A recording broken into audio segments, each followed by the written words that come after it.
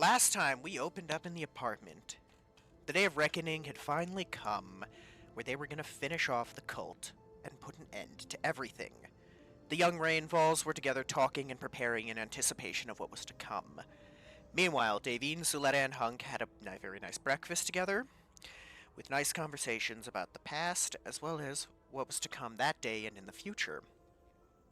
Ash was doing last minute tests and practice with the Tall Geese 3. He got to show off a bit for Colonel Curtis and the Rangers before being led upstairs to prepare.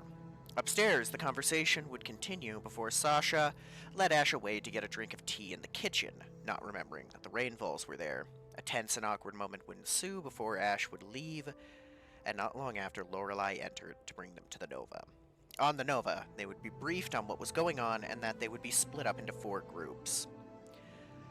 Blaze would take the Spartans, with the exception of Banksy, to a cruiser that the cult had up in orbit. Meanwhile, Julius and Icy would open the way for the third team of Davine, Hunk, Banksy, Sasha, and Towns to go in and retrieve the cubes, while Ash and Suletta would take care of big targets and cover fire for them in their mobile suits. Once on the planet, Icy would be separated from Julius by Tewaz, who then challenged Julius to a 1v1. Their fight would ensue, while elsewhere, Suletta dealt with Ray units and Ash would be locked in a fight with Oryx, the dragon who had knocked the Majestic out of the sky.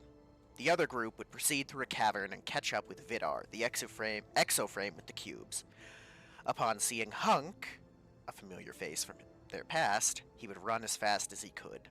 The battles up top continued to rage, with both Ash, and Julius gaining the upper hand before Davine, below, was able to catch up with Vidar and end him due to a fastball special from both Banksy and Hunk. Ash would get Oryx under control, only for Lorelei to come in and subdue her with a single shot from her bow Rainmaker. She left the killing blow to Ash, who finished off the monster after a long time. Icy was able to get back to the battle with Julius and take away Tewaz's void energy. After that, Julius simply snapped his neck and finished him. Lorelei met them there, but before she could lead them to the ship, she finally got what she wanted and laid the kiss of his life on Julius. Back on the Nova, much celebration was had at the end of a long fight. Some people seeming a bit more scatterbrained than others, but the Rainfalls prepared for a weekend off while Ash was called into duty to check on a disturbance on Mars. While on the way there, he celebrated with the Ranger Squad, while the Rainfalls had a time together at a beautiful, messed-up fixer-upper of a cabin that's meant for Icy, that the boys are going to fix up for her over time. They spent their time celebrating, fishing, and having fun, having a great time after their long-awaited victory.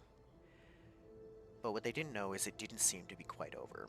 Ash and the Rangers touched down on Mars to investigate the Max Tech disturbance. Only instead of seeing what they expected with a group of grunts milling about, they were greeted by a familiar group of black, power-armored soldiers. They knew they were outmatched, and they knew that the fight wasn't over quite yet. And I believe that is everything. So this is my plan, Ash. We don't need to talk to anybody. All right, so it is Monday morning, following week's Monday morning. Davine is in the bathroom. She's brushing her teeth. The other Rainfall kids are out and about. Ash is down at the Ranger Barracks. But Davine finds herself in the bathroom, and she's brushing her teeth. And in the reflection of the mirror in the bathroom, Davine can see Hunk wake up, jitter around for a second, and then start looking around frantically. She leans back out of the doorframe to look at him fully. Darling, are you okay? His eyes keep darting around till he hears her voice, and then he looks over at her. Oh. She tilts her head, rinses off her toothbrush, sets it on the counter, and walks over to him. He snaps his finger, points at her. Go ahead. Are you alright? Yeah. He looks like he has a sigh of relief on his face. She sits down next to him, cups his cheek with her hand. Were you having a nightmare? Yes, yeah. Do you want to talk about it? He puts his hand on her cheek. Sometimes I just have. I wake up and I can't find you. That's the long and short of it. Oh. She gives him a kiss on the cheek. Well, I'll have to make sure to always wake up right beside you. I would appreciate that. He's gonna get up out of bed. Somehow he's more ripped now than before. She bites her lip, looking up at him, then stands up. Do you have these kinds of dreams often? No, I don't. He looks around, even though there's nobody in the room. No, not often, but often enough. The first time I had one was quite traumatic. I couldn't find you, but you know who I did find? Don't tell the Sherry. kids. Don't tell the kids. You found a Sherion, didn't you? I opened many doors here in this apartment, and there was like nobody here. Like, what the hell? And then I got upstairs, opened the door to what was Sarah's and Integra's old room looking for you, and I swear, please don't tell the children. They'll nude Ash. Oh. Oh, darling. She just walks up to him and gives him a hug. And he hugs her back, and he just came running at me, and then I woke up. And you weren't there, so it was like a double down effect. Thought I was like stuck in a perpetual dream. Or nightmare. Well, don't worry, it's not a nightmare. I'm right here. She looks up at him and gives him a kiss on his chin. He looks down at her, strokes her cheek. Please don't tell the children. It was shortly after we took the kids down to Mama Land's, and we discussed the threatening of killing of people. She nods. I won't tell the children, don't worry. They will never let me live it down. They will not. I had one bad dream about Ash asking me to be his mother, and Arnaki spawned from it, so no, they won't let you live it down. He starts chuckling. Oh god, when they get an idea and run with it, those two, Icy and Julius, they have active imagination. Yes, they do. It's like a football player and a marathon runner. They just take an idea and run with it. Yes, they do. Oh my god. Had all of Gateway on lockdown. Only our kids. But goddamn General Rico to help protect us. Ah! He starts chuckling. Him and his squirt guns. They were top of the line squirt guns supplied by Tommy Wiseau himself. Hunk squints a little bit, thinking latest in bioetheric. He's going to tighten his hug around our technology, I think he was saying. Oh, I'm sure they were. She rests her head on his chest. I'm sure they were. But so you can see, if I wake up and don't see you in the vicinity, it's like, oh no, I'm having that dream again. I've only ever had it with Nude Ash once, so there's that. Well, thank God for that, and when you wake up, I'll try my best to be in your vicinity. Don't worry. It should be easier pretty soon. She nods, looks up at him. I want you to see me every single day when we wake up. To be apart from you it is somewhat torture to me. He cups her chin. Really, you really think that? Because I feel the same way. It's like a continual punch in the gut. She nods. I definitely think that. She twists her head in his hold on her cheek and kisses his palm. He's gonna take her hands and start rubbing them. Kiss every knuckle. She just smiles at him. But there are some times where I will have to brush my teeth and you won't see me, so don't maybe check the bathroom first before you get scared like that. Before I start panicking about nude Ash running, and it wasn't Arnaki. It was Ash after he had come off the Majestic, and he was just sitting in that wheelchair that Cole had him in, and he rose up from it and levitated like a demon or something. Well, that certainly adds a couple layers to the dream, you poor man. Well, you know, some people laughed at you guys when you had the dreams about Ash. You notice I never did. So She nods, gives him another kiss on the cheek. And I thank you for it, dear. I can understand.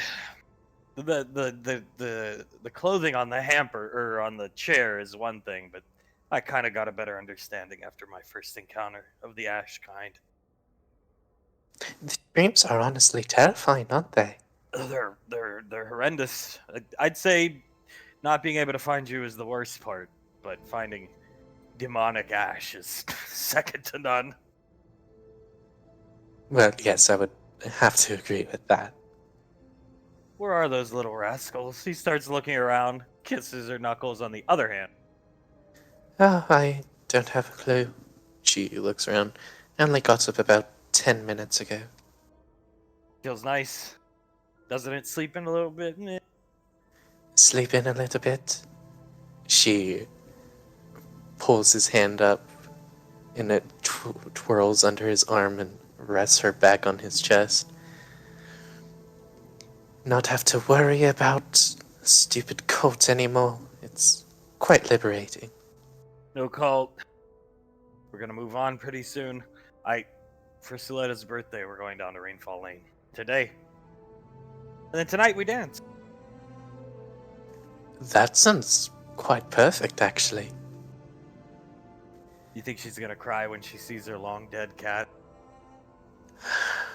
She thinks for a couple seconds. Maybe, actually. I hope she doesn't. I hope she's just... Well, maybe she'll cry tears of joy. Or do you think she's gonna be just angry because Lorelai? I hope Lorelai lets Tal come. Oh, I mean it's Monday. He should be off, right? Yes, they get Monday and Tuesday off instead of weekends when they're on the frontier, I believe. Hunk thinks for a long minute, still rubbing Davine's knuckles. Oh. Well, we'll make the birthday party for her the best we can if he's not able to make it. So. Yes, we will. We could definitely do that. I mean, if there's one other person in this world that can probably cheer her up, it's yours truly. I would agree with that. The kids too, to some extent. A fat cat. A fat cat. A water dragon lapras. It'll all be great. That cat is totally. He's gonna be hold up a shirt, start putting it on. Totally her. When I look that cat in the eye, all I can think of is Suletta. It is sort of creepy. It's her. I've never seen. They say pets take after their owners. Finishes putting the shirt on, pulls Davine back to him, but this is like to another degree. Either that cat was born that way, or she taught it to be that way, and I'm sort of leaning towards the latter. It just picked up on her highbrowisms. Yes, that and her somewhat icy personality at times. Good old auntie. You gotta love her. Oh, speaking of auntie, let's go get something to eat. Okay. Do you want to pick me up? Yes, I do. Well, my liege, go right ahead. He will pick her up, carry her out this a ways, and there's a large crowd surrounding the TV. Hung just stops and looks at them. Davine leans forward a bit. Rolly, darling, what's going on? Hey, Davey! He gives her a thumbs up. Scar, hey, Davey. She waves at him. Is there something special on the television? Well, it all started earlier this morning. Zap and me came down here to see what Krellin and Frederick and Samuel were watching. Scar pushes a button, they have an old DVD player. Apparently they make this. He holds up a DVD, and it's written on marker, Bad Ash death scenes in movies. Movies misspelled. Oh They, my. they made a fucking DVD of this guy's deaths in movies. Well, their favorite part of Jen's platoon was Ash's death scene, so I can definitely see why. Scar, yeah, I mean, his acting's good. That's what I think. I'm trying to study in case you need me. He puts the DVD in a Rainfall Lane movie, or Rainfall Productions movie in the future, but I just don't understand the Ash death fetish. Bad Ash, I don't know. Maybe they sort of see it as bad Ash dying so good Ash could live, but then good Ash is also dead, so maybe has some kind of revenge for good Ash? Then what happened to Good Ash? Is that the Ranger Suletta Tao? That's his name. Her boyfriend done negotiated with the president to take Good Ash away. Yeah, thank God. Very good man, 10 out of 10 in my book. Perfect for Suletta. I have to agree. That's good because I didn't want Good Ash at the Academy. Oh, trust me, Zep. We were planning to send Julius and Icy on a little expedition to get rid of it, and trust me, when they want to get rid of something, they can. I know things are difficult with Ash right now, but to be honest, I'd rather have normal Ash than Good Ash. I think Good Ash was very creepy. Scar. Neither Ash, thank you. Davy nods. I agree with Scar on this one. Yeah. Neither Ash, but Good Ash definitely was disturbing. The cigar always stayed lit somehow. She just shakes her They head. done had Chili enchanted. That makes sense. That certainly makes quite a lot more sense. Of course, they can rely on their favorite wizard. You guys enjoy the Ash Death DVD as the Chances platoon scene plays again, and the director's commentary that the three of them have done starts playing. You hear Krellin introducing the scene. This, my favorite scene. Ash gets shot many times. Good death for thief.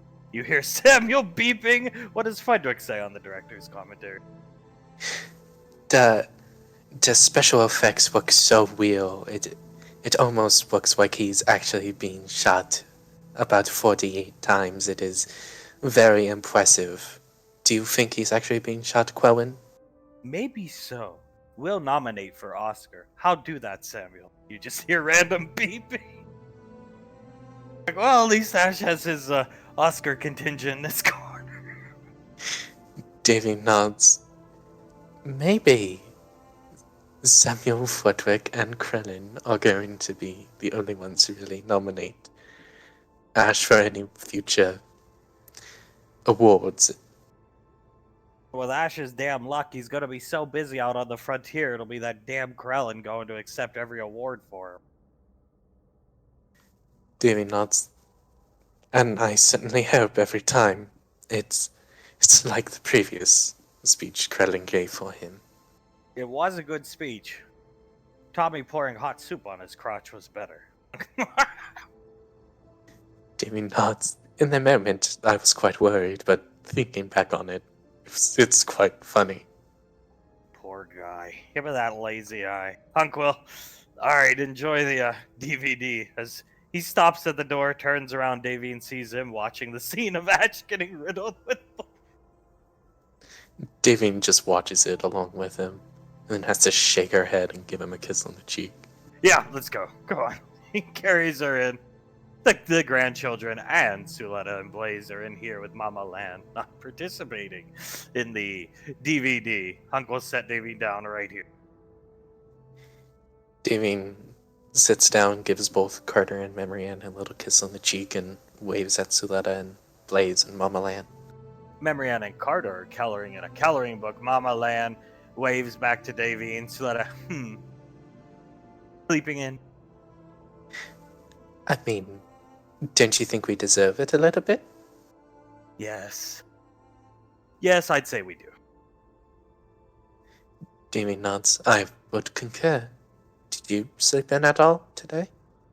Not today. I did over the weekend. I kind of dreaded coming back here. Trust me, so did I. She shrugs. But we do what we must have to. I'm gonna take care of it. I'm gonna slam Lorelei for leave pretty damn soon. I would like to be there when you do so. And you will be. What do you want for breakfast? Oh, I'm not very hungry today. Just some eggs and bacon. All right, sounds good. And tea? Oh, you always have to have the tea. Got it. Hey, we'll kiss her on the head and start cooking breakfast. Blaze watching it. Davine smiles, sits back. She looks at Blaze. Tilts her head. I almost just asked if you could sleep in. I apologize.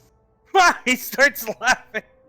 I can power down in situations where one of my fusion reactors goes down, but no, I prefer to be awake, out and about, madam.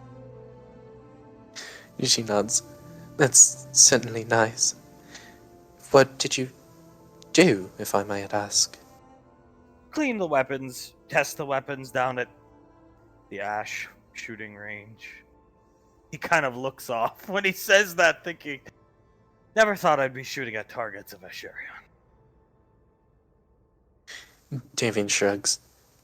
I don't usually like guns, but I would certainly like to give a shot at it. We're gonna get down there. Don't worry. We're gonna get down there. She rubs her hands together. Very good. So that maybe less time in bed doing the deed and a little more time out and about. Speak for yourself. Davin nods. Yes, speak for yourself. Birthday girl. Loretta sneers at her. What, Letty? Are you not excited to celebrate your birthday with the rain falls? Contrary to popular belief, I actually am excited. As I said, I haven't celebrated a birthday in a long time. One of my birthdays. She nods. Well, then we'll have to make this the best birthday you've ever celebrated. Blaze nods, and for soon we'll be down at Rainfall Lane. Yeah, we'll finally be able to check it all out. Which one of you got Banksy to allow us to go down there?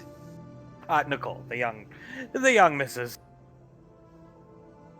She nods. Yes. She could probably convince that boy to do anything. Blaze nods his head. I'm excited to go. Yeah, I can't wait to see the property. Neither can I.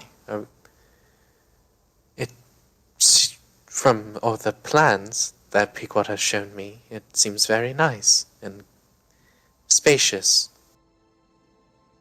Blaze, I will be happy to be Earthside once again. I do enjoy time here on Gateway, but the looming taint of recent events still persists, if you catch my drift. Davy nods. Yes, it does. It persists like the smell of a rotting carcass. I'm chuckling when she says that. Suletta, She chuckles, shakes her head. I know. Threatening to do and murder people in your squad. Suletta, Davy covers her mouth and starts to chuckle a bit. Yeah, we don't have to bring it up. Must be terrible. I wish I had gotten here sooner to put Ash in his place. I seen the clip done running up behind that young vampire woman, grabbing her hips like this. She does it to Huck. Jesus Christ! Davy nods. It did look a little bit like that. Only I can't get my legs that high. Don't worry about that, Mobilan. I don't think I could get my legs that high. Blaze shaking his head, looking, gesturing with his hand. Suletta, what? Blaze, I remember seeing the boys off from the headhunter's base as if it were yesterday. And then you come back and things seem relatively normal, and over time you are drip fed certain things, and it's yes. Still to this day I have no understanding of what exactly happened. Nobody understands what happened to that man. It sets the food down for Davy. Davy shakes her head and picks up a piece of bacon, puts it up to Hunk's mouth. I don't think he understands what happened to him. I was quite fond of him. Blaze puts his hand up. We would work together, make his handguns. Ugh. Davy nods. Yes, but alas, I suppose people change. Events in someone's life, something can happen to them. Honestly, I don't really know what happened with him. Hunk, I thought about it for a while and then just came to the conclusion that we're never going to know, and I don't care. So I want to move on. For good. So that, as do I. Davy smiles and nods. That seems like the best course of action. Get down to Rainfall Lane, get it all nice and secured, and all the best wishes to Ash. May he have many successes on his many ventures in life. Blaze nodding his head. Also, in my free time, I watch soap operas. Oh, soap operas. Which one is your favorite? Days of Our Lives. General Hospital, a close second. Davy chuckles slightly. I've never seen Days of Our Lives, but I know a small bit about General Hospital. I'm actually looking forward to. Don't get me wrong, madam. I look forward to working at the academy under you, but I would like to get back on the film sets. I had a blast on the set of The Room, minus certain events. Davy chuckles. Well, don't worry. As soon as Rainfall Lane is up and secure, we will most likely begin filming, or at least planning, pre-production. It was fun. Tommy's always a good time. Seeing the wife at her craft was sexy. Blaze, and your acting was surprisingly real. I'd seen you in some Malcolm films. Take no offense, but I could tell you weren't trying. But in your one scene in The Room, it was fabulous.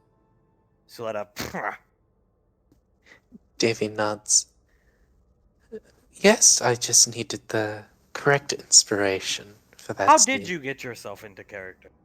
So let up. Oh, I was informed of something by my husband, and that involved one of my children and a Sherion. That made me extremely angry, and I sort of just let loose. And Nude Ash running at Nicole. Blaze gasps. I was trying to save him from that information. Oh, But she nods. Yes, and I just sort of let loose on the poor saint. you made the man pee his pants. Yes, yeah, not one of my finer moments, but it was definitely a good shot of the film. Nude Ash running at anybody would be quite disturbing. I am grateful that Good Ash is gone. No more random placements around the apartment. They were taking him around Gateway. It was quite embarrassing. I saw them trying to do. Suletta. They were trying to get Good Ash instituted into the Bounty Hunters Guild. Davine rubs one of her eyes for a second. Hi.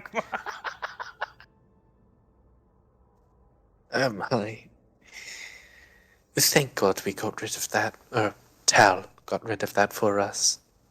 Did he get to join the guild? Blaze, no. They were told to take Good Ash out under penalty of use of lethal force. Davine sighs and shakes her head. Thank God they listened. Krellin, I wouldn't be worried about. Well, Samuel, but I would be quite worried about poor Fwedwick. They tried to get Good Ash in the fucking bounty hunters guild.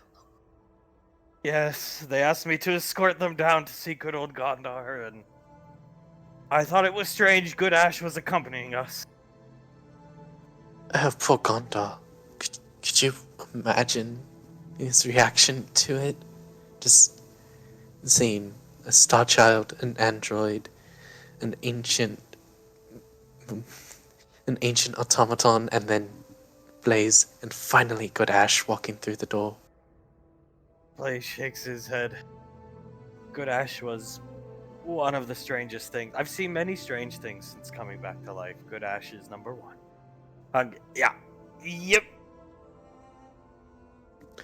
Damien nods. It was definitely one of the creepier things that was around the apartment. And that's including Arnaki. So that, in effect, it did work and raise morale. It made people laugh. They were certainly onto something. But did the morale raising really outweigh how creeped out everyone in the apartment was? No. Suletta blinks twice. No, I don't think so. It juxtaposition to them leaving Good Ash in random places as they left him in my small room here at the apartment, lying in my bed. They left it in your bed. He was covered up in everything. They tucked him in very nice and tightly. Blaze.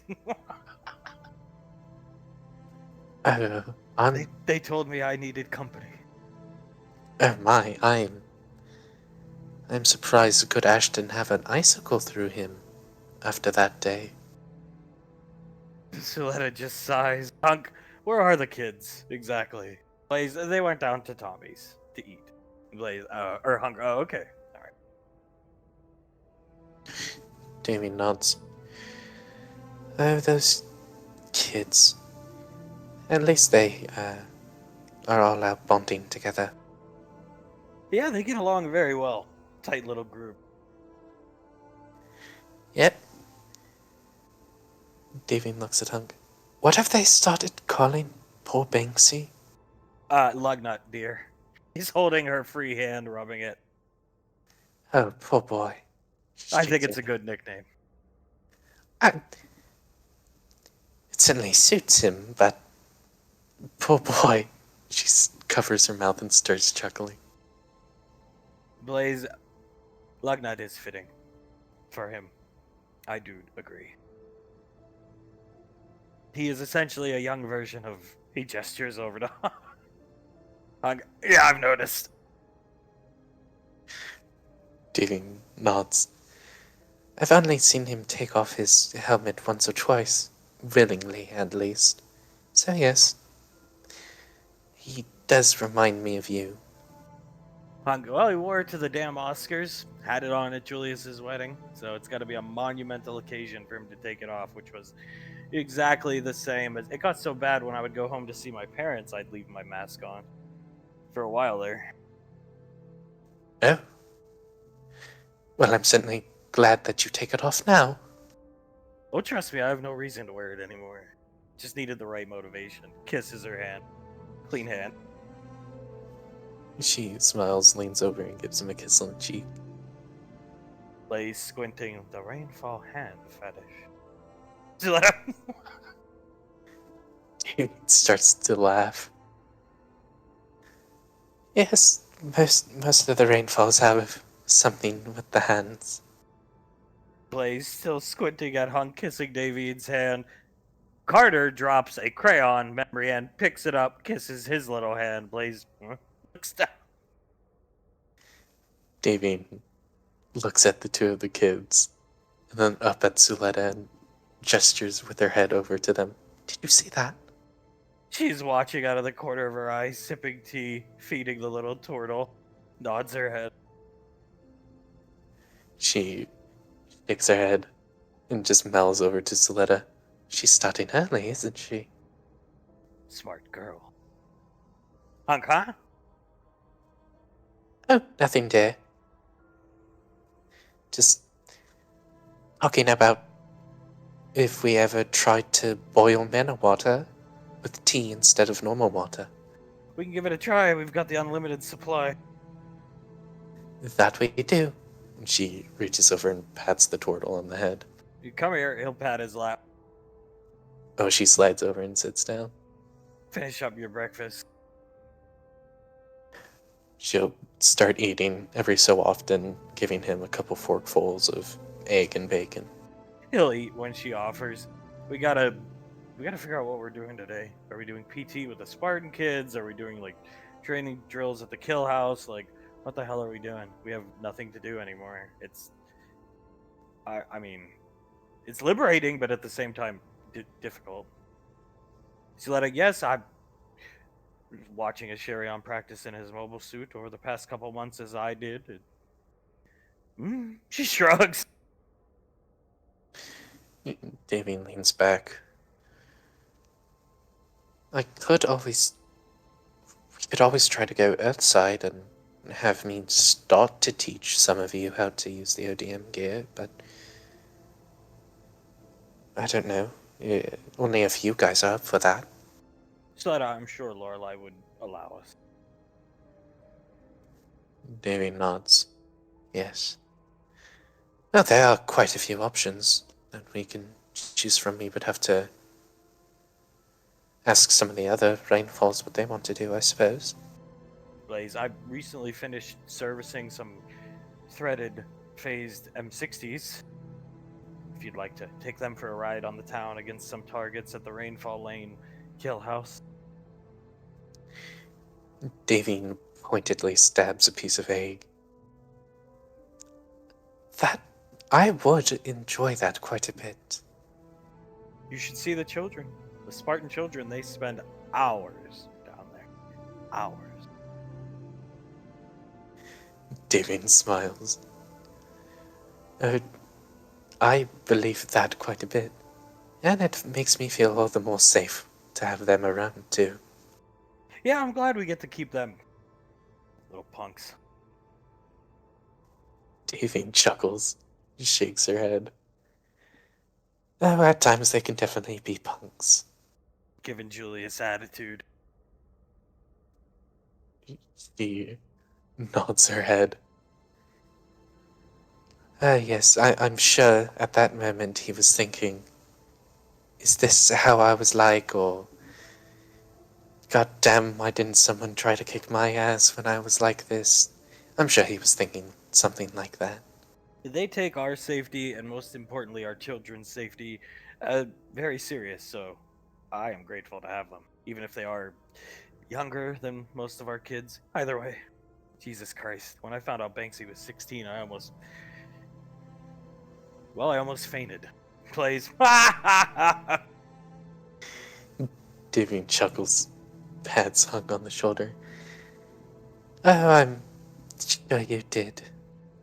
Commanding the Drake to fight good old Banksy. If we have a daughter together, please don't do that sort of thing again. No, I learned my lesson. Trust me. Believe you me. Very good. She kisses him on the jaw. So that it's normal for girls to go after men that remind them of their fathers. My husband reminded me a lot of my father. I just never thought she'd be such a cougar. Giving chuckles. What is it that Julius would make fun of her for? Robbing the cradle? Snatching the cradle. Yes. Please. The bombs his head. She shakes her head and smiles. Well, it is sort of a track record that Rainfall women enjoy people who are younger than them. Yeah, it is. Yep, give me one of those hands. She holds her hand up to him. You gotta work the rainfall women's hands, or I suppose men, if that's what you're into early in the mornings. Help them get a pep in their step for the day ahead. Davy nods. He's right. It certainly puts a pep in my step. He'll keep kissing her hands while she's eating with the free hand, as down here. Tommy. The junior rainfalls are waiting for breakfast from Tommy, who is talking to the saint. Julius leans back in his stool and puts his chin on the counter. Jesus Christ, what should we do today? Pequod looking over paperwork, legit paperwork for Snarf's workshop. She holds it up in her hand. I don't know, that's why I'm keeping busy with essentially nonsensical administrative budgeting work. Yeah, she just sets her pen down. Julius shrugs. Better than doing nothing. He leans over, puts his head on her shoulder, and starts reading it over with her. It's just the most boring stuff. We're in the green. Profits. We're about to release a new box set. The Evil Ash box set. Julius sort of snorts. You got the okay to release that?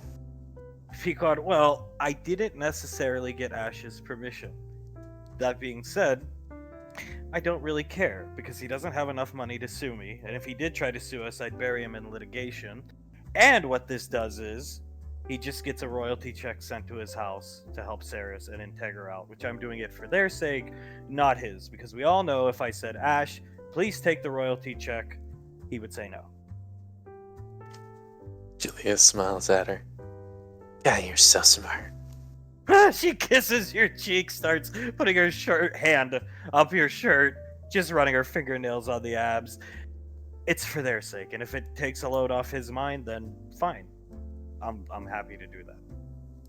Tal was telling me he's basically in debt. Well, that's right. He picked a very expensive house. You better stay working, motherfucking Ash, motherfucker. Say, go get the breakfast sandwiches. He starts walking. Julius chuckles, puts his arm around Pequod's shoulders and messes with her hair, pushing it behind her ear. Yeah, no, that's smart. Anything to help Saris and Integra out. Pequod, here, look.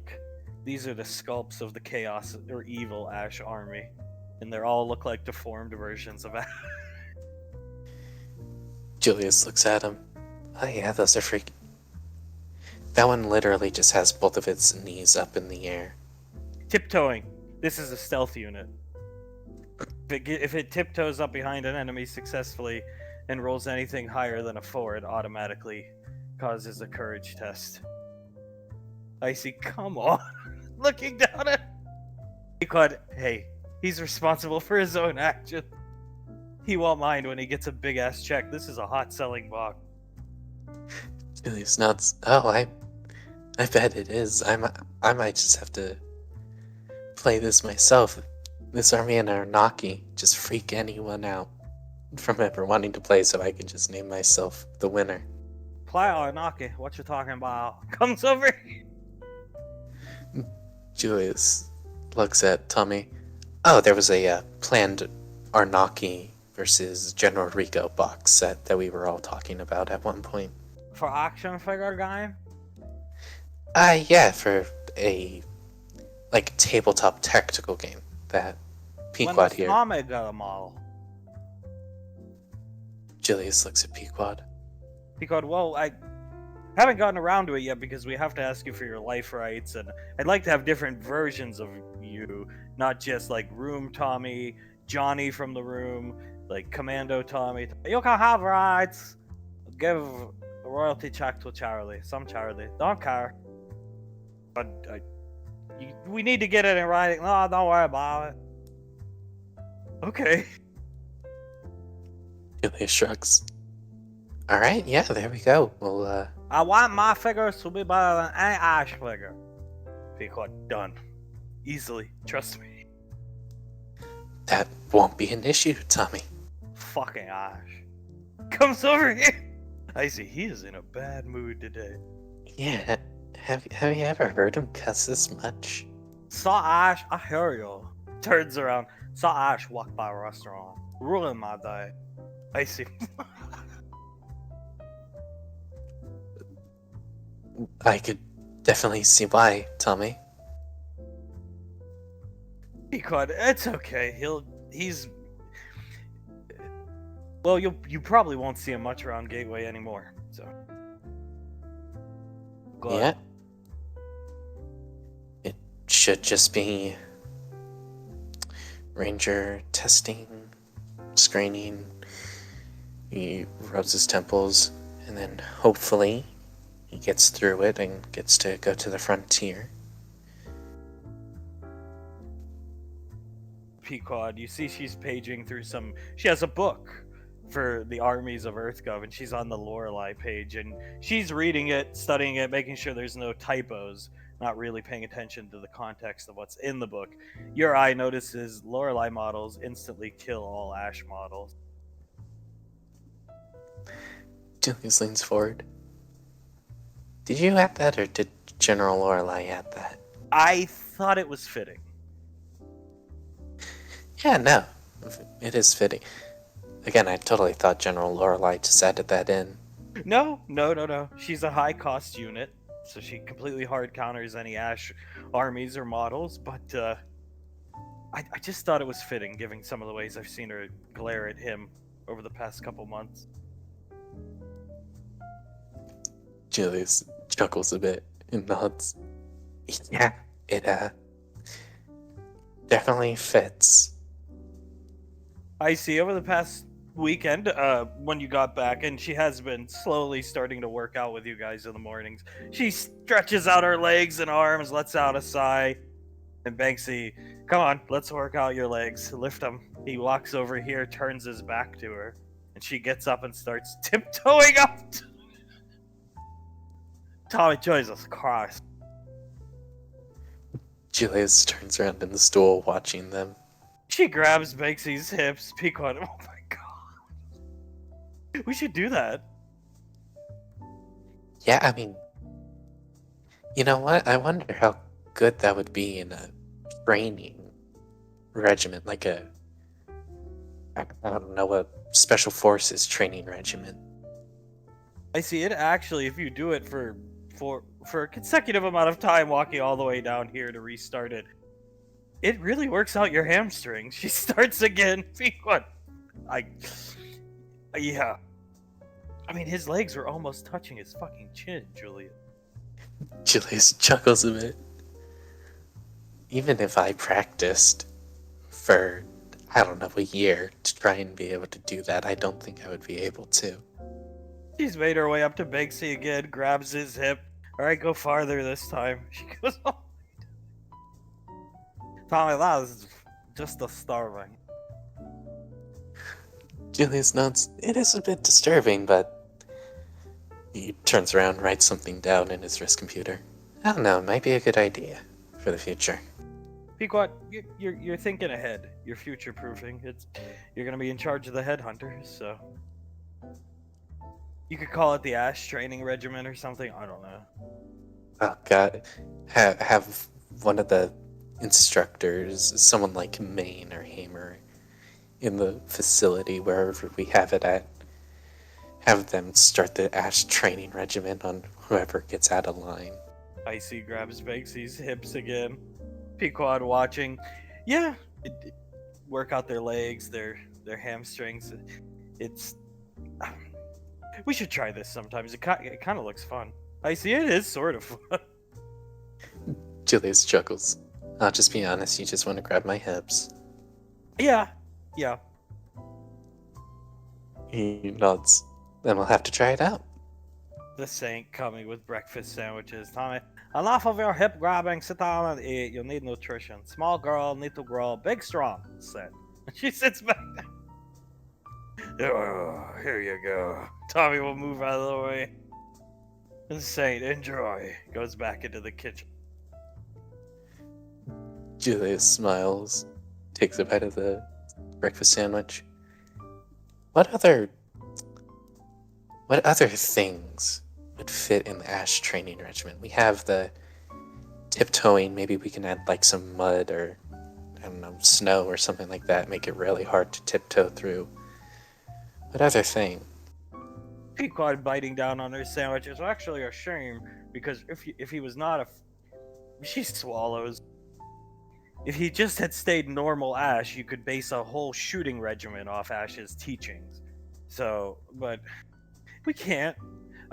Tiptoeing. I don't know.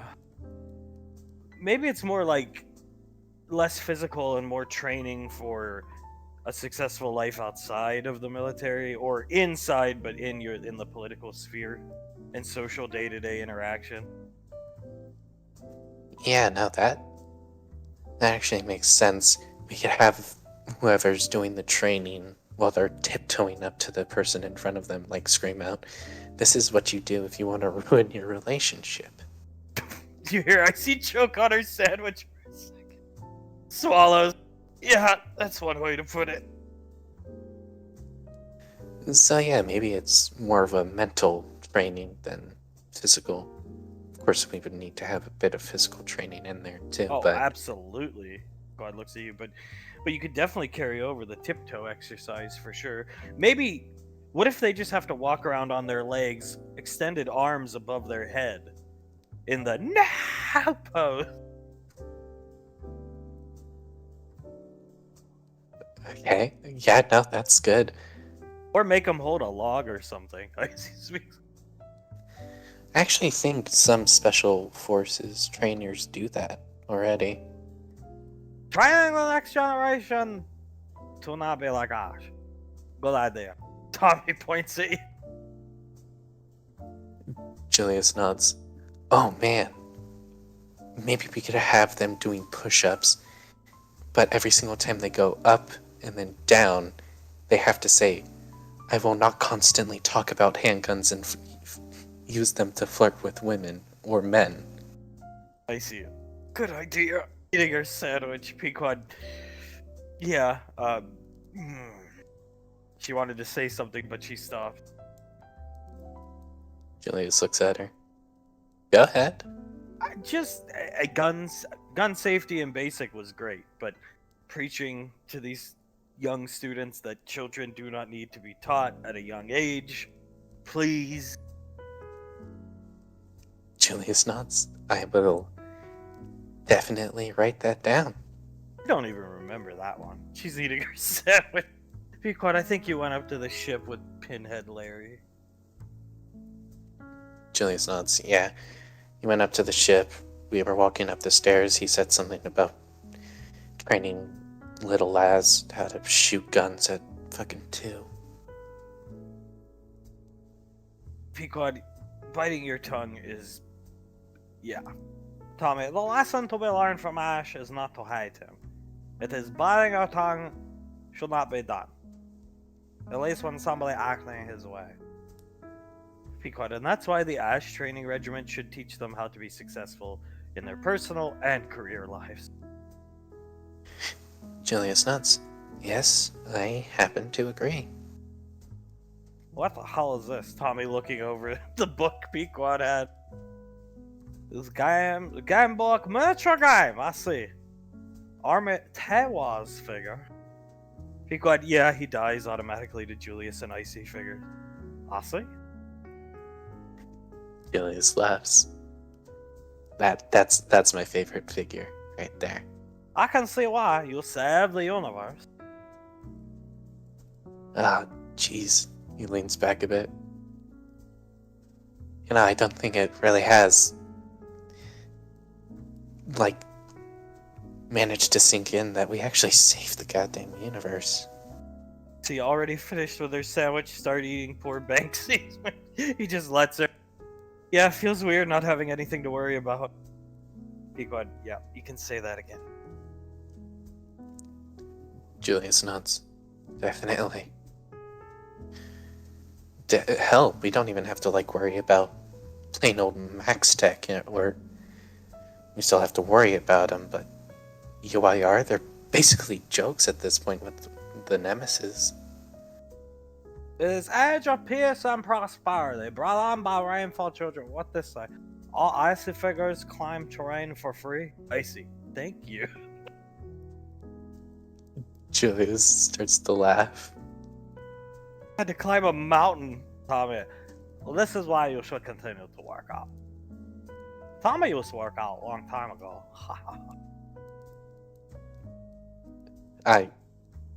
Well, how did you work out, Tommy? Did you focus on like cardio, weightlifting? But Tommy go for jogs in a place called San Francisco. Not a fan of lifting weights, Julie. Oh, okay. So jogging is very healthy. It can open up your lung capacity. You lose weight. It's very good, and I highly recommend it.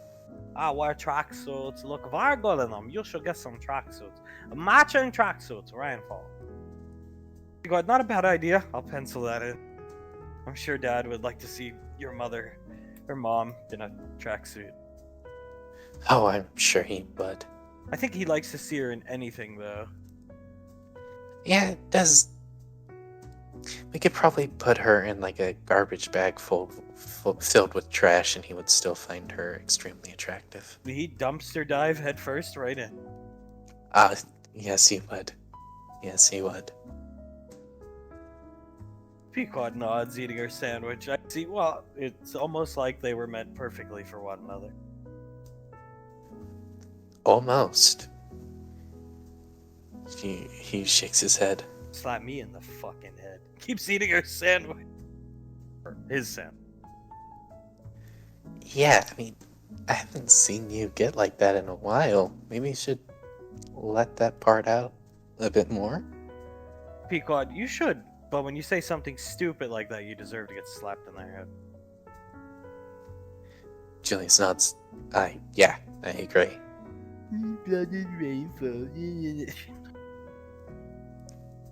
Julius chuckles. Honestly, I see. Mom likes you just the tiniest bit more than me, so I would say you're even more blooded rainfall than me. She looks up at you and smiles, starts eating your sandwich. Julius nods. Yeah, alright. Pequod. Oh. It is really weird not having anything to worry. We've worried about the end of everything for how long? Like, for me, it was like 3 years because of the Majestic, but a year at the apartment.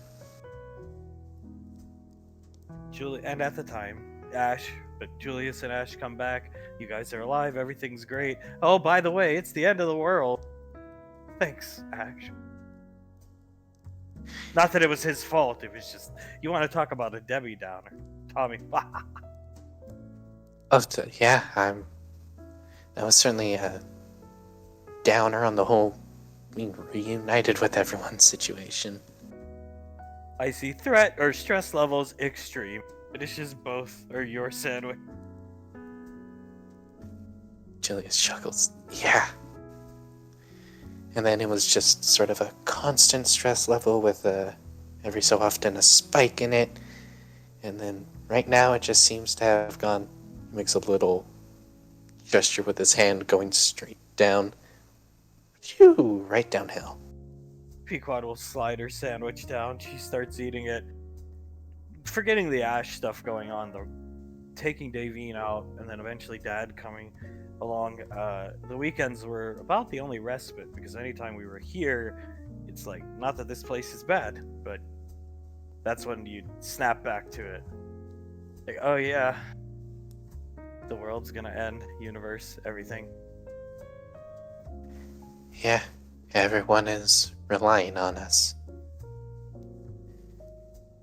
But then we would be able to go to the zoo with Mom or the beach house or something like that, and boom. For just a couple minutes, hours, days, everything seemed okay. She nods her head, rests her head on your shoulder. And now we get to move on. Finally. He chuckles, shakes his head. We finally got to kill Tewaz. Or I finally got to kill Tewaz. I've waited to do that for like 5 years. About time. Icy speaks up. The old Alpha 9 is avenged. Yes. Finishes her sentence. Yes, ma'am. It is very avenged.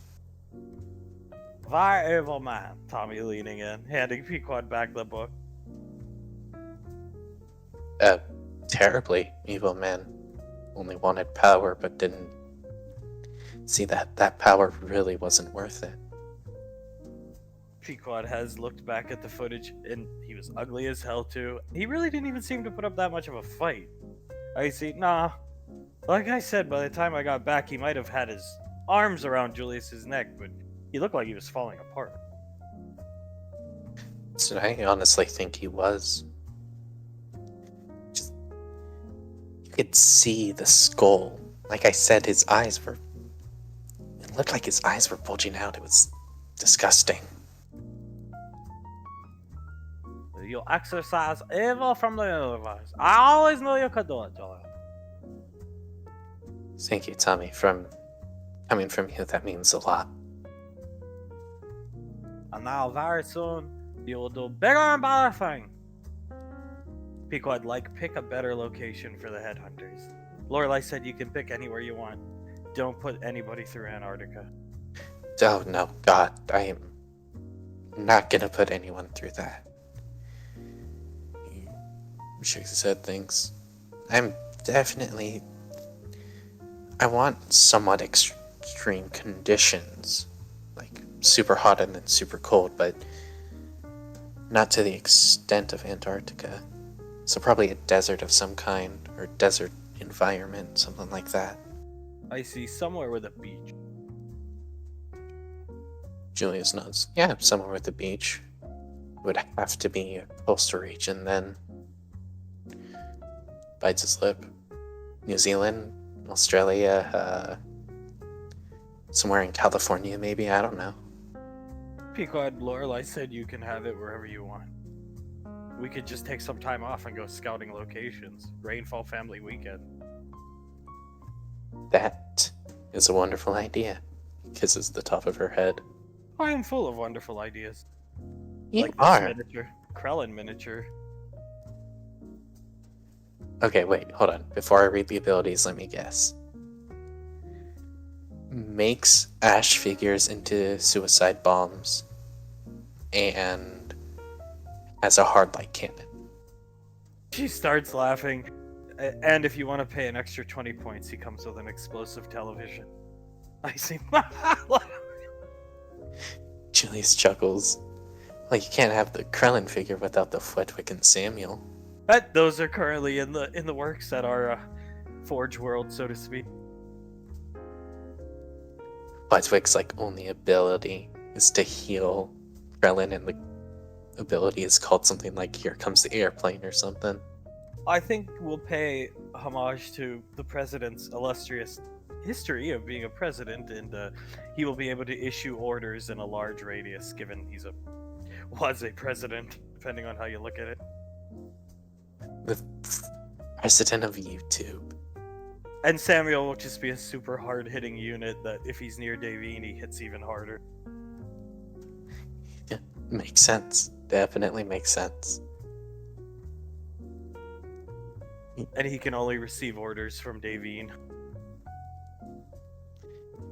Yeah, smart way to balance it. You have to have a Davine figure, and if that Davine figure dies, Samuel basically becomes useless. And then we gotta figure out how to rework the rules of Dad and in terms of the Davine figures. The closer they are to Davine figures, the more chance Romantic we go. the more chance it has to pass a courage check or to hit check or something like that. Think about Further that, man, Julius. Think about she grabs your wrist. Think about him. Think all the way back to the Headhunter days. Well, actually, you don't. You have him. You have Lugnut over there. Banksy. Gross. He went from that, she's pointing down at him, to what he is today. Yeah, that is. It's certainly a big change, isn't it? Banksy, I like the look on everybody's face when he gets serious mode. I see. Oh, that's kind of scary. Yeah, you mean everyone looking terrified? Pequod, I even find myself a little. Uh-oh. Are we all gonna have to kneel down? Are we all gonna have to get onto Icy's eye level? She starts laughing. Hopefully not for long. Pequod, yeah, but it's like, oh, we need to have a serious talk, and you just see everybody's face go white. Banksy, or they start to shake. Julius nods. Yeah, I have definitely found myself shaking in fear when he said that before. After seeing him mangle that steering wheel, I can understand why. Tommy, yes, my golf cart. Julius looks at Tommy. I don't require money to replace it. I just want explanation. Okay, Pequod said a joke about one of our children getting with Ash's child if he were to have one, and Hunk, in his sleep-deprived state, punched the steering wheel. Really dumb joke. Pequod speaks up. It's almost as dumb as saying, like, that did rainfall. They see, Julius covers his mouth and starts to chuckle. Tommy, I can see why he beat the shit out of the steering wheel. He must have hit it many times. No, it was one punch, I think, right? Yeah, just one punch. Wow, that was pretty interesting. Yes, rainfalls need to stay apart from ash, please. Yes, there is going to be a strong barrier between the rainfalls and floor races. Not to worry. It is for everybody's benefit. Yeah. He nods.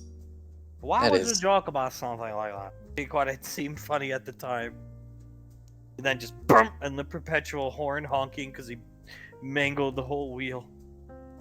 It reminded me of back in the Headhunter days when the hag, as we're calling her now, would be training Julius, and he'd like limit break just for a few seconds and punch a tree or whatever ridiculousness she had him punching, and it would like be mangled, whatever he would hit. You know what I mean? She's looking at you.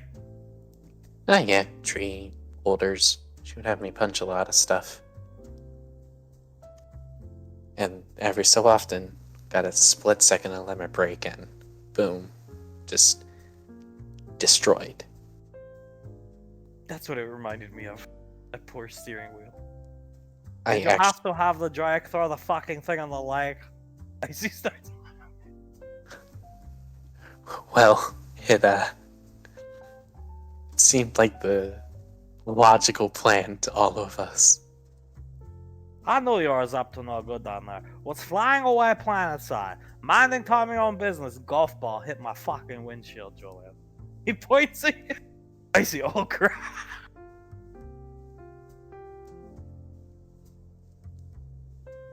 Oh goddamn! What are the odds? I'm so sorry, Tommy. I see. I pumped him up, and he limit broke, and Tommy, yes, hit my windshield. Good thing Escalade's highest safety rating. Yes, very good thing. I'm so sorry about that.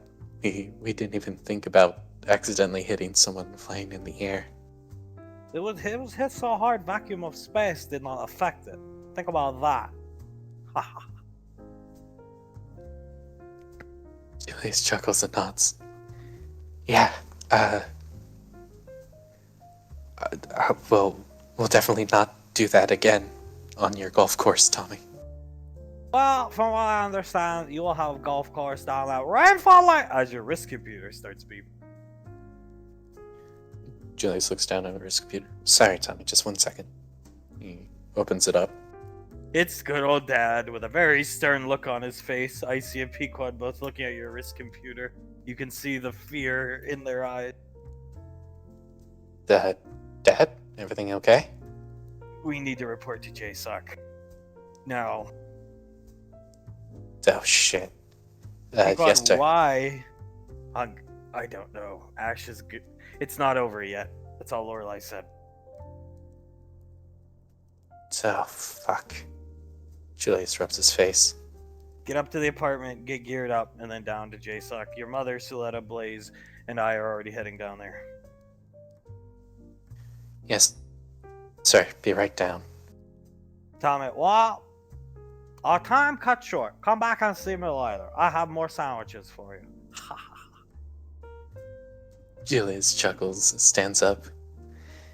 Yes, Tommy. We'll come to see you again.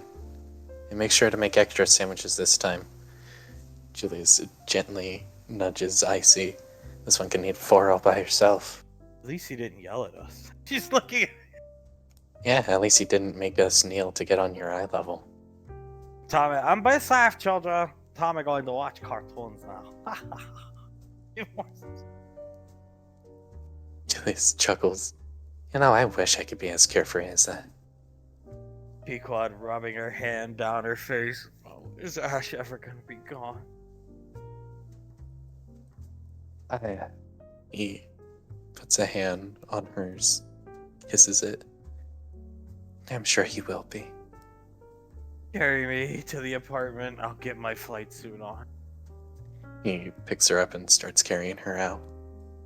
You'll make your way to the apartment. Is down in the ranger barracks. Ash has been down here alone, minding his own business, just staring at old good Ash Frank.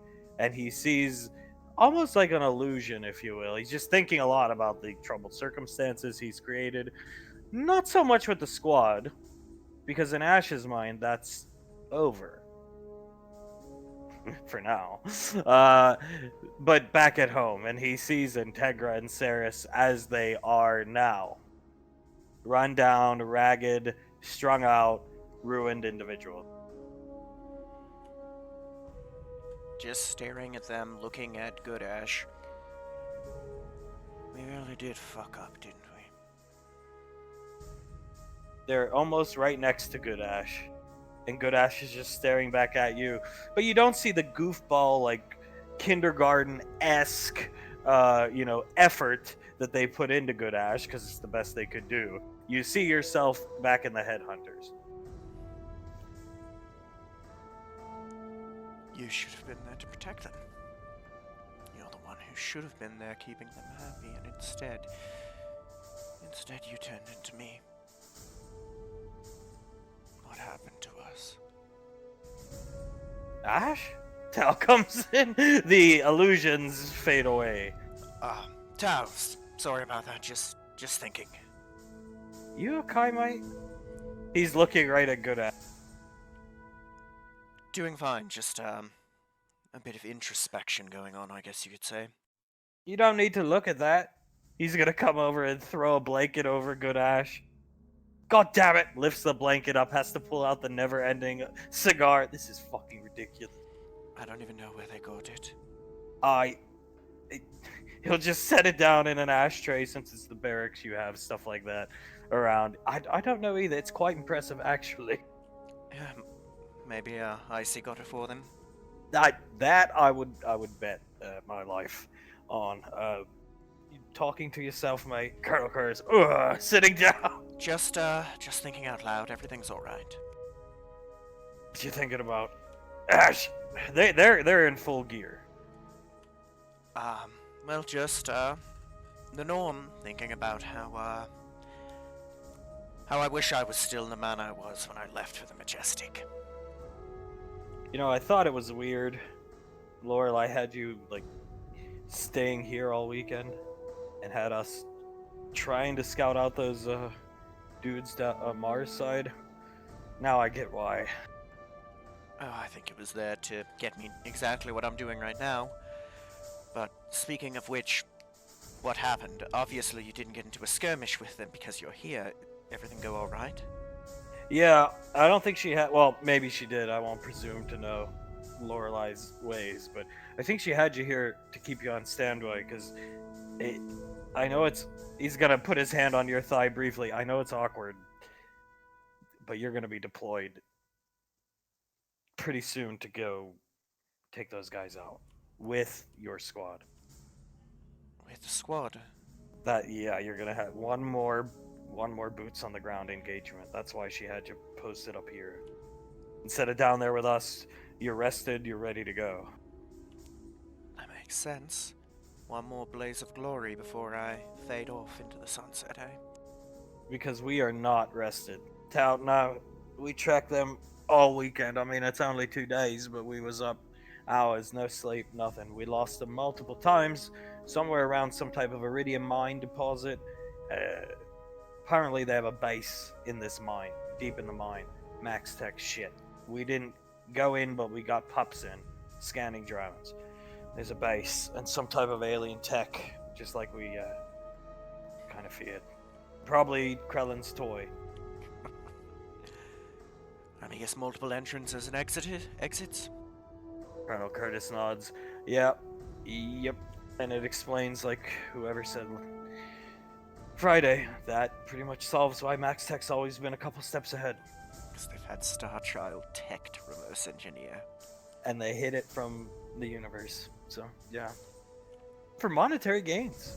For monetary gains, it would also explain why they chose to terraform Mars and use that as their base of operations instead of, going to a different planet that didn't need to be terraformed. Not like they could have got that shit off Mars without EarthGov noticing. So, yeah. Yeah. Well, on one hand, that takes a load off the mind. We now have an answer to that, and once they're cut off, they're permanently cut off from their toys. But that means we have to go fight them. Yeah, mate. And he's gonna pull up a chair. Blake's gonna go make coffee for them because they've been up all weekend. Turns the chair around, looks at you. If this is to be your last rodeo with the squad, it's gonna be a rodeo. It's ain't gonna be no mobile suits. They have a bomb. It's called Oxygen Destroyer. It can kill every living thing that needs oxygen on Mars, so they're making their demands. And they've made them. We got briefed very briefly, Ranger General. Essentially, they want you and your squad and the cubes. And they have a way to detect the cubes, the presence of them. Probably some stupid alien tech that they have that we don't. So, stakes are very high, my friend. So they're trying to parlay their way. They are going to, based off what you're saying, parlaying their way into one more squad versus squad combat to decide the fate of the universe. Yeah, and it goes beyond that too, because if this thing goes off from the data projections that Lorelei, gave us, Colonel Curtis, debris from Mars, high 60 to 70% probability would hit the planet that's Earth. And most likely Gateway. There's no time to move Gateway out of the way. And no time to mount any defense to destroy them before they come. Interplanetary Mac cannons can take care of most of it, but if it's a big ass chunk of planet, nothing can stop that.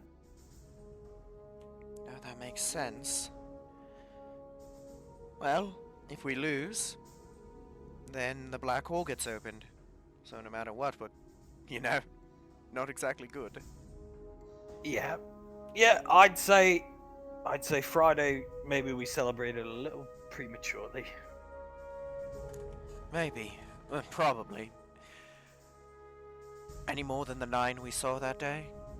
No, they seem to be all that's left in their little hidden bunker cavern in their mine, sharpening their knives and playing with their sticks like fucking gorillas. Well, it is a bit of a consolation that we only have them to worry about, although one of them, in my opinion, seems to be worth 50 normal Max Tech troops. I would say so. Where we spotted them, mate, small town, that little mining town, they're setting up their ambush site.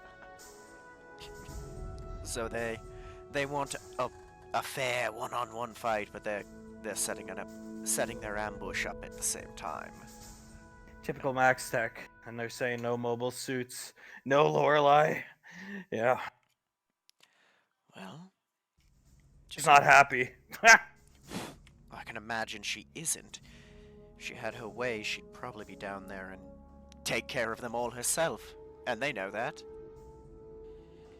Yeah. So we're walking into a kill box. Yeah.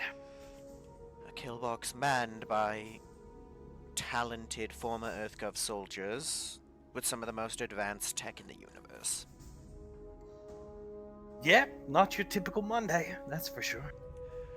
No, it's not. It sounds more like the climax to an anime than it does real life now, doesn't it? Curtis groans. Yeah, I guess so. Gods. Call my life Broken Arrow because it seems that there's quite a few times I have to deal with bad guys with massive world-cracking weapons. This is a highly charged situation, right? You gotta work together as a team to beat a foe like this, so... Shouldn't be an issue. For whatever problems there are in personal life, I know I can shut them out and work with them, and I know for a fact that the Rainfalls can as well. Especially with what's at stake. The good news is we watched them. We watched them from the tree lines, handing out coffee. Like, thank you. We got a scan of most of their tech that they're setting up, so you know what you're getting into. Even their weapons. We got as much intel as possible. Wish we could have done more, but they would have wiped the floor with us. No, it's true. Again, no offense to the three of you, you're the three of the absolute most competent soldiers I've ever met, but their tech advantage is just too big to overcome. Remember what we told you. Remember everything we've taught you. You know your job, you know who you're there to protect, and you know who's going to take care of you if you get hurt. Yes, sir. My job is to facilitate Icy. Exactly. Make sure she's able to do what she needs to do, and let her run loose on those clowns and do whatever she plans to do to them. Or can do. I don't know her capability. Oh, she can do quite a bit. Trust me. Colonel Curtis, in the meantime, if they can detect the cubes, Lorelai's gonna bring the cubes. But Lorelei doesn't fight on enemy terms. She's gonna send the Spartan kids, Suletta and Blaze, Krellin, because nobody knows how to interface with that tech, and that robot, the not creepy robot that's indentured to Julius's mother, Samuel. into the mine. Samuel? Yeah. She's gonna send them into the mine while you guys are keeping them busy. It's only the 9 of them. They ain't gonna have time to worry about what's going on in the mine. So we're the distraction, so that they can, we're the distraction. So if we do fail, they can still finish the fight before the idiots in that squad can stop them. Exactly. Yeah, but you gotta keep them busy. And it's definitely personal for these guys. Probably you guys murked all their friends. So. And I'd say it's personal on both ends of the coin. Just remember what we taught you. That's your role on the ground. Now, you do that, you guys will all come back. Keep calm, facilitate her, fuck up some idiots in power armor. Kill one for us at least. Please. We had to look at them all weekend. I'll kill one for you. Bring you back a nice picture of his armor. I'll pose with it like a big game hunter if you want. Please do, if there's time. Most definitely. Will do. So you saw their ambush? Yeah, it's your quintessential kill box, for sure. Claymores. Not sure what type. Couldn't get close enough to find out. Some type of big artillery piece in the back. And those drones we saw. Don't exactly know what they do, but I'd imagine they have a way to shut down the people they're afraid of the most. That would be my assumption. We've only engaged with them twice, but it seemed that they learned from each engagement, so I'd imagine they'd have very well prepared for our heavy hitters. Yeah. Colonel Curtis, and all you gotta do is route out their tools that are there to prepare for your heavy hitters. And the rest will be history. He's taking a sip of his coffee, looks exhausted. They can prepare as much as they want. Don't think it's gonna do much against necroplasm and plasma, eh? That is a good, you know what you want to take against those guys? Very least, I'm bringing the necroplasm rifle and the plasma carbine. I think I'm taking either Shatter or Valor. Shatter or Valor is my third. I'll decide on the way there. If you're lucky, mate, maybe she'll haste you again, unlike Malcolm. Oh, gods, don't get me started. You know there were times where he hasted Denaria, right? I'm not surprised. He said, there's no point in hasting you, Ash. You can't hit the broadside of a barn. Look at it this way, you make it through, you save Mars, and in turn, most likely this station, and 60% to 70% odds Earth, you could write a book about it, but it could be a what-if scenario if Malcolm was leading you into the battle against these, I don't even know what to call it, mercs, basically. Professional mercs, for sure. Well, I think it would have gone about the same as when we fought the power-armored cultists originally. He would walk into what is obviously an ambush. The person would give him time, bloviate, give him the chance to maybe stall for time so we could get set up, and he'd go, no, attack! And we'd rush in and get massacred. Run into a claymore. I mean, that's basically what happened to, poor Artis. Got hit by a roller mine, brought back to consciousness, and hit by another one immediately. That is one of my personal favorite Deep Six classified clips. It pays to be a Tier 1 operate. He gets cut off by the door just opening sharply. Ash. Ma'am gets up and salutes. Let's go. She walks off. She looks more pissed than you've ever seen her. Talon, I don't think she's angry at you. For once, I don't think so. We'll have to continue the story time later, boys. I have some power-armored assholes to kill. Good luck, mate. Thank you, sir. Gonna need it. We'll be here when you get back. Will do. And I think in this case, drinks are on me when I get back. Works for me. Curtis setting down the shotgun. Your gear is all down here. You're set and ready to go. And everybody's been assembled in what for one, hopefully, final time JSOC. And it's just awkward silence abating, everybody standing there. Not because of Ash's presence, just I thought it was over, kind of silent. Good to see you, Towns. Hey, Towns, looking at you. Thought we won. Same here. You know what's going on? Yeah, vaguely. Sasha's told us, and Agent R just left, gave us a kind of brief rundown on what's going on. Not fun. 9 of them that me and the Ranger squad counted. All in big black power armor with at least some weapons that I got no clue of what they are. Pequod can hear you guys just talking amongst yourself. We should have known something was off when those assholes weren't there Friday. I remember when we were on our way back, I mentioned it, but hopeful thinking, I thought maybe, just maybe, they're just mercs who abandoned. But looks like they actually were in it for the cause. Julius, you see Pequod squeezing her face with her hand. I didn't even think about them until somebody mentioned them on the ship ride back. Julius shakes his head. It was a loose end that did get tied up, but it will be tied up shortly. I don't think they should pose any issue, sir. The group we have assembled here will get it done, finished off, and we can all go to our future endeavors, eh? Oh, I hope so. Only request I have is you let me take a picture with one of them after the fact to give to Tal and the boys. We're taking back all their armor for sure. She's still squeezing her face. Should be perfect. Julius puts a hand on Pequot's shoulder and starts to rub it a bit. It's never gonna fucking end, she says under her breath. It's ending right here, right now, honey. She sighs as Lorelai walks out, super pissed off look on her face. Comes up to the computer.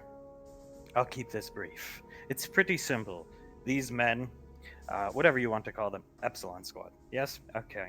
They're making demands. They have a bomb. We're going to keep it very simple. Bombs go boom.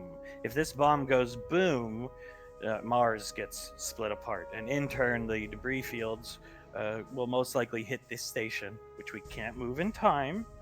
Time is against us. They claim the bomb is on a timer. Blaze can disarm it, I assure you. They claim the bomb can, I am so frustrated. She's just blinking furiously. She runs her hand down her face.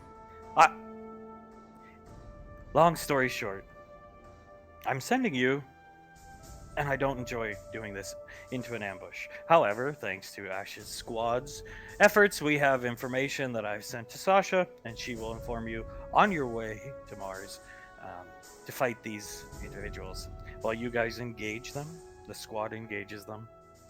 Suletta will lead her strike team into the mines, which are near this town where these fools are setting up their ambush site awaiting you. They've somehow deemed this personal, I suppose, since you defeated their allies. They're requesting the cubes be brought. They claim they have a way to detect the cube's presence, which, given its max tech, I believe.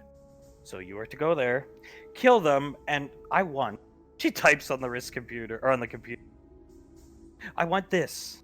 She points down. It's a hologram of the guy's armor, picture of him from Curtis's visor over the weekend. I want this. Every weapon they have, I want. Every suit of armor, no matter how you mangle the armor, I want. Every piece of technology they use, down to the claymores they have set up, I want. And I always get what I want. She looks right at Julius when she says that. Yes, ma'am. Understood, ma'am.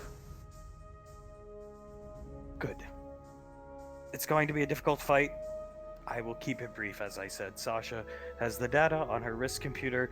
You'll develop your plan and stratagems and meet them head on in battle. As I said, they've made demands. I cannot accompany you. I would love to, believe me. No mobile suits. Just you versus them. And they have all the advantages off the get-go. Need I remind you, and I don't think I have to, but it being Max Tech, they fought you quite a few times before, so they're going to have devices in place to try and deal with some of you they deem dangerous. All you have to do to beat enemies like this is strip away their technological advantage, and they will crumble, no matter how powerful their armor is. Yes? Yes, ma'am. Yes, ma'am. Break their toys and kick sand in their faces. You must give in to your lesser selves. She's looking right at Icy. Kill them. Slaughter them. Melt them. Sometimes we have to lower our standards. She smiles at Icy. Dismissed to the Nova. I'll be here waiting. And I know you will succeed. Take this off screen. Yes, ma'am. Everybody moves out to the Nova without saying much. It's a quick ride to Mars. Everybody knows it is a very quick ride to Mars. Pequod is actually with Sasha. It's on autopilot to Mars. It's super quick. On autopilot with Sasha, she's inputting data onto the computer. In here, Icy and you, Julius, are watching the Spartan kids gear up. They're blasting music. Samuel looking down at the cubes. Icy makes me feel better that he's coming at least. Points at Sam. Julius nods. Yeah, I mean, we saw how he did on that recording. I want to see what that thing can do in person. Krellin, Samuel! Samuel! Samuel, he's looking around frantically. He doesn't understand what music is, so he's looking around frantically. Have idea, Samuel. Siletta looking at Krellin. Think make more ash. Good ash number 2. Mother good. And she turns the music up to the point where it's blasting. And you can feel there's reverbers in the speakers making the room shake. Samuel! Samuel holding his hand to where his ears should be, but he doesn't have ears. He starts beeping. Can't hear you! Siletta turns it up louder. Icy. Oh. Julius starts to laugh. Well, that certainly puts a smile on my face. Icy turns around, sees them up there. I guess we better go up. Samuel! He's still Julius rubs his face. Yeah, come on. Samuel frantically waving his arms around as Siletta turns the music up. Icy walks away laughing. She's gonna go up here. Come sit up here with you, or stand up here with you guys. Hunk sitting with Davine. He's loading his pistol, making sure it's all ready to go, and his MP5. He's gonna look down at Davine. No matter what happens down there, there's no need to do anything reckless. Davy nods. And that goes double for you, mister. Oh, I was just about to say, leave the recklessness to me. He holsters the pistol. Davine stands up. She was checking the sharpness of one of her blades. She sheathes it, makes sure the thunder spears are all primed and ready, looks at him. Honey, let's be honest here. She scratches his chin. If either of the two of us were to do reckless actions, I would be far better at it. Yeah, I can't argue that. But it is my job to protect you. And I will. Davine, And the kid. Davy nods. And you should. But that doesn't mean I won't be the tiniest bit reckless. I mean, come on. It's me we're talking about. Especially when it comes to these guys, the weapons they have, it's going to be a big turn on to see you. Chop, what do they do? Blah, blah, blah, blah, he does with his... Oh, yes, the classic towns, and she does it. Ay. We should make a shirt with that on it. Oh, I'm sure you'd wear it everywhere. Oh, hell yeah. She smiles at him. The smile falters a bit, and she holds onto one of his collars. You stay safe, understand? I'm going to be fine, and you're going to be fine. So are the kids. He'll kiss her on the lips lightly. We just have to work together. She nods. Yes, and both of us together will protect the children, no matter what. He'll wink at her and each other, put his hands on her hips. She smiles at him, wraps her arms around his waist. Oh, definitely each other. He kisses her one more time on the lips lightly before he puts his helmet back on, winking at her. Sasha, assemble on me when you get a minute. Davine turns around. Yes, ma'am. And she'll run up there, shaking her hips a bit just to show off Hunk. He follows right behind her, standing here, right next to her. Sasha, okay. Downs comes over.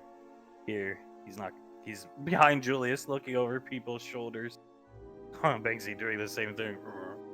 Sasha still, this is, she's got a device in her hand that reads longitude and latitude, and she has the whole village pulled up. Thanks to, anyway. She starts pointing down at the board here.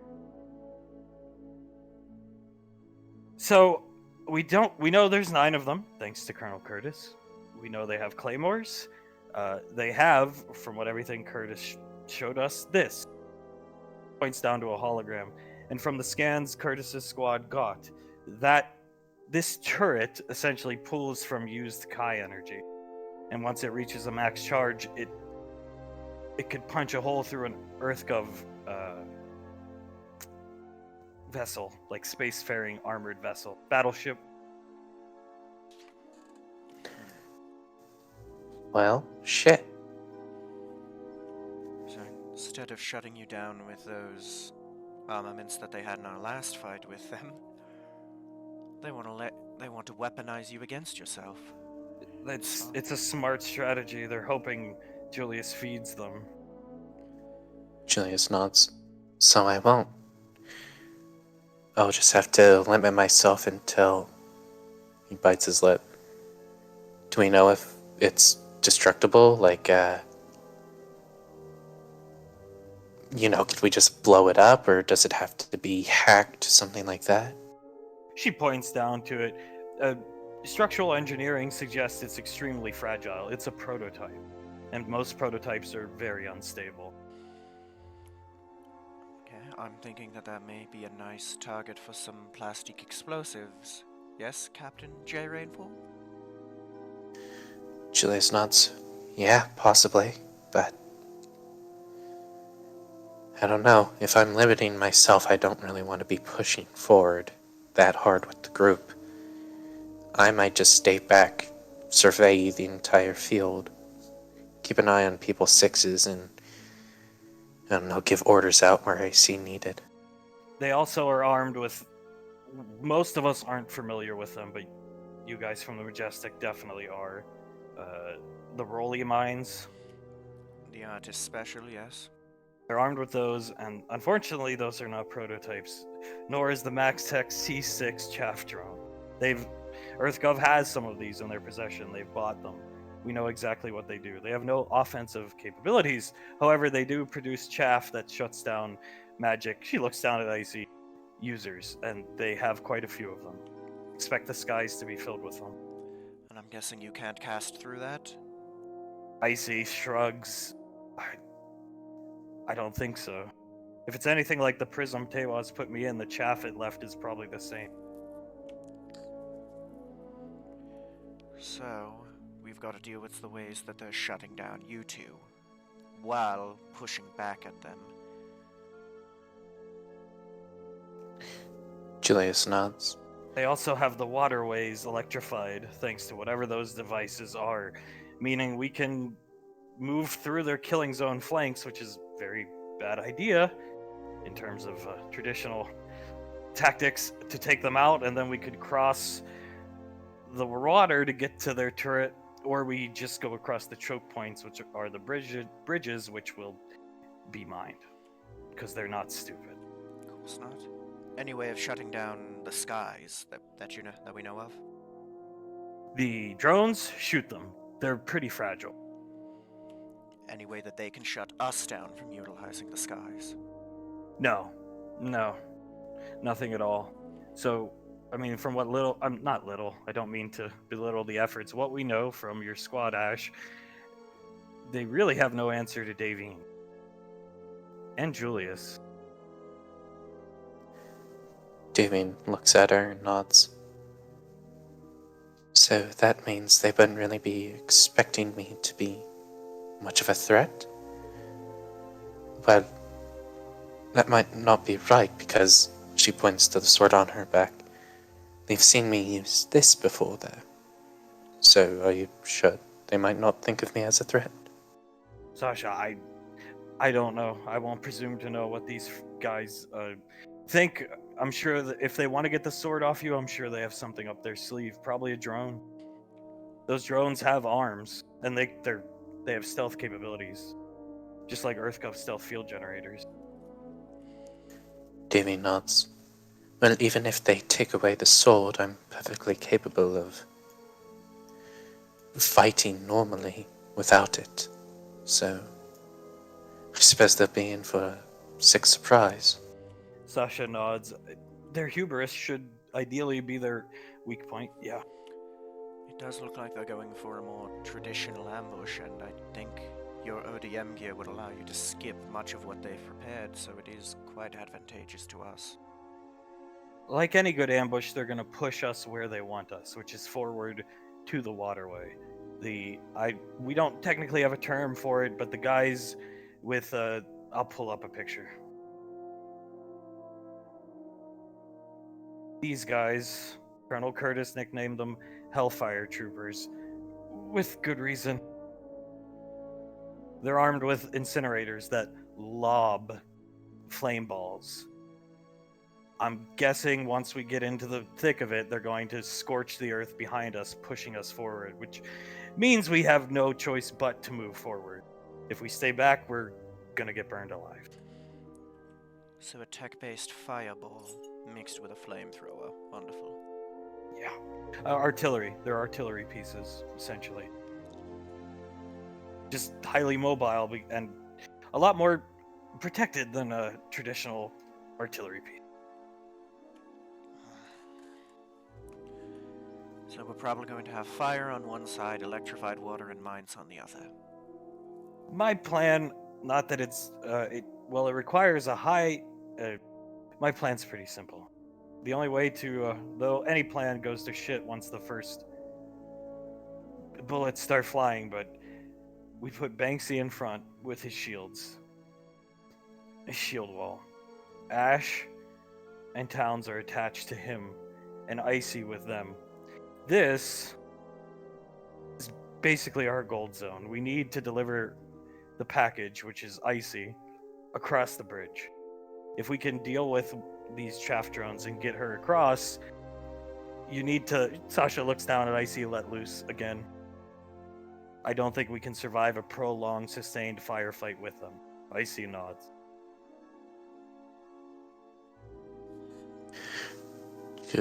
Julius nods. Alright. What about you? Where do you think you want to be stationed? I'm going to be in the group with Ash and Icy, providing sniper support on our flanks. In the meanwhile, Towns holding up displacement grenades to Hunk. There's two ways across that river. Displacement grenades and ODM gear.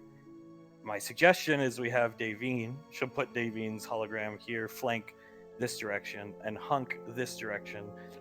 Take out their artillerists, if you will, and we let Julius do Julius things, which is here, cover our flank on our advancing side of the river, because they're most likely going to hit us on this side of the river first. There's going to be flankers, so we counter their artillerists with our flankers, and we have Julius deal with their flankers on our side of the river, and Group Icy, as I'll call it, can also deal with them. Julius nods. And that way I'll be able to also watch our 6, call out any drones that I see, any mines that some of you might not notice. I like that. So the group I'm in, our job is to clear the way and offer support for the flankers if need be. Sasha nods. Right.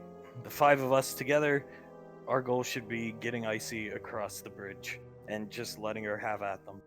After we've dealt with however many of these that they have. Priority should be the artillerist guys, and after that, I'm really not sure. They definitely have one guy with biomedical capabilities. His armor looks different. You should be able to pick him out of the crowd. A target if we see him, I'd assume? His armor looks fairly weaker compared to theirs, given the data your squad brought back. He's more nimble. Less armored, quicker. I'd say that's a medic. I'd agree. So I'd assume, as long as there's not something more pressing, put some shots on him if I'm capable of, ma'am?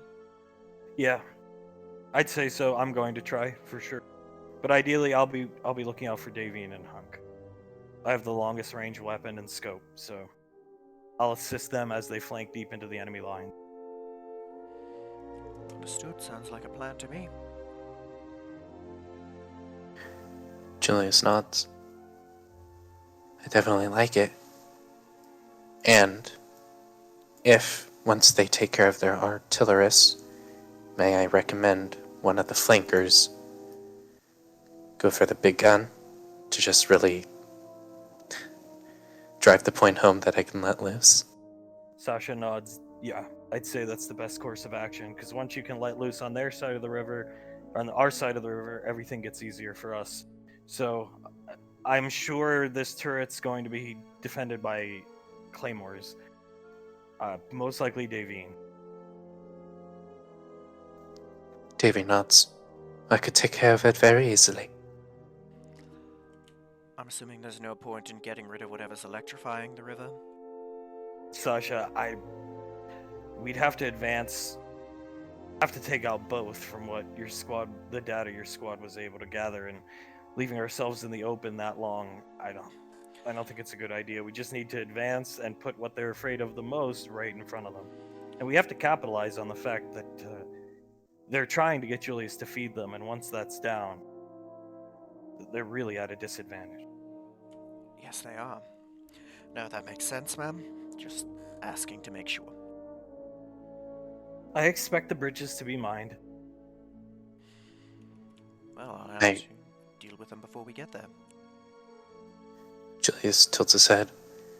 Anyway, we can scout out the mines before we're actually on the field. I'll take care of that. She taps the visor on her helmet. Damn good.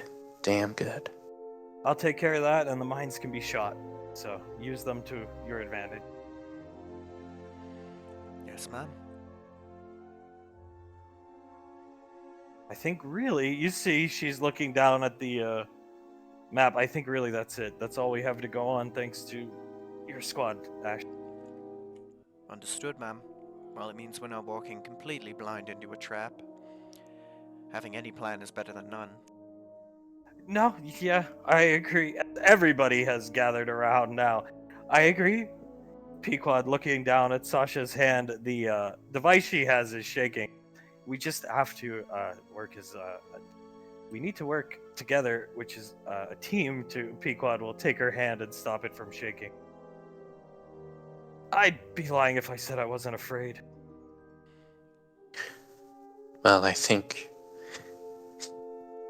you wouldn't be human or anything that could feel emotion if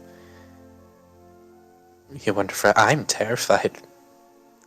This is the biggest threat we've ever had to deal with in a one-on-one fight or a squad fight, but that doesn't mean we can't handle it. We just have to be a better team, which is difficult because then Hunk will take her other hand. It'll be fine. One last throwdown. One last glorious war before we get to ride off into the sunset. We don't have to go with this plan. Hunk, I think it's perfect. I think it's the best course of action. Julius looks at her. It's the best plan because we're going to be the best team out there. Agreed. And I don't see anyone else trying to come up with something better. Pequod rubbing her hands, smiling at her. Just like old times, when we all first joined as a squad together. One more boots on the ground, hoorah. Sasha takes off her helmet and smiles. Good. Because we really have to work as a team to beat them. Hunk, and we will. Yes, we will. Yes, we will. In the meantime, Suletta will be in charge of the squad that takes Krellin, and yeah. And we really have to let loose on these guys. So no holding back on anybody's front. Most importantly, the person that can disintegrate people. I see. Noted. I don't think this should be too bad. They're trained psychos, but psychos nonetheless, with expensive toys. Break their toys, and they'll fold. Town shrugs. Maybe it's just because I'm a little out there, but compared to Friday, this is easy. He just scoffed. Anytime an enemy kind of overlooks Davine, it usually comes back to bite them. Yes, Good. agreed. Julius chuckles and nods. Yeah, that is usually how it happens, isn't it? Towns, if they do have a way to get the sword off Davine, should we even really prioritize it? Sasha, that's a hard call. Because she's going to be most likely chaffed out. We have to get her across the river and keep the drones behind us, ideally. I'd say if the opportunity arises to easily pick it up, go ahead, but if not, don't prioritize it until we're away from the chaff. Would that be a good assumption, ma'am? I assume. Pequod's still rubbing her hands. Davine tilts her head. Could we possibly use it to our advantage? Like have them focused on protecting the sword instead of the actually dangerous items such as taking down Nicole or protecting the big gun. Hunk, that's probably a good idea. Yeah. I could push for the sword, or whoever has it or whatever they do with it, I could prioritize my efforts there. Davy nods. Because all they truly know of my capabilities is that day on that battlefield. And they wouldn't want that to happen again, so they would, what I assume, fully focus their efforts on preventing that from happening, just as they are doing with Nicole or Julius. She points to the sword on her back. Like I said, I don't really need it, but we should make them think I need it by trying to push for it. At least one of us. Hunk, I'll push for it. Towns, how about, if it's generally speaking in the direction we need to go, how about Shield Wall Group pushes for it? That way you're not caught out in the open. Yeah, not a bad idea. That also ensures that we have 2 flankers. It's maximizing our resources, I'd say. Hunk, okay. Yeah, Shield Group, wherever if it's applicable, push towards whichever one of them has it. As long as it's in the direction we want to go, which is forward momentum. Julius nods. Forward momentum. Focus on getting that this railgun down, and then, I mean, it works both ways, this river. I assume with these suits they have, the electrified water wouldn't affect them, but still, they're separated. They can't run through their own claymore field, so any of these idiots trapped on this side of the river are trapped there if they're going to have flankers on our side. Think about it. They're trapped there. Once we get the turret down, they're all sitting ducks, and if we do force them to fall back, then they're falling back into Davine and me. So, in a sense, we flipped their kill box on them, which is the textbook way to go about. I slept through some portions of officer school. Julius chuckles, but nods. If we get that opportunity, we need to capitalize on it. Yes, sir. He looks at everyone. Like Sasha is saying, go all out. Don't hold back. This is for the money. This is for the marbles. This is for everything. And I'll stay grounded, because given what we saw that guy's plasma weapon can do. After you guys beat them, radio me and I'll take you to wherever Krellin's group is. Team Krellin, rubbing Sasha's shoulder. Julius nods. Alright, yeah. Good thinking. This is the final stand, and even if it isn't, we're gonna make it the final stand. We're gonna decimate them, and not one of us is gonna fall in this battle. Because goddammit, we're fucking Alpha 9. And Alpha 9 don't back down to no one. Especially these fucking pussies. Well said. Hunk looks over at you. One last final mission. Bare our teeth, grit them, and get through it. And bring the Ranger General back her prize. Yes, Davy sir. nods. No matter how mangled the armor is, as she said. She always gets what she wants, right, son? Ah, yes. Yes, she does. Krellin always get what want. Good new ash. Sasha sighs. Please stop rubbing my shoulders, Krellin. Stop. Fine. Starts rubbing poor Dozer's shoulder. Well, with that said, we ready to live dangerously? Pequod goes to say something and her nav computer beeps. Very serendipitous. Walks over. I'll put you guys down half a click outside of their ambush site. Yes, ma'am. Blaze should be fun. Defusing bombs, oxygen destroyers. I'm looking forward to it. Just a shame I don't get to kill any of them. his squad starts leaving to let out grow. Julius chuckles. You are a lot more bloodthirsty than I ever really thought you were back in the Headhunters. He looks back at you and chuckles. Kill one for me. Oh, that's not going to be a problem.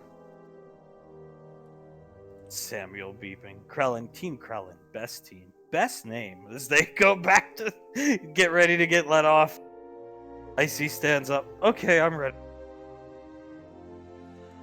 Alright. I'm ready when you all are. My only suggestion is Towns, be useless for the first couple minutes. Towns, huh? Charge your rail turret thing on your... Ah, yeah, it did work last time. I got through their armor. Sasha, have it charged from the get-go. Let Ash and me worry about the... And Banksy worry about the drones. And the mines. We should just move together as a unit. Don't get too far ahead, and Banksy, keep your shields up as long as possible. Understood, ma'am. You hear the ship setting down. You see Team Krellin disembarking. They're taking the cubes with them. Okay. Captain, she looks at Icy, and then Captain looks at Julius. On you. Julius nods. Alpha 9, move out. And you will. As promised, half a click away. And just like the board Sasha had, the holographic readout of the place, you find yourself here.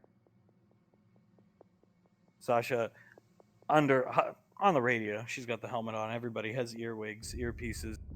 I have to get a high vantage point to see most of their traps.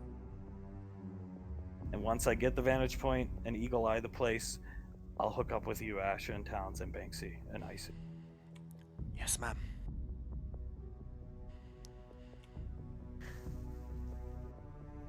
She starts lurking into the tree line looking for the biggest tree. I'll try not to have too much fun before you get there. You hear some of the underbrush ruffling, and just nobody's moving. All you hear is the wind rushing through this. It's a small village. Mine. It exists in a gorge on Mars. The greater picture of the place: a gorge, and then the mine, which is in the adjacent mountains.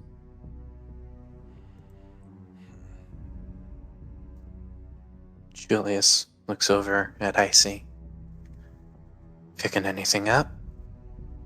She's looking around. No void.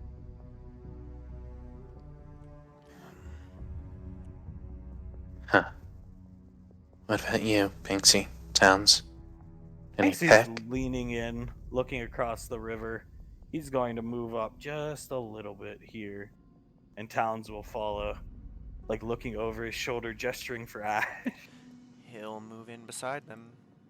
See if I he see right behind Towns. see if he can pick anything up. Should I roll or just nothing? No, you don't need to, because you hear, just like Friday, you hear that same weird strobing sound that the drones let off. They're here. Everybody's just looking around confused. That's a drone of some sort. I see, but where? She's looking around. I mean, I know they have stealth capabilities. Boop! Pops out right here. Grabs the sword off Davine's back. It even has little welding torches built into it where it can cut right off Davine's back and starts flying off. There's your answer. The drone hovers here. And a volley, you don't exactly know where it comes from, but somewhere from the tree line here, a volley of laser fire erupts. Hunk pushing Julius down and diving this direction. Roll initiative.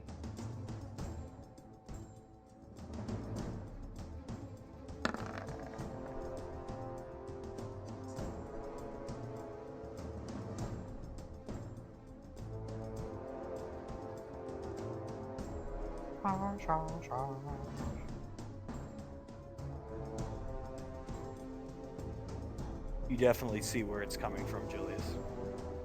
This guy right here. Ash, You see this guy coming around this building.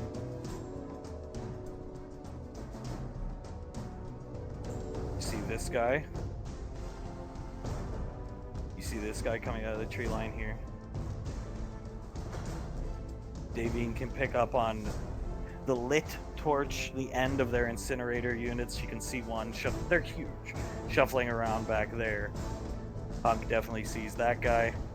This dude that's been pointed out as potentially the medic is actually out in the open. He's come out of this building, raising his rifle, and then, as per usual, the commander, whose people are quite acquainted to, has come here. The drone hovers in front of him.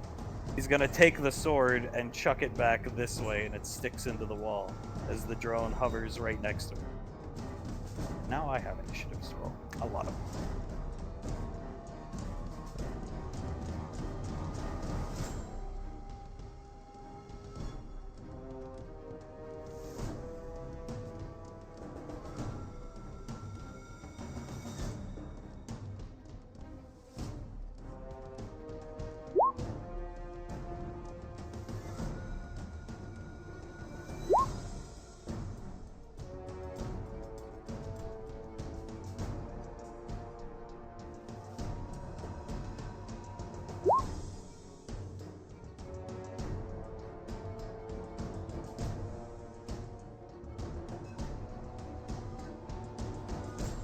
Last but not least, if Davine is scanning in that general direction where this guy is, she picks up the final member of their squad, armed with a similar type of plasma weapon that the commander had, coming out of the tree line. Probably doing maintenance checks on that turret Julius had. Or that turret they have for Julius, I should say.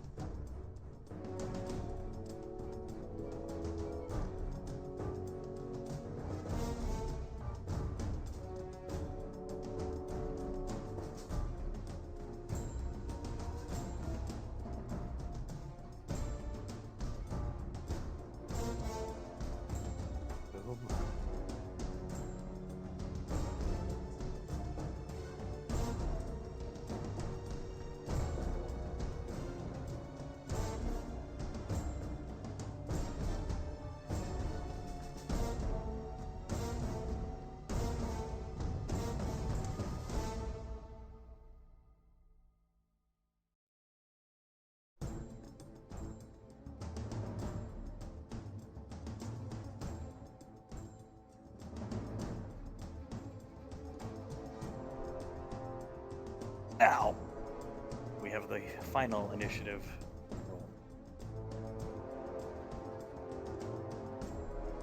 Nice.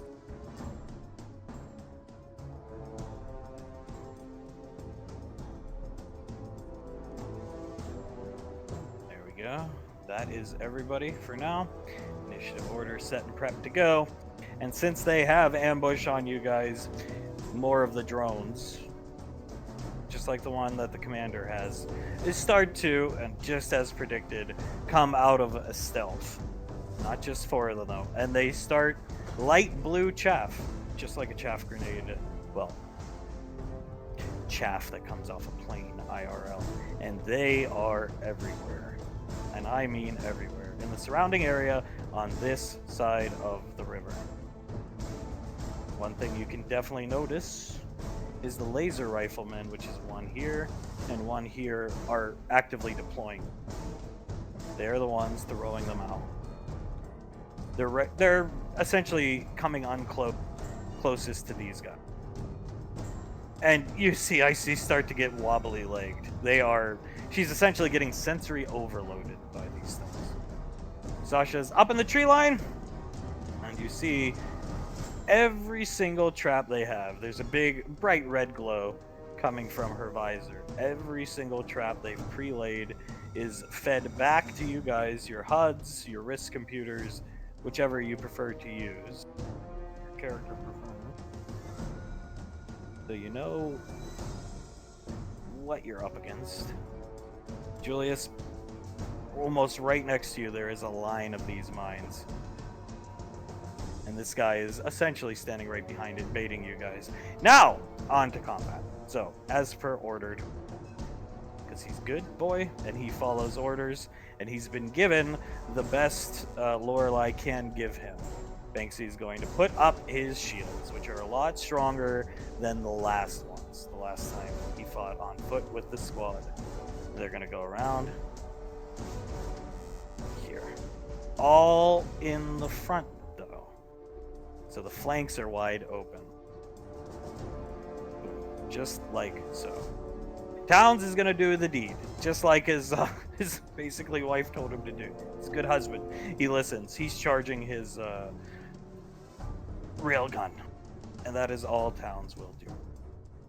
Hunk is going to look back at Davine and Julius, point at this guy, and he's going to kick in the door, side door here, through the building, and move up this direction. Right here. Ash, you will be up. Gonna look back at Icy. Just keep your hand on my shoulder, ma'am. She's grabbing onto you. You see she's wobbly legged, dude. We'll get you to where you need to go, ma'am. He's gonna look out.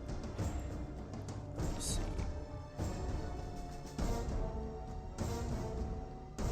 Yeah, he's going to look out, look up at the drones in front of him.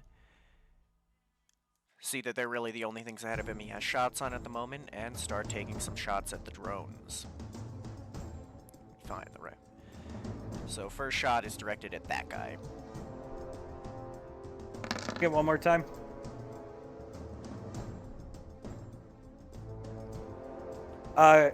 Tell me if it hits, and I need to know what gun you're using. So many character sheets up there. Necroplasm, lever action, and it's a 29 for 59 damage. Necroplasm. No defense against that for these things. It just actually fades away, like plasma and fallout. Gonna take a look at that one. Second burst, same as the first. That is a 22.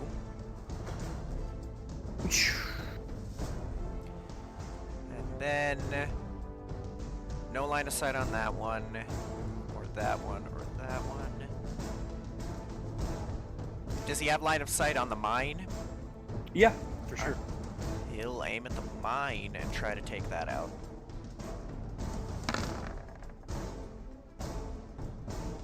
It blows up.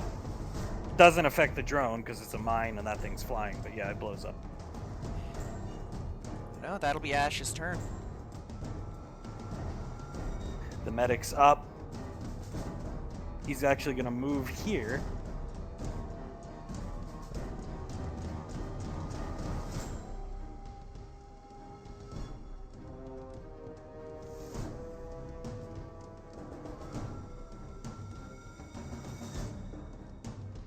Shooting right into Banksy's shields, taking this one down to a 60 shielding value, concluding his turn.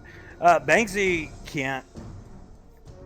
Banksy's got to move forward, so he's moving forward. If you want to move forward with him, since unfortunately you can, Ash. Anybody that's like Towns, he's gonna Icy holding on to you. If you want to move forward, and Towns, Yeah. you can move forward off your turn, since you're one unit essentially.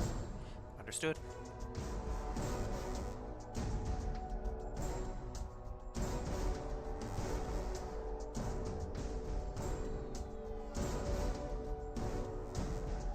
Alas, plot thickens. Just as Hunk predicted, this laser rifleman jumps right into the water. And you can see there's electricity and sparks, but it's not affecting him. And you hear his body slam into this wooden building, kind of just like the map. He's going to come around the corner. And you fought against them before.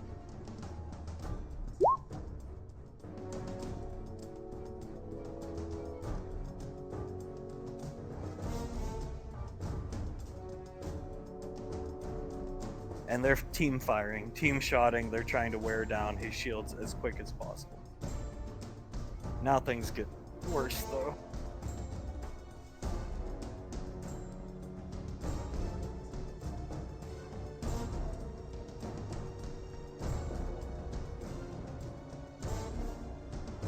You hear just like mortars, kind of. You see them. Everybody sees them coming. The one that is, I gotta check the token. This guy back here opens up with his incinerator. Now it doesn't hit on this turn, but if you're still in this turn, and these things, he's gonna readjust his fire and follow your group. You're gonna start taking damage. That's why these guys ideally need to be taken out ASAP. The fireballs are lobbing in, and Sasha will have to use her turn to catch up to you guys. Slam into the group. Getting behind the wall with Banksy, and the other incinerator guy is going to do exactly the same thing as per predicted. Same damage value as the first.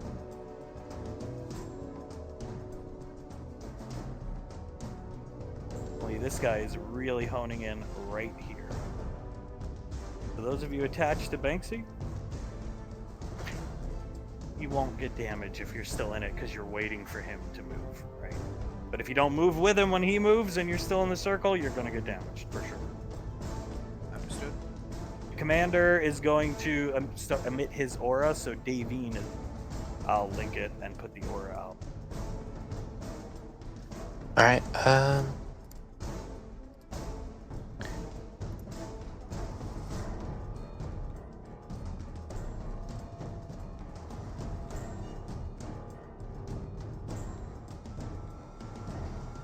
okay, she's going to run up right here and then ODM over to the 22 AC. Okay, go for it. No mines affect her, nothing like that. She's free to go.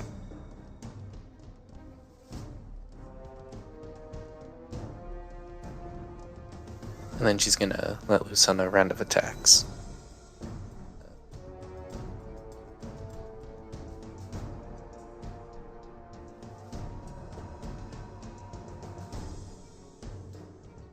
So I like to imagine this guy, you flavor him up. I like to imagine this guy is coming long ways around like this. And as he came around, Davine was coming right into him. And body language-wise suggests he's shocked because everybody can see these. He didn't anticipate somebody closing distance as quickly. So he's got his arm up over his face out of just pure gut instinct because Davine is not where he thought any enemy should ever be in the history of military engagement. So flavor him up. I mean, her hits are definitely dinging off the armor for now. She comes flying around. He has his hand up in front of his face, and she goes under into the armpit, try to hit across the leg, and then wraps her leg around his arm, takes her blade and tries to drag it along his neck, and then steps back a bit. He's definitely taking the hits, the recoil of the hits. She's doing damage for sure, and she knows it. That would be it for her turn. Alrighty. This guy right here.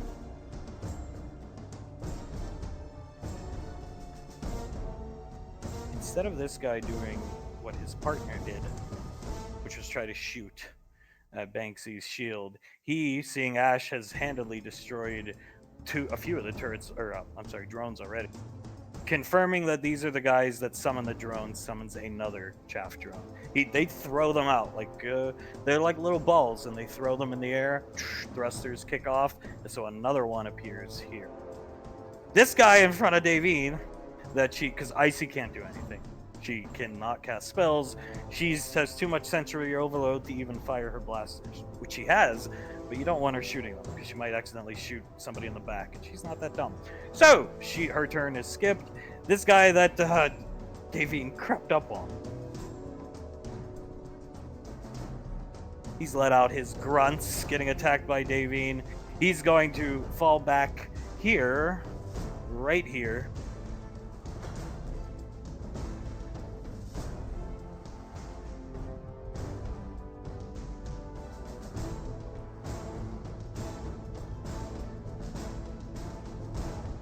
Quite interesting. He's not aiming for Davine. Whether it's hubris that he doesn't think Davine is that big of a threat, or he's just following orders and he puts a shot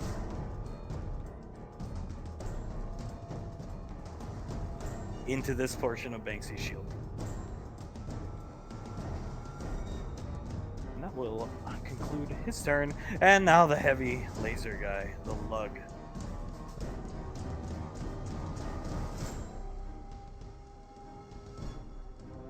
Most likely following order. 41 points of fire damage through the tree line onto Julius. This guy right here. That will conclude the turn. So Towns is charging, or the first turn. Towns is going to continue charging his thing. Hunk, on the other hand,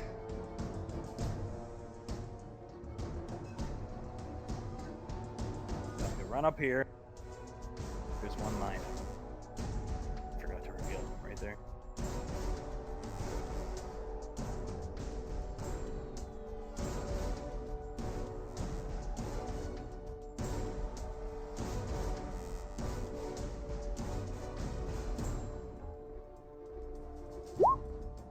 He's gonna take a pot shot at one of the drones to try and help the advancing squad, which defeats it.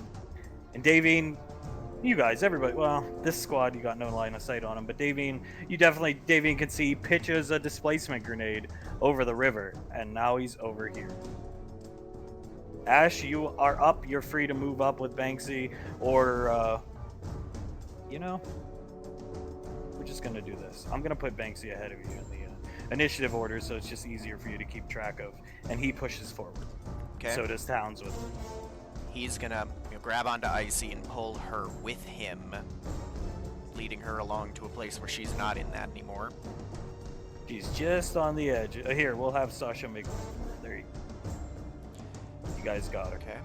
Now I'm All assuming. three of you. Does he have line of sight on this guy? Yeah, yep, now you do. Yeah. Remember, when people are behind cover, they gotta come out to shoot. And if he's shooting, he's half out of cover. But we're not using cover rules, so you have a clear line. Alright, I'm gonna try something interesting. I'm gonna spend 2 grit to be able to use it, 1 to use the ability, 1 for Deadeye, and I'm gonna try to... That was the wrong thing, let me re-roll that, I accidentally clicked disadvantage. I'm gonna try to Vital Shot him. Go for it.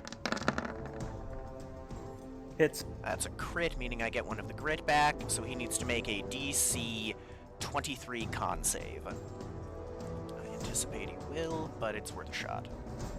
You'd be surprised. He does not, so... Looking at this again...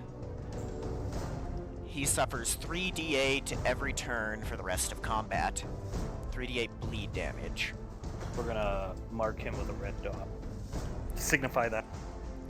Perfect.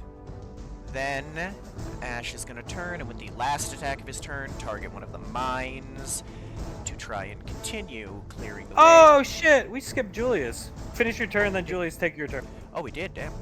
Yeah, like I said, continue clearing the way on one of the mines on the bridge with his necroplasm rifle, and miss.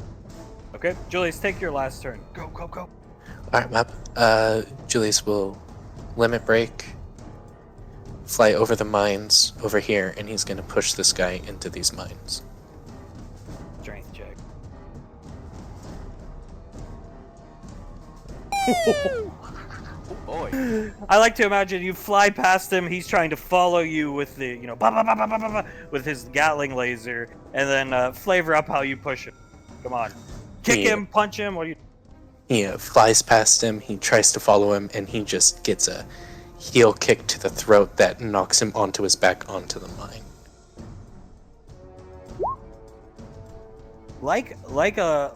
Almost like a pebble going across the water, he boom, and then the resulting explosion, boom, him into this. So these 2 mines are out of play, and the final explosion bounces him this. That's double mine damage. The fire, interestingly enough, is hitting him all around him. And you see him, his armor's on fire, and he just stands up and he's going to aim the gun at you. The fire somehow not affecting their arm. Julius nods and gives him a come at me. And he will. That's your turn for the first turn order. You're going to get another turn here very quickly because we skipped you. When you limit broke, though, you felt as if some energy was stolen from your body. And I like to imagine will-o-wisps almost leaving you, and you see where they're going right back here. And you hear almost like electricity, and you see the turret rising out of the tree line. And it's got one charge. It's no big deal. For now. Banksy moving forward. Ash took his turn. The medic.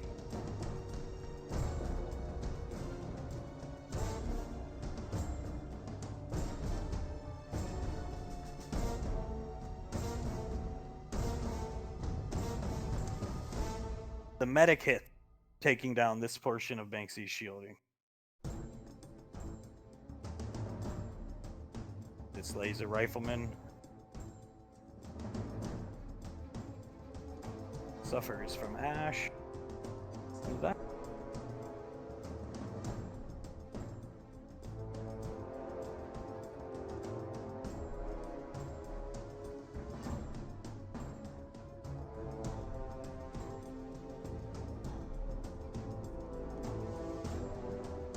He's actually going to kick in the building. He's going to come in the building and bust out of the wall here.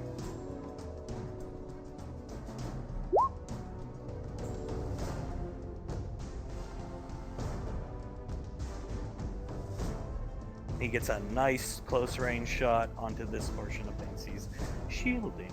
Now, the guys, the artillery guys, they can't do any more. They're stuck in their fixed channel. But what they do is readjust fire. That's what they do, slowly. So their turns are skipped because they're continuing their channels, which are these big circles. We will go to some.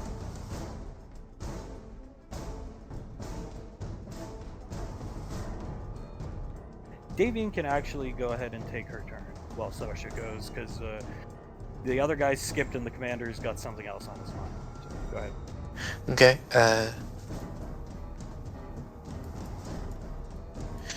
Damien is gonna come around over here and ODM over to the one she's been fighting.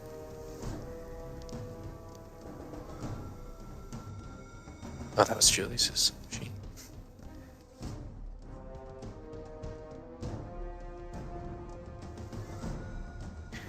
And because that hit, she's going to try a trip attack on him to try and trip him into that mine. What's he gotta be? Oh, DC 18 strength. He's got decent, but not good enough. Flavor it up. She runs into the tree line using one of the trees. She ODMs straight over to him, and instead of just doing the normal slash with her swords, she slashes his back and pushes against him with her feet at the same time.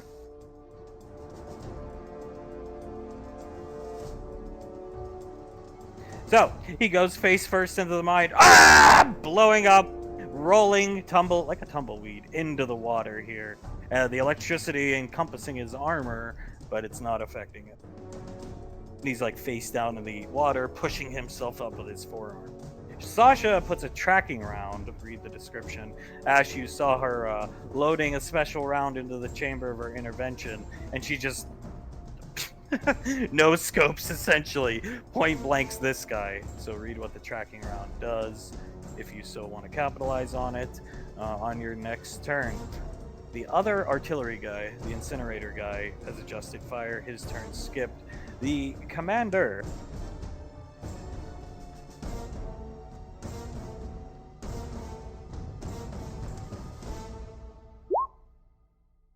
that familiar plasma rifle sound going off, hitting Davine for 55 points of damage, and he has readjusted his position here. He has not forgotten Davine.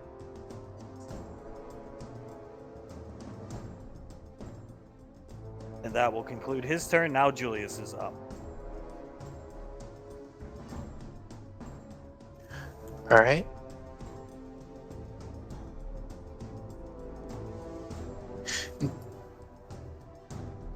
Julius is going to come around over here and do a series of attacks on Mr. 20 AC. Okay.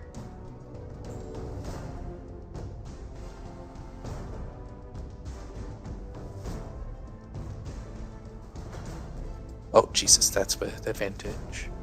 We need a flavor of that.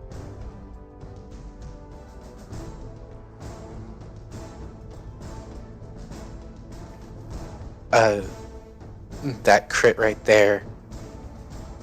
Julius punches the mask with the first hit. It twists the guy's head a bit, and then with the second one, it's just a repeated strike that twists his head even further, sort of tweaking the guy's neck. And then the other two hits is a knee to the gut, and then a kick to the side of his knee. Unlike the commander when you were striking him all those months ago at the data triangulation facility, your hits are affecting this guy. Sure, they protect him, but his body is getting rattled even harder than the commander was. Rattled so much so that staggering back here, he drops his Gatling laser. Now we have no token for it, but what I will do is I'll mark him with this, meaning he's down to his secondary weapon, unless he wants to spend a whole turn picking it up. Okay? Sounds good. The laser rifle dude here. You hear the commander's voice across the battlefield. Take her down! And this guy.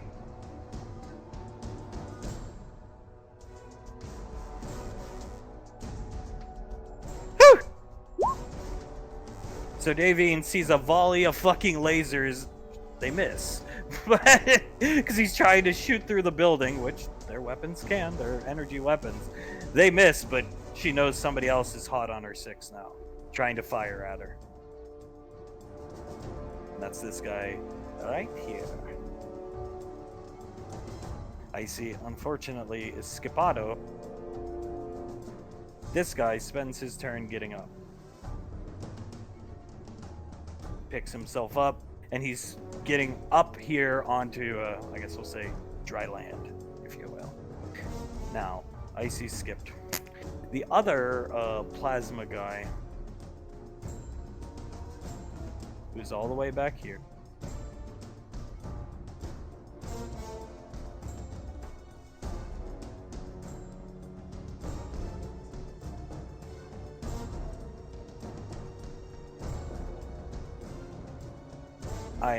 I'm not sure if Julius sees it, but I am sure Ash is well versed. Ed sees the familiar sight, just like when you encountered a lesser squad of them against Malcolm. You see it hit the ground, Ash, clear as day, right next to him. And it does roll here, up this direction. Whether it can go through the water or not, you don't know. Okay. He'll call it out to the squad. Roll a mine incoming.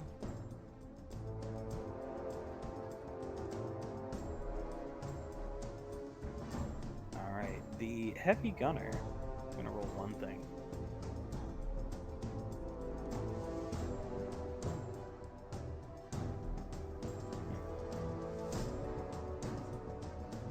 He's gonna actually move up to Julius. Give me a strength check.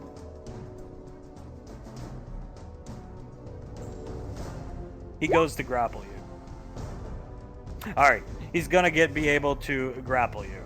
So he's got Julius, trying to bear hug you.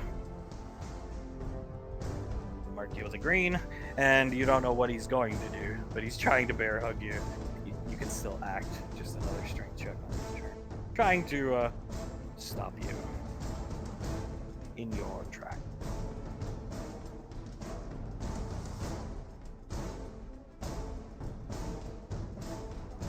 Alright. Now we're back to the top of the turn order.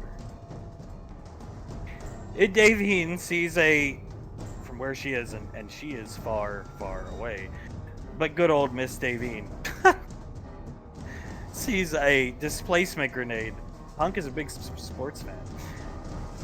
throw across. It almost hits her.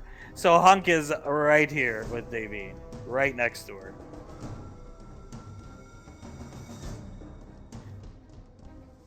He appears right next to Davine, next to the tree. He's covered in tree bush and stuff because the grenade rolled under some bushes. Damien, not expecting it, turns around with her sword, looks at him. What the hell are you doing here? Grabs her by the shoulder, looking after my wife and the love of my life. Thank you. Sticks her in the neck with a med pack.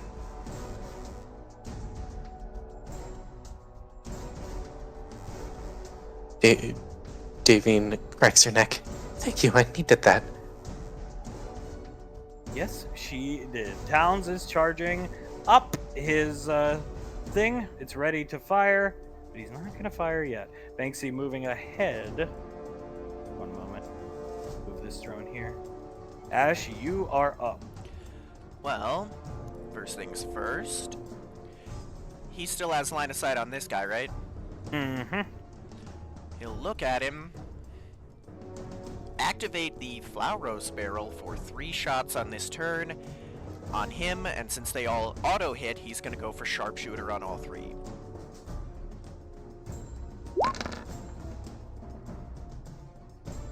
And the dot damage too.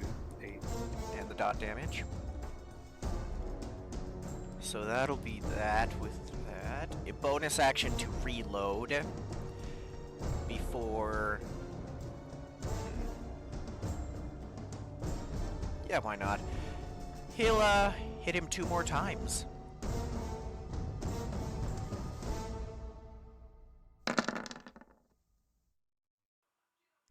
Sharpshooter on both of them because they auto-hit.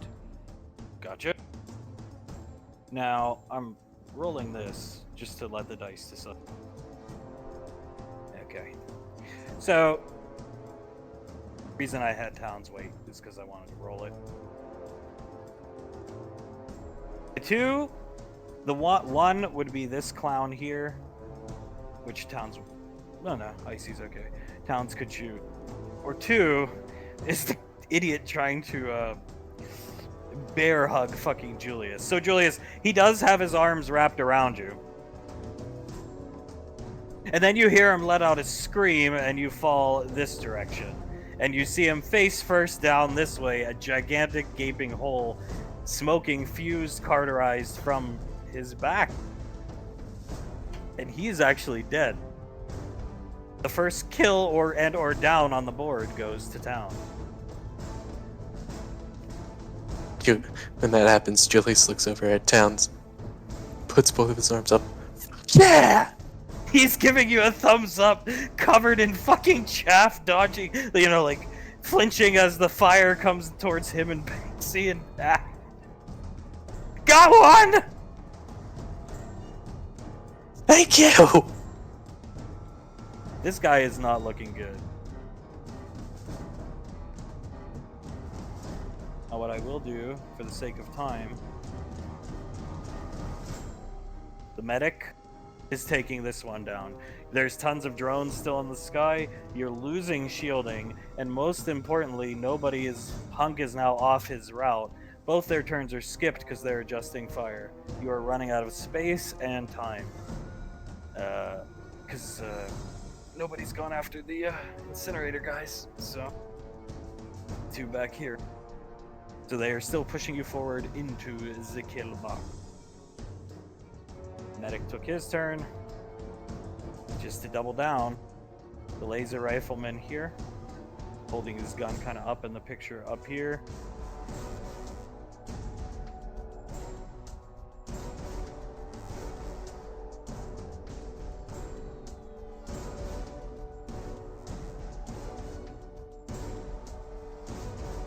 Since there's one, why not more? He's going to deploy another one. And meaning one of your strongest pieces is completely, as Malcolm would say, still off the bond. Incinerator guys are skipped. We're going to go to Davine, and I'll have Sasha roll her turn. Davine's going. Alright. Davian is going to take a step back, ODM over to this guy.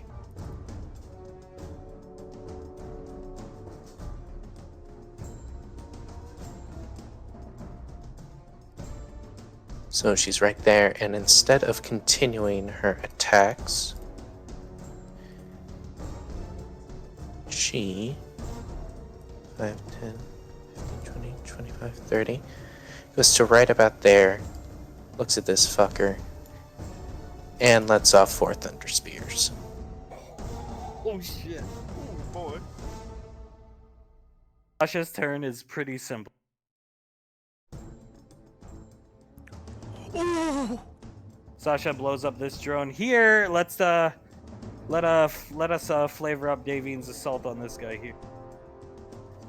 So, like I said, she ODMs over to this guy, pushes off his back, does a little backflip, starts running, booking it over to where she is right here, stares this guy down, activates all 4 Thunder Spears, just punches forward, all of them go off right into his chest.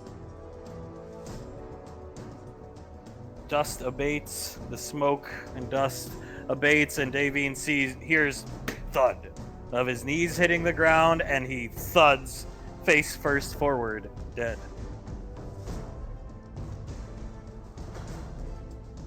She is then...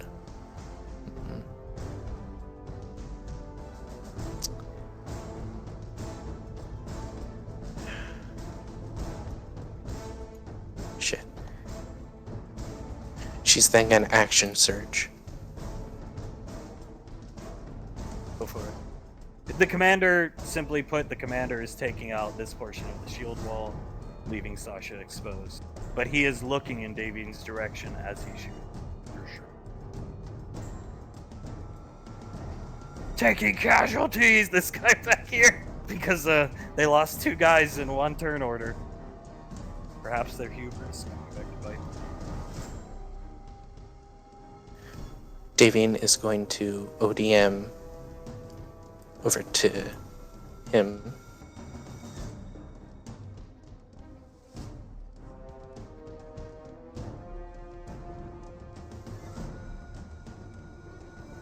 And then she will, again, push off of him.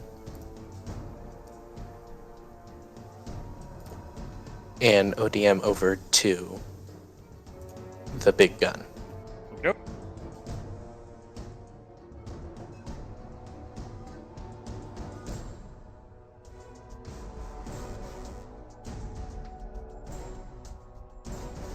And then, just in case. So that's 2.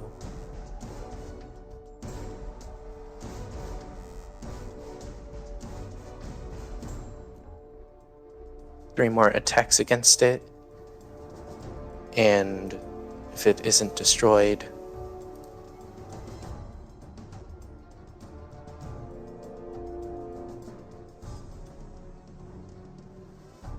It goes kaplooey.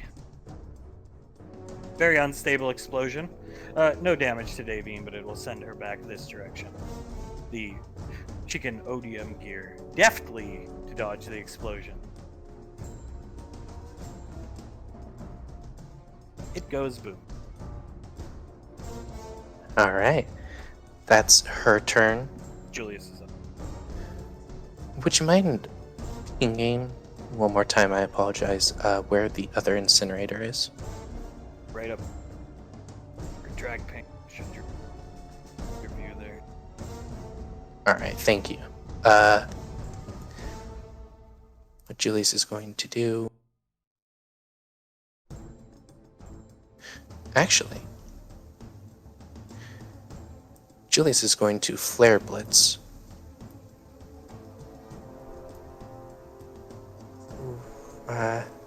Yeah, right there. Taking quite a few of the drones out with you.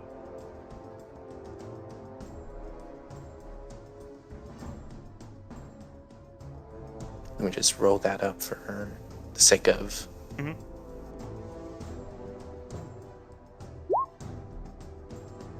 And then he's also going to run up, see this guy right here, and use Luna's ring to basically stun him for a turn. Give him the sad face. That's good, because he was up next. He doesn't need the axe, he just needs a sad face. He's sad. Anything else? No, I think that's it for Julius. Alrighty then. Now, it's hard to tell because their tokens are so similar. So it's this one.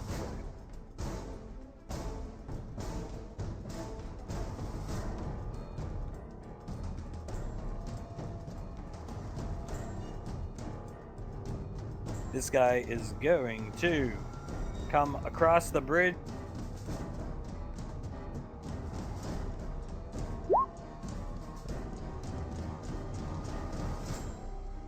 He is going to ping Sasha for 41 points of damage. Julius will try to eyeless it. Roll it up.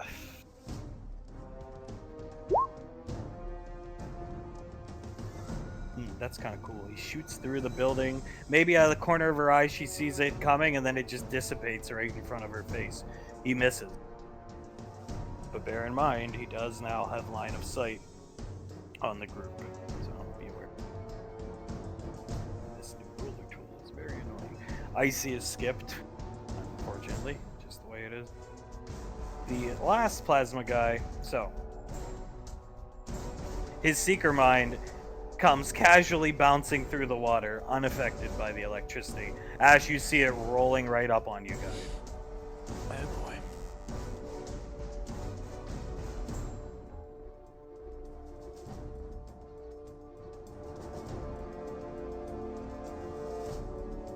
Let's see.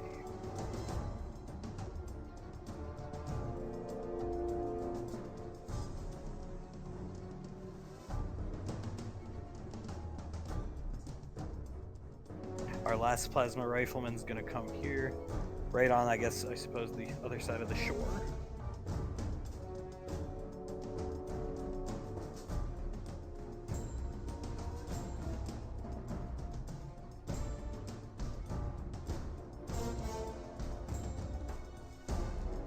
And the last, real big chunk of Banksy's shield is in the middle of you guys. He's focusing his fire there, which means we return to the top of the order. Now I'll do towns in a second. Hunk is going to displacement grenade onto this side of the river.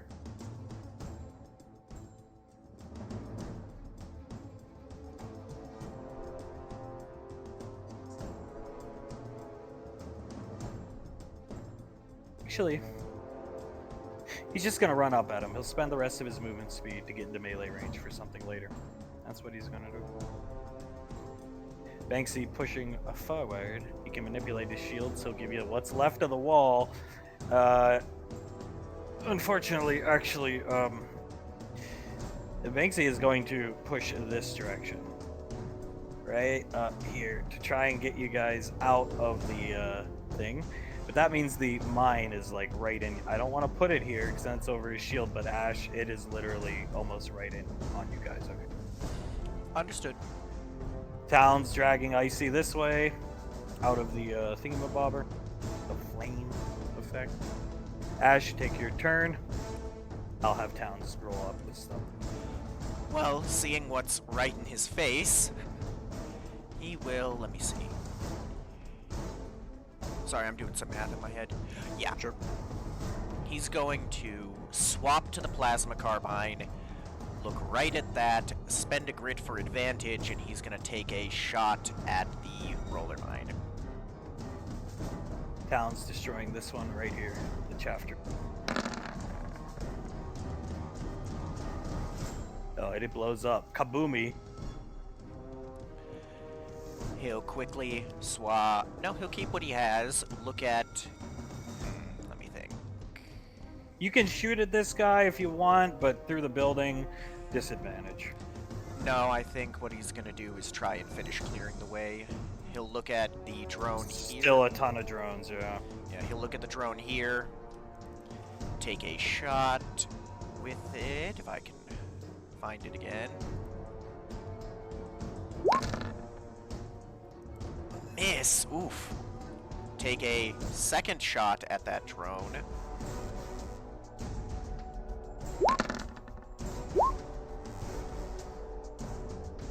From the medic, 25 points of healing on this guy. Alright, that last shot hit the drone. And let me see how many points it is to cast it. No, I can't cast it yet. I'll end my turn. Okay. This laser rifleman received 25 points of healing from the medic. Tactical nanomachines, magic nanomachines, son.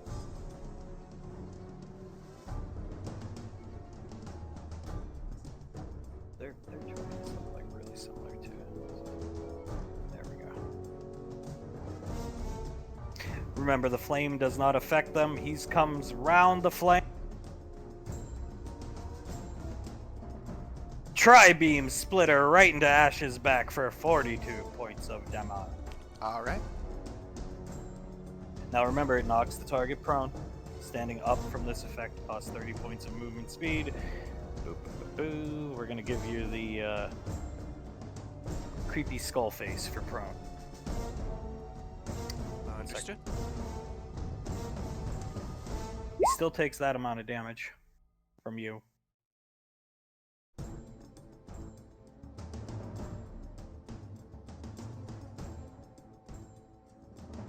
Look at something really quick.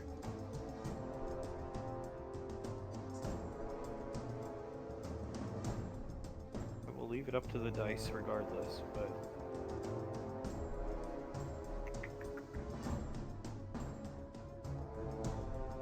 Sasha's going. Actually, no. She's gonna go over the radio. Julius, are you going for the incinerator guy or? I was planning on going for this guy, and I got him. The incinerator guy.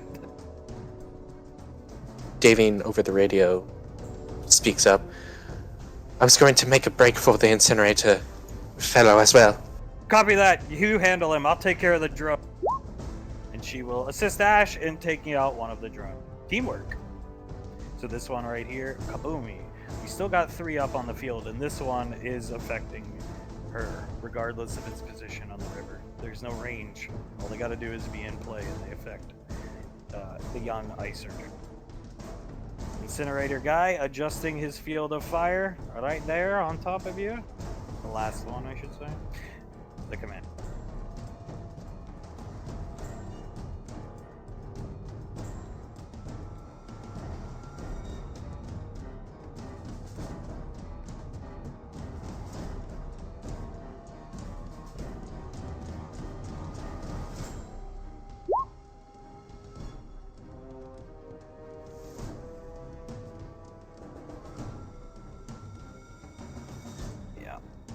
That's fitting for him, honestly.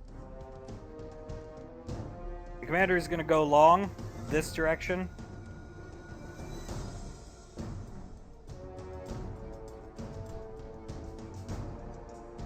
Davine sees him gesturing at Davine. Take her down! He's still pointing at Davine. But as he's pointing at Davine with his rifle in the other hand, hitting Ash for 60 points of damage on the flank. Banksy's shields. That will conclude his turn. Ashes, so you're like on the ground, boom! You get hit in the side with the plasma rifle. Davine and Julius are up. Davine.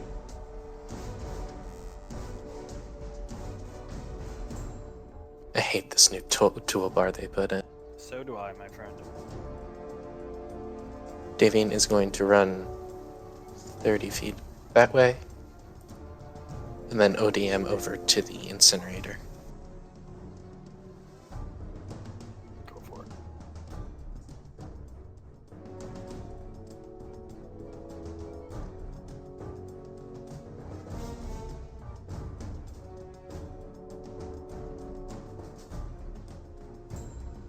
You can flavor as he hits up. See that hits, so say goodbye to Flame.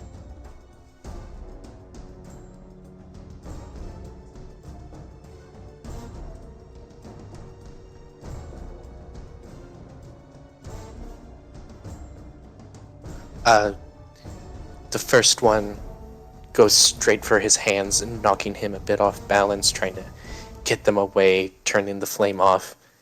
The next few are a couple of feints into a final one that is a stab going for the gut, trying to get under the armor a bit. All right.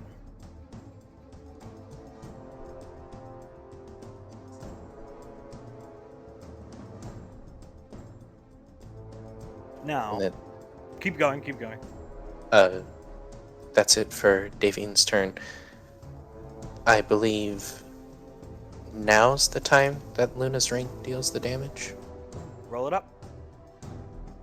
So 31 damage on this guy. Covering his fucking head. The damage coming from the sky. Doesn't understand how magic's going off. It's not coming from her. Creating confusion among the rank. Julius will then spend 5 key points to heal up to full. Go up to this guy. And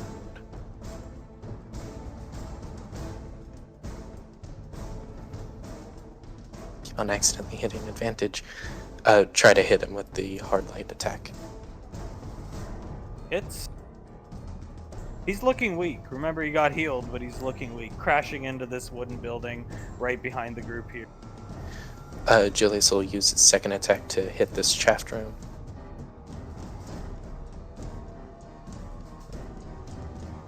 Bye-bye. And then his last 3 attacks on this guy.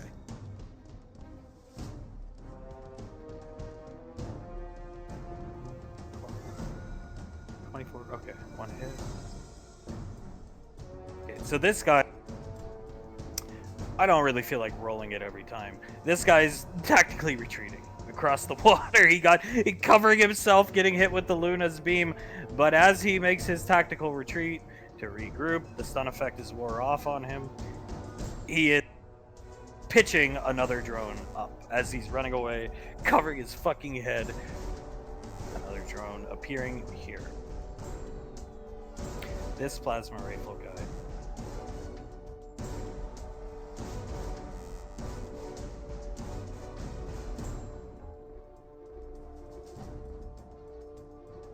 I'm gonna go for the flankard.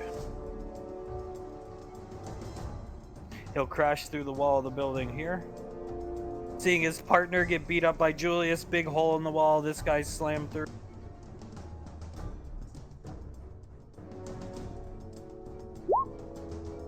Hitting Julius for 43 points of damage with his plasma ring. The last plasma guy, who does not realize Hunk's coming up behind him. Yet.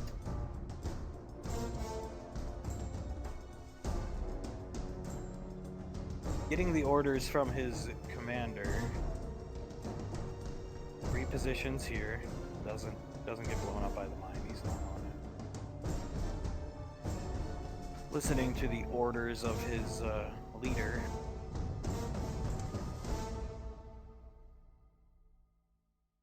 Ha! I don't know what Davine's doing to the incinerator dude, but Davine sees a glob of plasma sail almost right past her chest. He misses from all the way back here. This guy here. Now there is, of course, the incinerator guy. On his next turn, Davine has taken out the flame. So the flame's off the board. You don't gotta worry about readjusting position and blah blah blah anymore. Okay. Davine's hits on this guy up here has made him drop the incinerator. So that weapon's taken off the board unless he'd like to spend a whole turn picking it up, which there's no time to do that.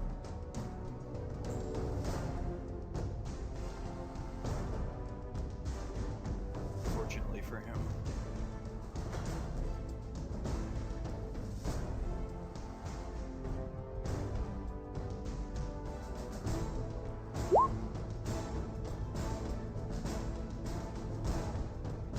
This drone's here is out of play, Ash.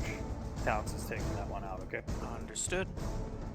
Now, Hunk has followed this guy. Instead of shooting him with Davine,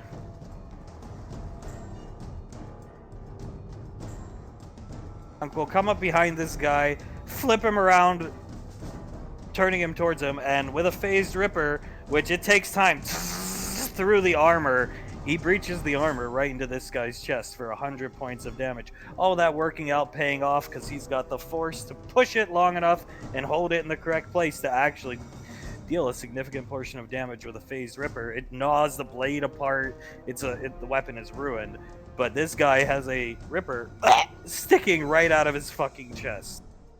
All right, so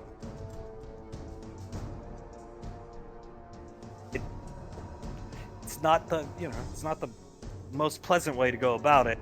You feel a very sharp pain in your neck, Ash, coming from Banksy, who's grabbing you by the back of the armor and trying to help you up, negating the effects of you being prone. And he is going to, as one collective unit, move you guys to this direction. If the goal is to get across the bridge, and that's Sasha's orders, and that's the plan, he's going to move you guys across the bridge. Understood. And you are up once you give yourself the healing. All right. It's 44. Gotcha. That changes plan slightly, but that's fine. Do I still have line of sight on him because the guy shot through the building? You have line of sight on him and him. And I'm going to tell you right now, this guy's going to get healed by the medic. So it shouldn't change whatever you want to do. I'm just trying to keep the turn order moving. So Understood. a med shot to this guy. Understood. That's a bad roll. Ash will look out. Take a shot. Let me look.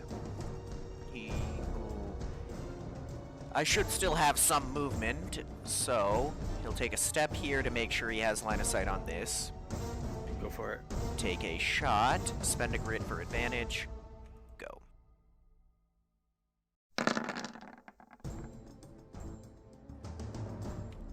Alright. Yep. And then look at the only other one on the field. Take a shot. This one back here, or the one up there? Oh, the one up there. I, for some reason, didn't even notice that one. The one up. Yep. The one up here, because he does not have a shot on this one. Oh, it's over the building. These things okay. fly. You can have whichever one you want. Alright, well, he missed that one. He'll turn towards this one, move back behind the barriers, point that one out to the people around him, and then to the one back here. He will, one more grit for advantage, take the shot.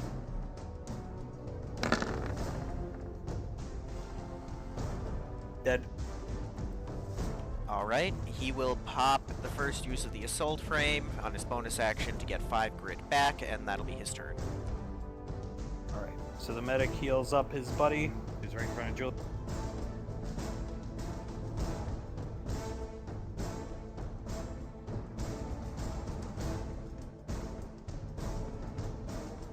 He gets the med shot, and he's gonna spend his movement speed to book it away from Julius, leaving his partner here. That's just the way it goes sometimes. But as he does, they're sticking to their plan. They're not, unlike maybe some enemies you've fought in the past, with the lesser ranks of the cult who crumble when things don't go their way in the beginning. Sticking to their plan and keeping Icy off the board as much as possible. Another drone goes out as he retreats from Julius. Now.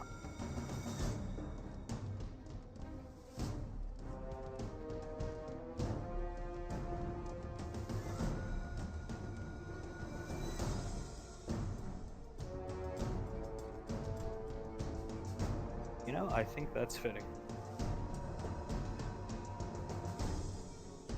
Teamwork usually makes the dream work. Doesn't hit Davine. Davine, right behind this guy, Davine sees a concussive round going off, knocking this incinerator guy, boom, sad face him, prone on his face, well, his side, which then results in the face because gravity and the heavy armor lying prone right in front of Davine. This guy right up here.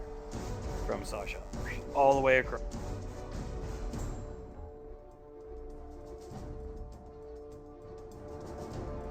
He's prone, so he's got to spend his turn getting up. That means Davine and Julius are next.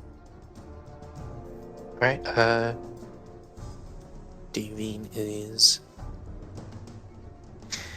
going to continue attacking the incinerator.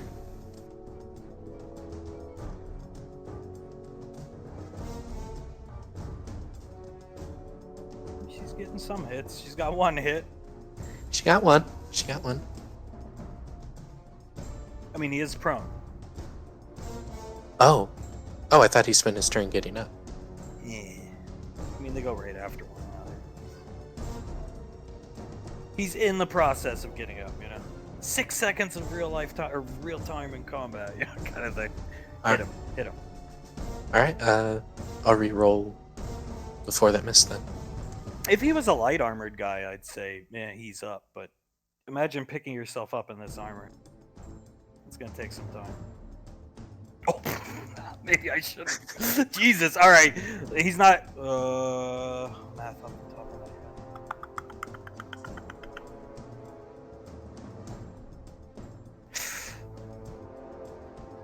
He's not dead, but she should flavor them up. As this guy is in the process of getting up, she, as has been so perfectly described as by everyone in the squad, raises her arms up and yeah. I ride on his back. So, leading up to her next turn, he's gonna take all these hits. Davine sees he's like wobbly, and he's reaching for his holster for a plasma, what looks like a plasma pistol, and he's like drawing it, trying to draw it out as he's taking the hits to fight back, but that'll have to wait for his next turn, unfortunately. Julius is up. Julius is going to spend his last 2 key points, heal 30. Bonus action, Undying Rage for all his key points back.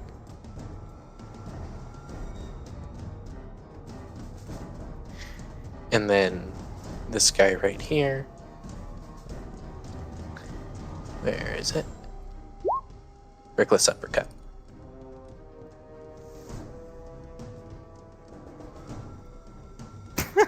Like, oh, kind of like a cartoon.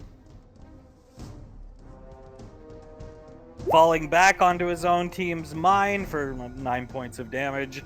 The talent, looks over his shoulder and sees this guy blowing up. It's like holding Icy basically in his arms, keeping her standing. He falls onto his own mine. He is then going to get in front. Yeah, he'll get in front of Ash. And I believe the Reckless Uppercut takes his entire turn. Yep. So he's got a fucking ripper hanging out of his chest, but again, they're combat veterans. They do not fold just because certain things don't go their way. So Ash, you see another one of these fucking mines deploy. Bloody hell. And it is coming in your direction. Slowly, but it's through the water. Which means we return to the top of the turn order.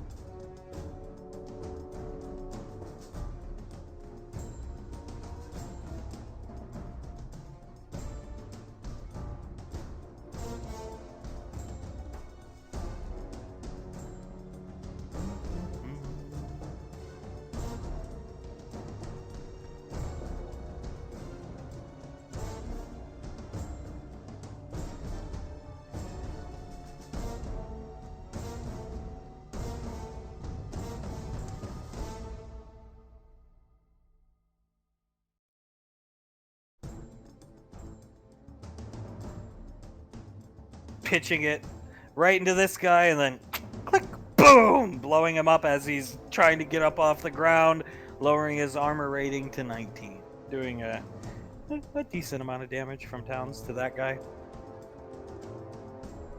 I'd say so.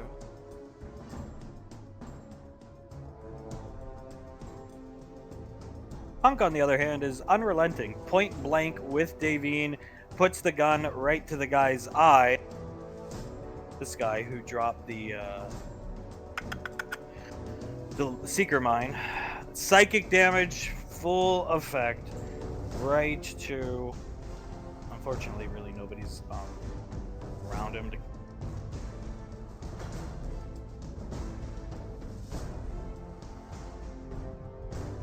capitalize on it yet, but he's got this out.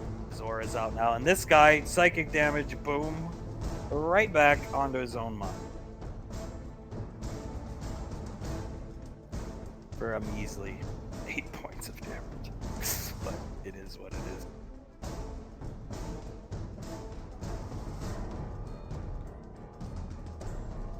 It is what it is.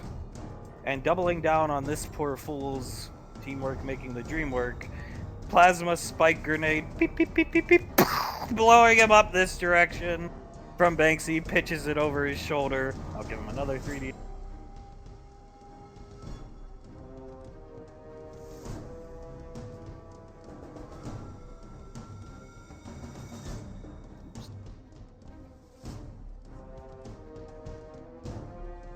Lowering his armor rating even more. Banksy will, as long as you still want to move with him, it's up to you what you want to do. He is following Sasha's orders, and so will they. If you want to move, just say so. Ash will hold where he is for now. Okay, they're going to advance forward together. And Ash is up, so the medic's going to heal somebody on this side of the river, so I'll tell you when you're... Understood. First things first, I don't like Roller Mine, so, yeah. Spend a grid for advantage.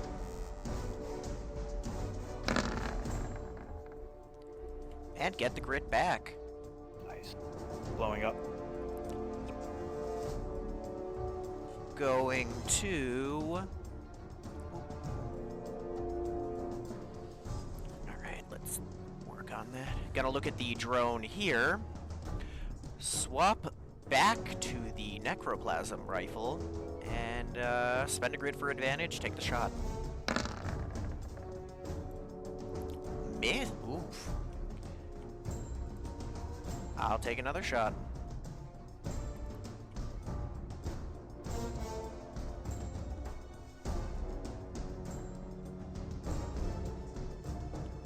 It should roll any second now. I'll click it again.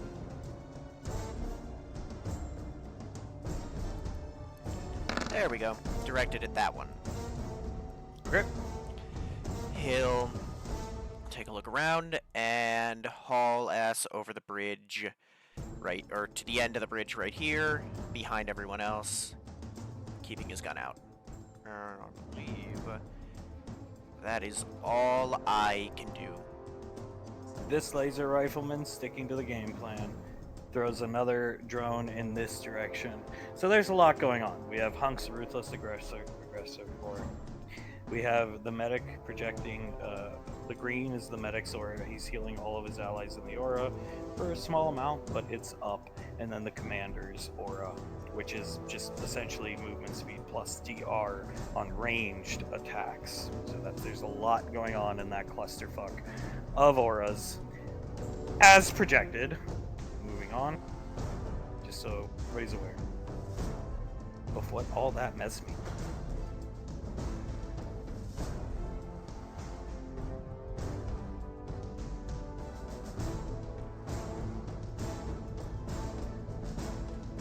Ooh, I forgot to hit my bleed on that guy here. Good. I'll hit it right now.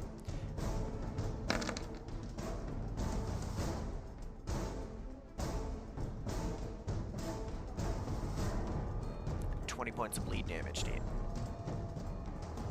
You see her loading the same enchanted type of rounds. She chambers as you're moving up. You see her doing it, chambering it into her intervention, hitting this guy with a tracking round who has had a very, very, very bad day. Priming him up for Julius things, as she likes to put it. So, some interesting stuff happening up here. I'm going to skip the commander's turn for now and go to Davine. Then I'll show you what the commander's going to do. Then we'll go to Julius. This guy is whipping a plasma pistol out, as I was describing earlier. All Davine has to do is give me a dex check of 15 or higher, and she can whip it out of his hands before he can even draw it, and she will finish it, assuming she hits at least 2 attacks. Oh, Damn. Oof. You're not going down without a fight.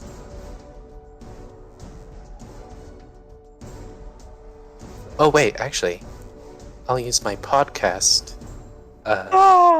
thing to add 4 to that save. All right, so he was whipping it out. With 4, it's easily passed, and take her turn, then I'll do the command. All right.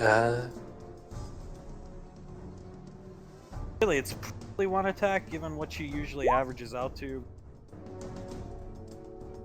Yeah. Save, if you want to. Save the 3rd. The 26 is gonna kill him. So take it away. She knocks the gun out of his hand, and I imagine through the attacking of the back, she managed to open up just the smallest gap that she can step forward, reverse grip the sword, and stab through the armor through the front. Dead. If she wants to finish the rest of her turn, just let her wait till after the commander goes, so she can see everything that's happening.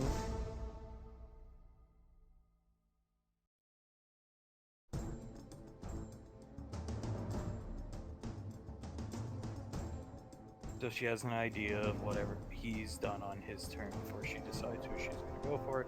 Yada, yada, yada, yada, yada.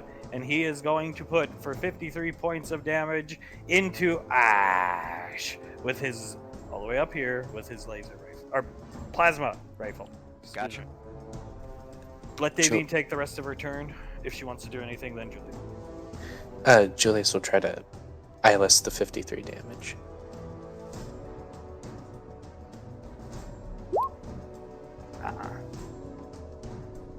You good, my friend?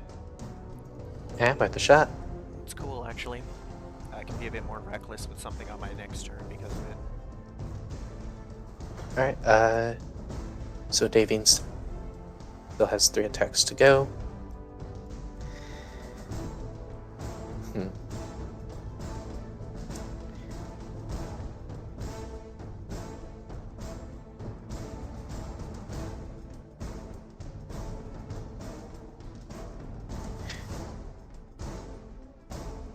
Davine is going to use her gear to shoot over to that chaff drone.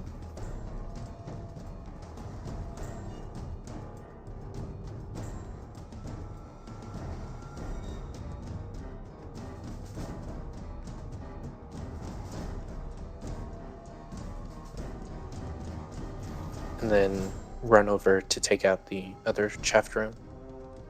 Swing away.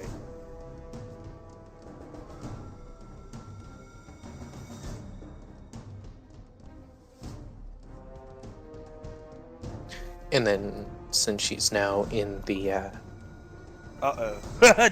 Daddy's order! she is going to make one more attempt to take out that drone.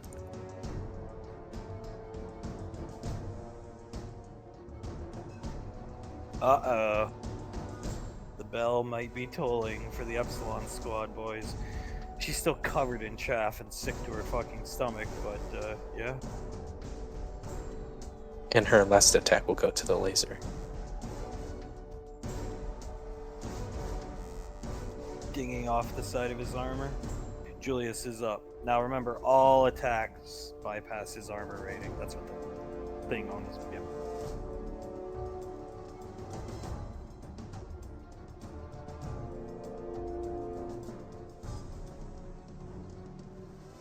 Take it away. He steps on one of his knees, bending it backwards into a flat palm, push forward on the chest, pushing him forward. Julius, with increased speed, goes around, kicks his back so he falls the other way, and then just 2 more hits to the back of the head. Thud, body hitting the ground. Now, the final laser rifleman. Well, finish your turn, and then you know what they're doing. They're sticking to the plan. So another chaff drone's going out. Julius will make his way into the aura against this guy. All right, roll it up. Oh no, that's his turn. Okay. This guy here, they are trying everything they can to keep her locked down because they're not dumb. So another chaff drone goes up. This plasma rifle guy who's been having a very bad day. Hunk walks up. Davey and Julius both getting to see Dad.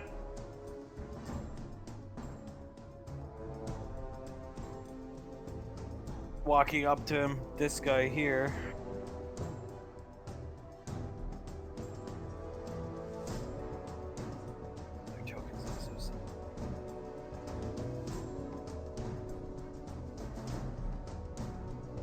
I like to imagine he raises his rifle to try and shoot at Davine, and Hunk kicks it out of his hand. That will mark him as down to his secondary. He's on his back. Plasma rifle got kicked into the water. Back to the top of the turn.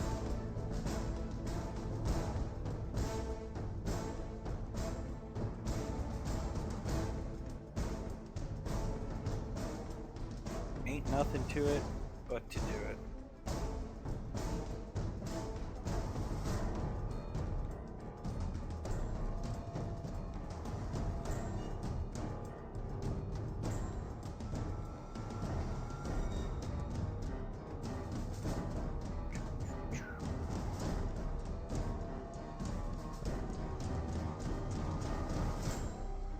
Some healing from towns to the park.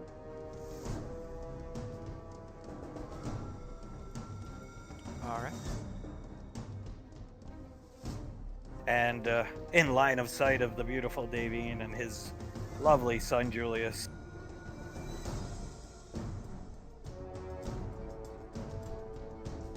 Point blank right to the guy's head that he just kicked the plasma rifle into the water, and the guy's body goes limp as he is dead. If you wish to move with Banksy, he's going to move across the river, delivering the package, but you can do as you please, Ash. Your turn. He'll hold for now. Move here to get a good shot at the dude he's been chasing for a while.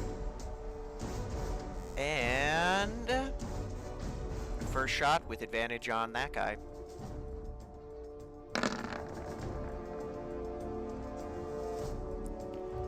Take a second shot, another grit.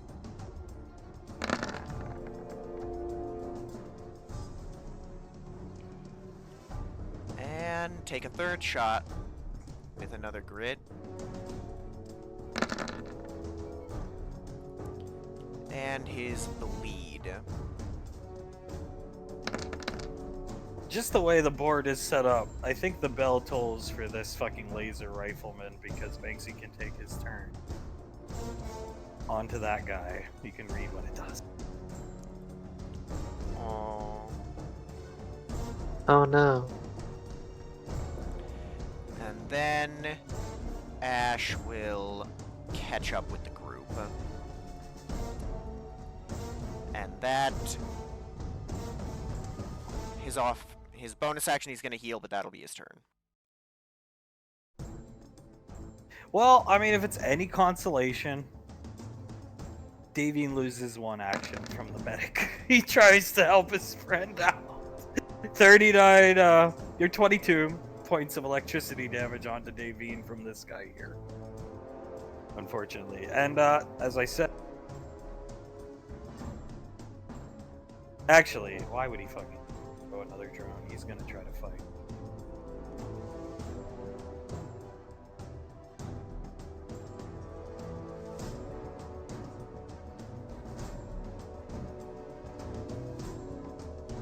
34 points of damage onto Davine from this guy here, whom I believe the bell does toll for.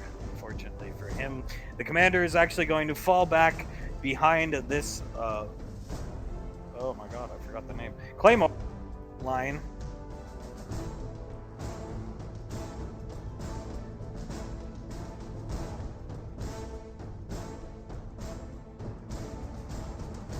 He will hit Julius.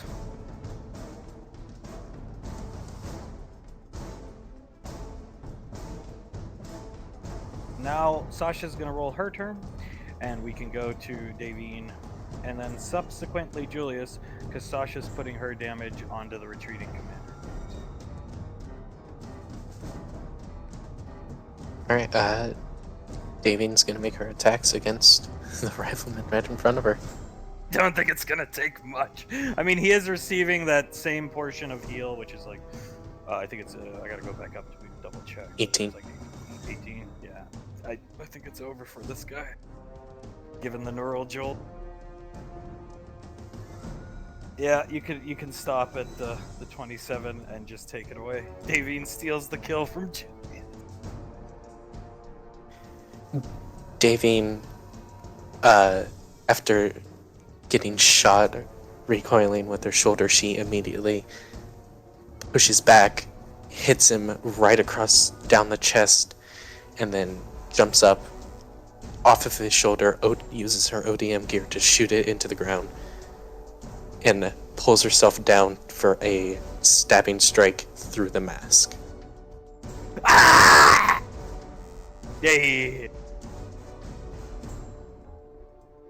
They are down to 3. And 1 drone still up. And I believe that's Davine's turn because she lost an action. Julius is going to fly right up to this guy. The other half drone deployer.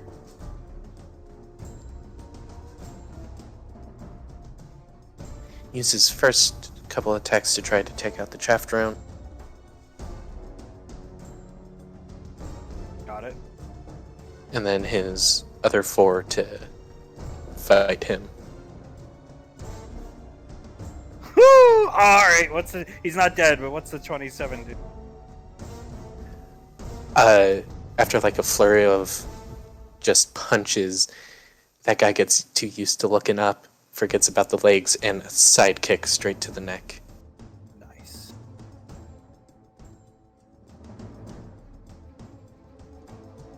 I will give it to you. All Julius has to do to prevent this, Julius sees him going out for reaching for another one of the balls, chaff drones. All you got to do to knock it out of his hand before he deploys it is a dex of 15 or higher.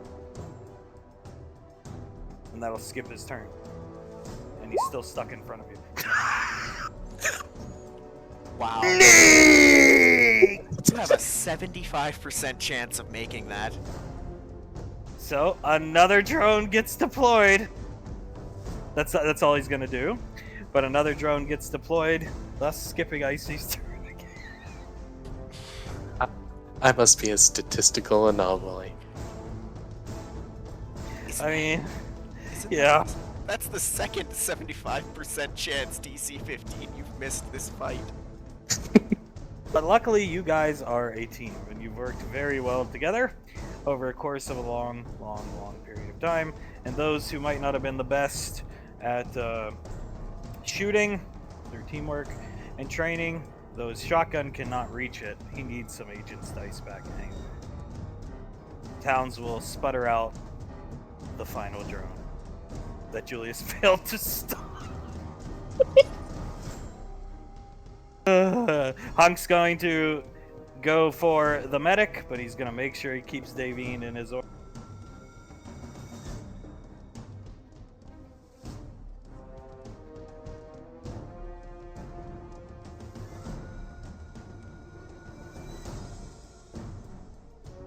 And he will shoulder check medic prone.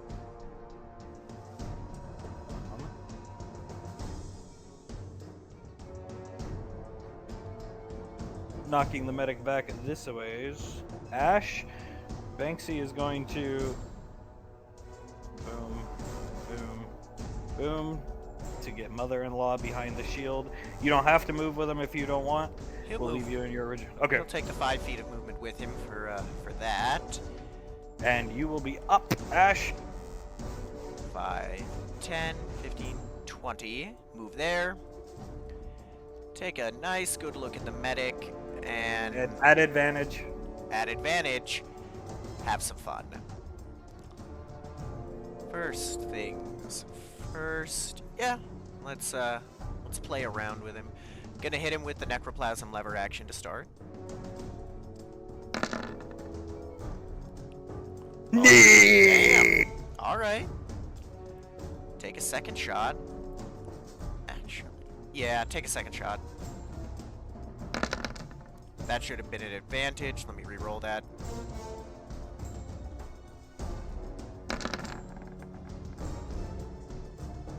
Banksy's action is done. Used to heal Davy. Med pack into her arm. Swap to the plasma carbine for the last shot. And, he will... No, he'll just take a normal shot with it.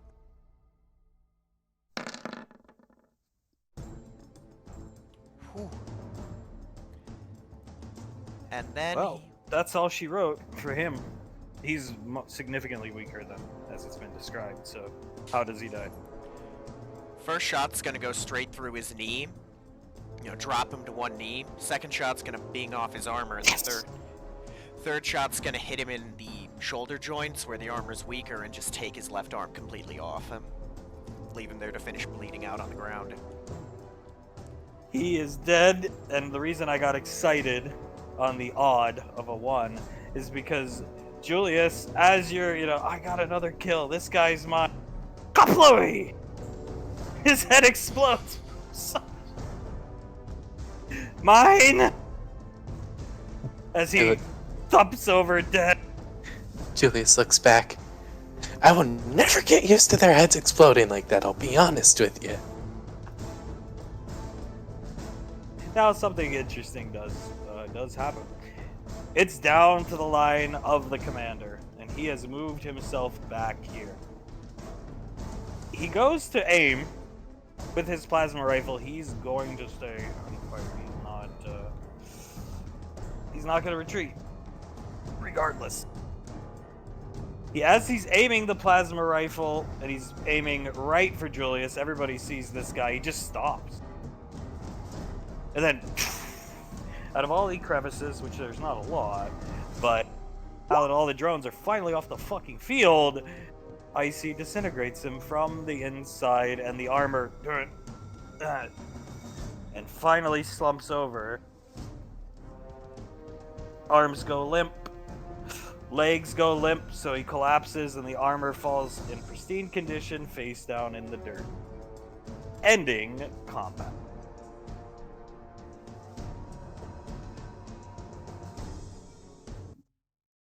Get rid of that aura. And he, the commander's life, finally comes to an end. Dead.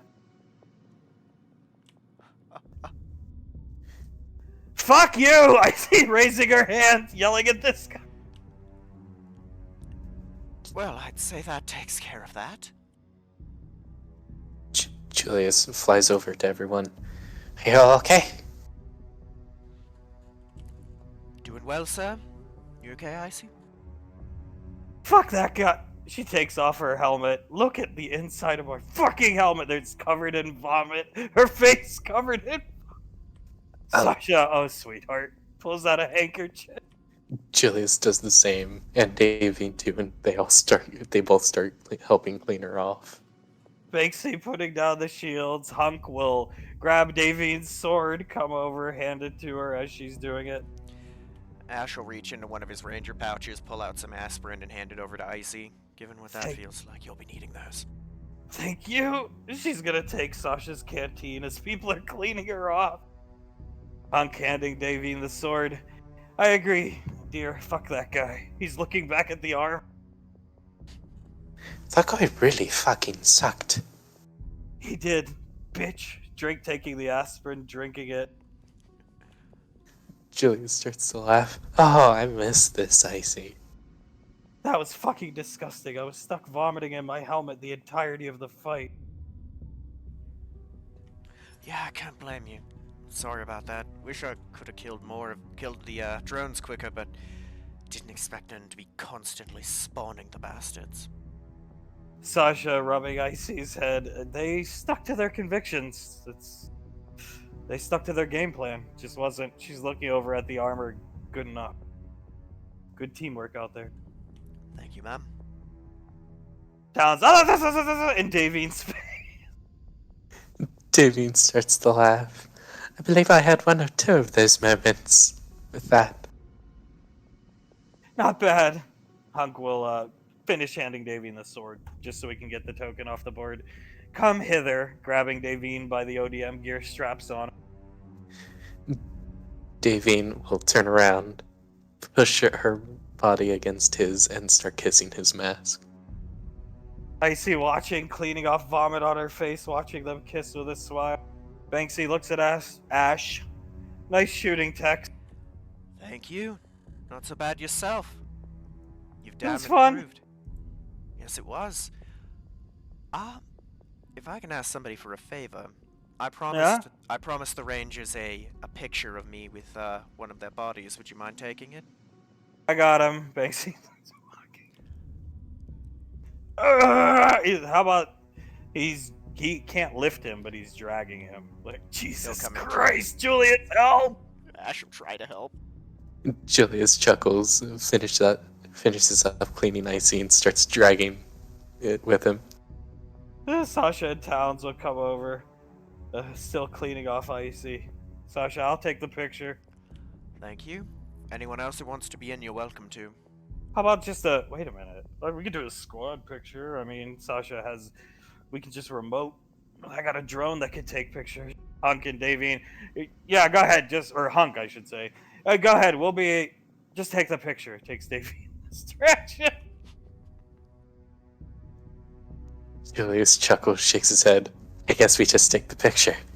Sounds good. Icy will stand in front. Ash behind with his head on his helmet. Like a big game kill. Towns will kneel down in front of Julia. Sasha will, would you come the fuck off? Julius. Mom, Dad. Sorry, yep. Squad team picture, good teamwork out there. He squeezes Davine's ass cheek. Let's go and get this over with. Davine does the same to him. She squeezes his ass cheek and smacks it to... I'll carry you, yeah? Oh, yes, please. Hunk will stand here. You can still see the body. Sasha will come back here, throw out the drone. He's holding Davine in his arms. Drone flashes a picture, and as the flash goes off, know they around here somewhere. Hey, Krellin. Samuel beeping at Davine.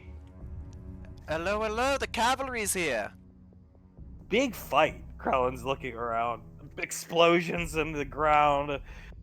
Buildings on fire. Davy nods, hops out of Hunk's arms, looks up at Krellin. Were you successful in your mission? Krellin nods his head, Samuel beeping. Samuel say, call Pequod. Time to go. Davy nods, turns around to Julius, who starts pulling her up on the wrist computer. As Davy looks up at Krellin, steps forward, and gives him a hug. He hugs Davine back, rubbing her back. Win fight. Look up at mountain. He points, and everybody looking up can see it's an alien device. Looks like a turret. Pointed up at the top of the mountain, which was not there earlier when you flew it. Composer. Composer? Mission complete. Samuel beeps. Samuel say bomb defused too. Oh, thank God. She lets go of the hug, walks over to Samuel, and also gives him a hug, and tells him, in ancient Elvish, "You did very good, Samuel. I'm proud of you." He bows his head respectfully as Julius called for Pequod, and I'm already ahead of you. I've been stressfully watching the combat footage from back on the ship, and you see the Nova cresting the tree line here. Julius chuckles. Yeah, that's pretty cool, right? I got like 2 kills stolen from me. Sasha, my pleasure, Julius. Julius chuckles. Ah, no, that one was pretty cool. It was her that stole the kill that I really wanted. Hug, are you done hugging them, dear? Get over here. Davy giggles, lets go of the hug, and jumps back into his arms. If it's The any, Nova.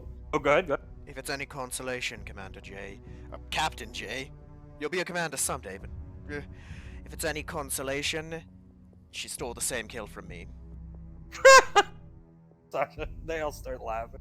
Icy's still wiping vomit off. Julius chuckles. Yeah, I suppose that's true. And we got Lorelei her armor. Icy spits on it. A whole lot of it. I see here. Take my handkerchief as well. You'll need Thank it. you. She starts wiping her. It's all down her neck and her hair. Banksy, you're gonna get a shower when we get home. Yeah. Yeah, take my canteen too. Rinse as much off as you can. That's not fun. She begins doing so as the Nova comes in. Samuel will look around, start scanning around, picking up weapons and stuff like that. He'll stay here, collect their weapons, while the rest of you go on with Krellin and to the mountaintop. And you do so. You board the Nova and find yourself up here, because Samuel was there listening to Lorelei's orders. So, and Krellin relayed them to him. So, you find your way at the top of the mountain. The Spartan squad's here. No resistance. It was just the Epsilon squad guys left. You guys see Blaze holding the cubes, prepping them, and Krellin's moved ahead. Krellin's the only one that knows how to interface with this weird-looking device. And here you are. You got your Ranger armor off. You've taken most people have their armor off a little more casual. And Suletta's just arms crossed, staring at the gigantic alien machine. Julius will take his mask off and head over to the edge and start looking across it as Davine looks over at Hunk. Carry me over to Letty, please. As you wish. He'll carry Davine up. Suletta turns around. Boy, you just had all the fun, didn't you? We could hear the damn fighting from up here. Davine chuckles. Oh, it was a blast. You should have seen it. I actually would have loved if you were there with us. I would have preferred to be there, but I'm defused. Ah, yes. That is what you get for being the smarter of the two of us. Blaze did all the work. She chuckles. Yes. Looks over at the alien device. Has he given you any updates yet? All he has to do is, she turns around to look at everybody, all he has to do is prep it for its final firing sequence and then load those cubes into it. So he claims. It should be done. Suletta typing on her wrist computer. We have a UAV drones in the Leo 1 system, so we should know the results. If you pull up on her wrist computer, you see the black hole just swirling there.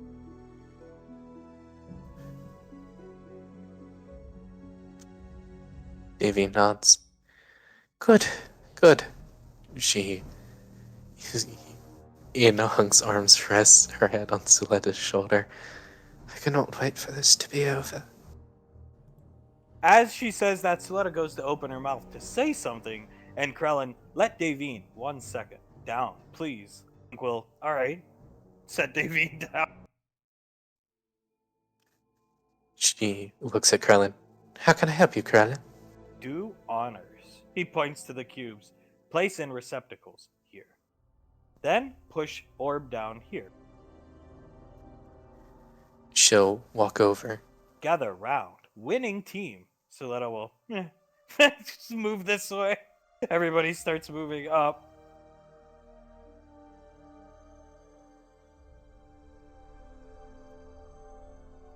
One at a time.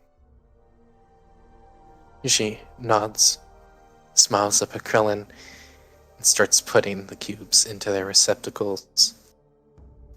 They sink in, and they actually melt as Davine puts each one in. She's slowly putting them in one at a time, Krellin. This orb, see? He puts his hand on it, and you can see it matches his hand perfectly. Push down.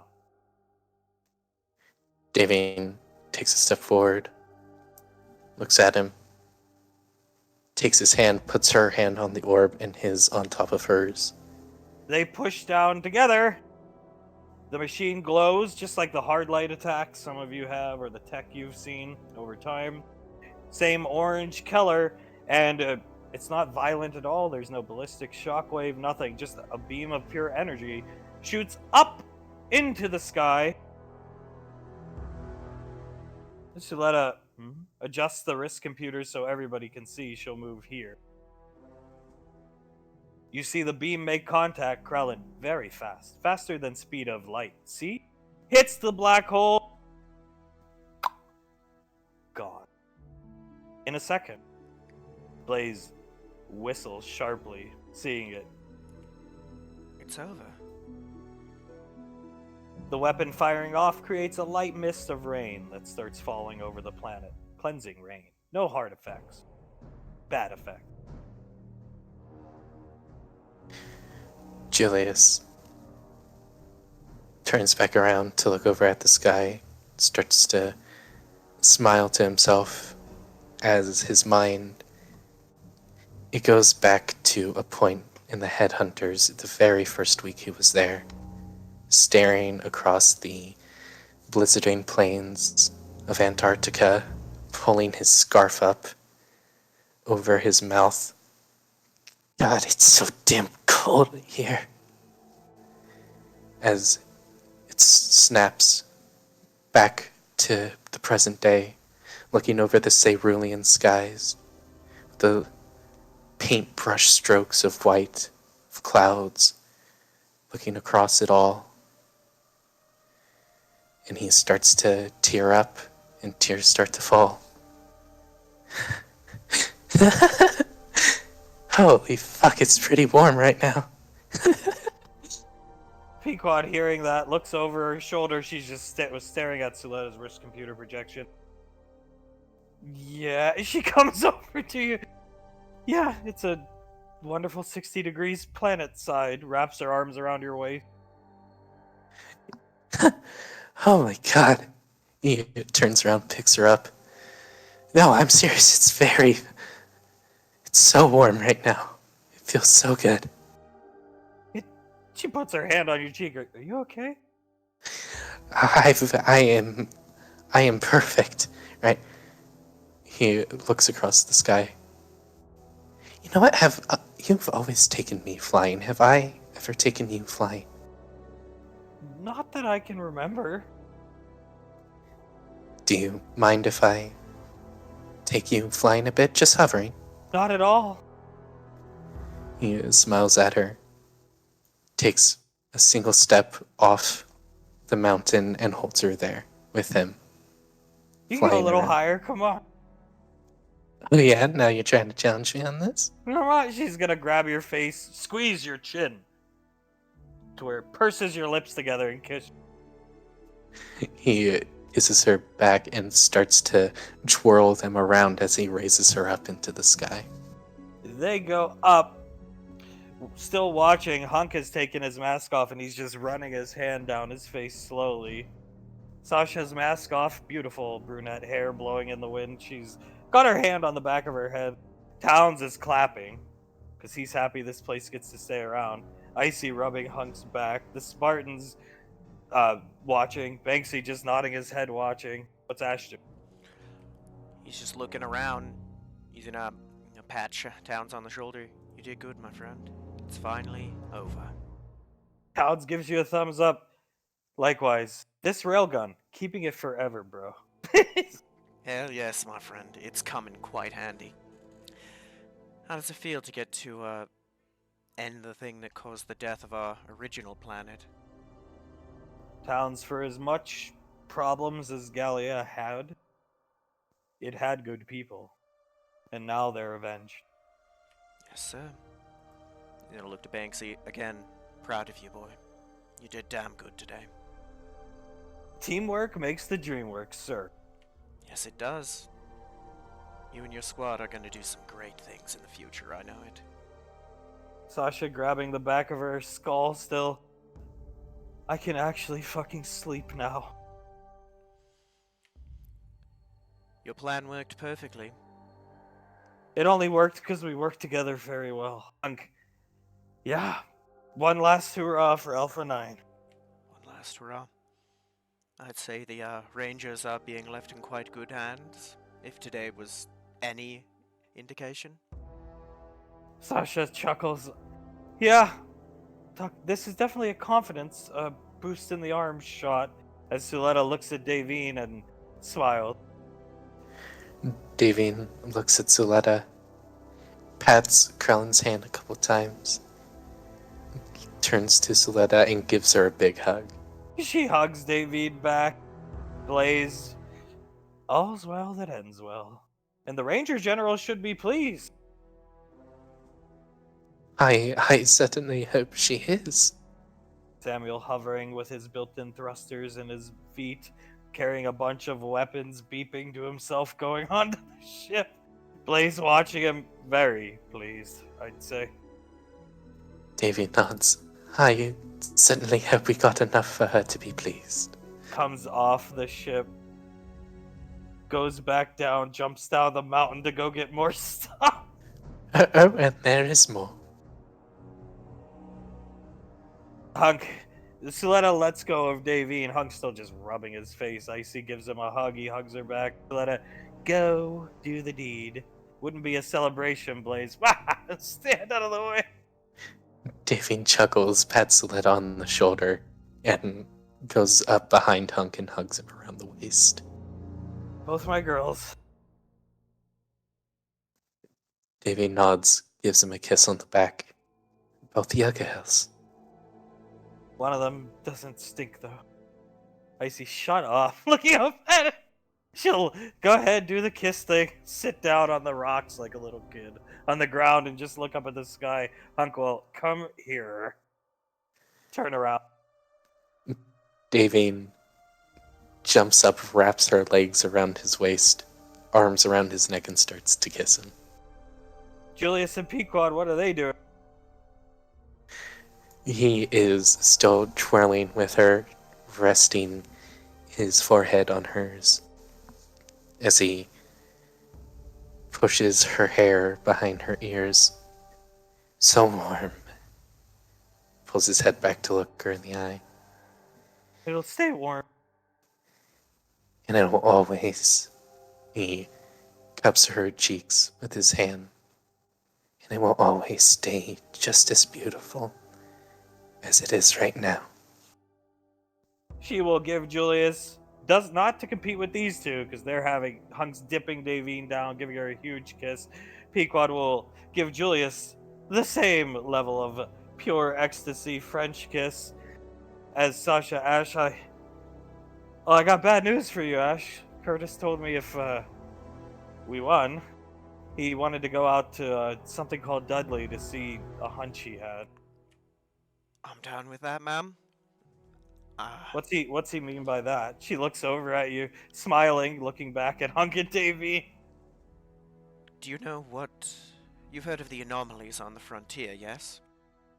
Oh, right, yeah. We have a thought that they may have been caused by that, so if it's destroyed, well, the frontier might have just become a far safer place. We'll be gone, I assure you, Ash. He nods his head respectfully at you. Big smile on his face. I hope to the gods you're right. Here, Sasha. He's gonna reach into his pouch and pull out the 6 hard light ammo that he has and hand them to her. They're nothing but trinkets now, so, whenever you want to, give them out to the rest of the squad. Aye? Duly noted. Thank you, Ranger. She'll take them. They'll finally have a public display of affection where she'll, hey! Whip Towns over by the back of his head. The, like, camo mesh on the back of his, armor and pull off his helmet and kiss him. Romance. Just watch. Banksy will come over and do the same to Icy, and the big kisses are interrupted by what sounds like frustrated, disgruntled beeping. Samuel coming up here, lifting, struggling. You hear the sound of metal scraping against the rock. Pequod, what the fuck is the... Oh. Looking down. Julius turns around, looks at him. Maybe I should have helped him. Samuel say, need help. Many sets of armor. Alright. I guess I'll help him out. Banksy, you're helping too. Yeah, he'll set Icy down. Hunk will keep the kiss on Davine, finally let go. He's cross-eyed. Let's get back on the ship and help our boy out there. He's part of the... He points at a team as he's struggling to drag the armor up the loading. Davy nods. Yes, we shall. The squad, you'll go back down. You have the Spartans to help you out. Does not take long. On your way back, Lorelai said just go to the apartment. No need to report to JSOC, though she's not here yet. Ash is in the armory with Blaze. You just find yourself, not depressed or anything like that, doing one final look around the armory with Blaze. The rain falls. Most of them are in here. In the gym together is Sasha and Towns. Got Laz. Sasha's holding Laz up. Big smile on her face. Samuel in the kitchen. Yada, yada, yada. Icy has gotten her shower and is eating eating a sandwich Hunk made her.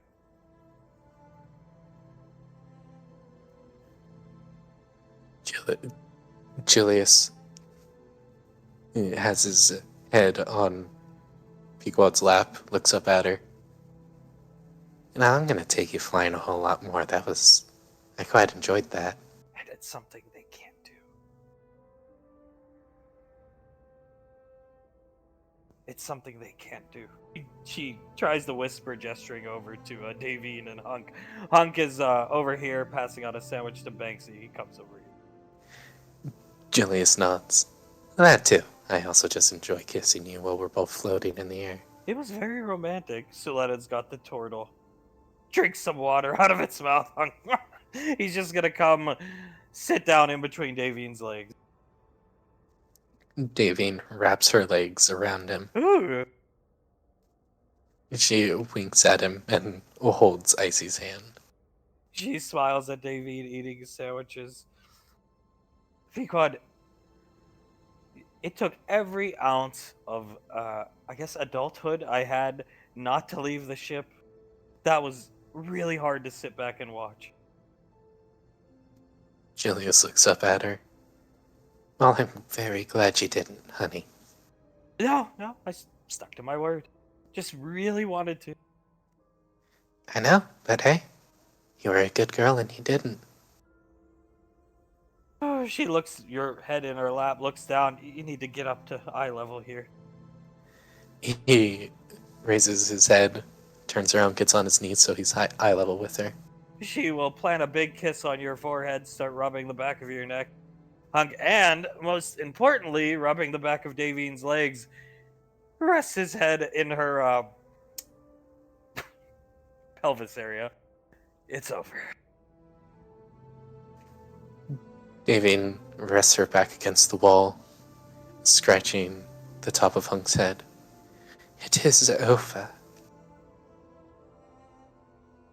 Suletta, about bloody time.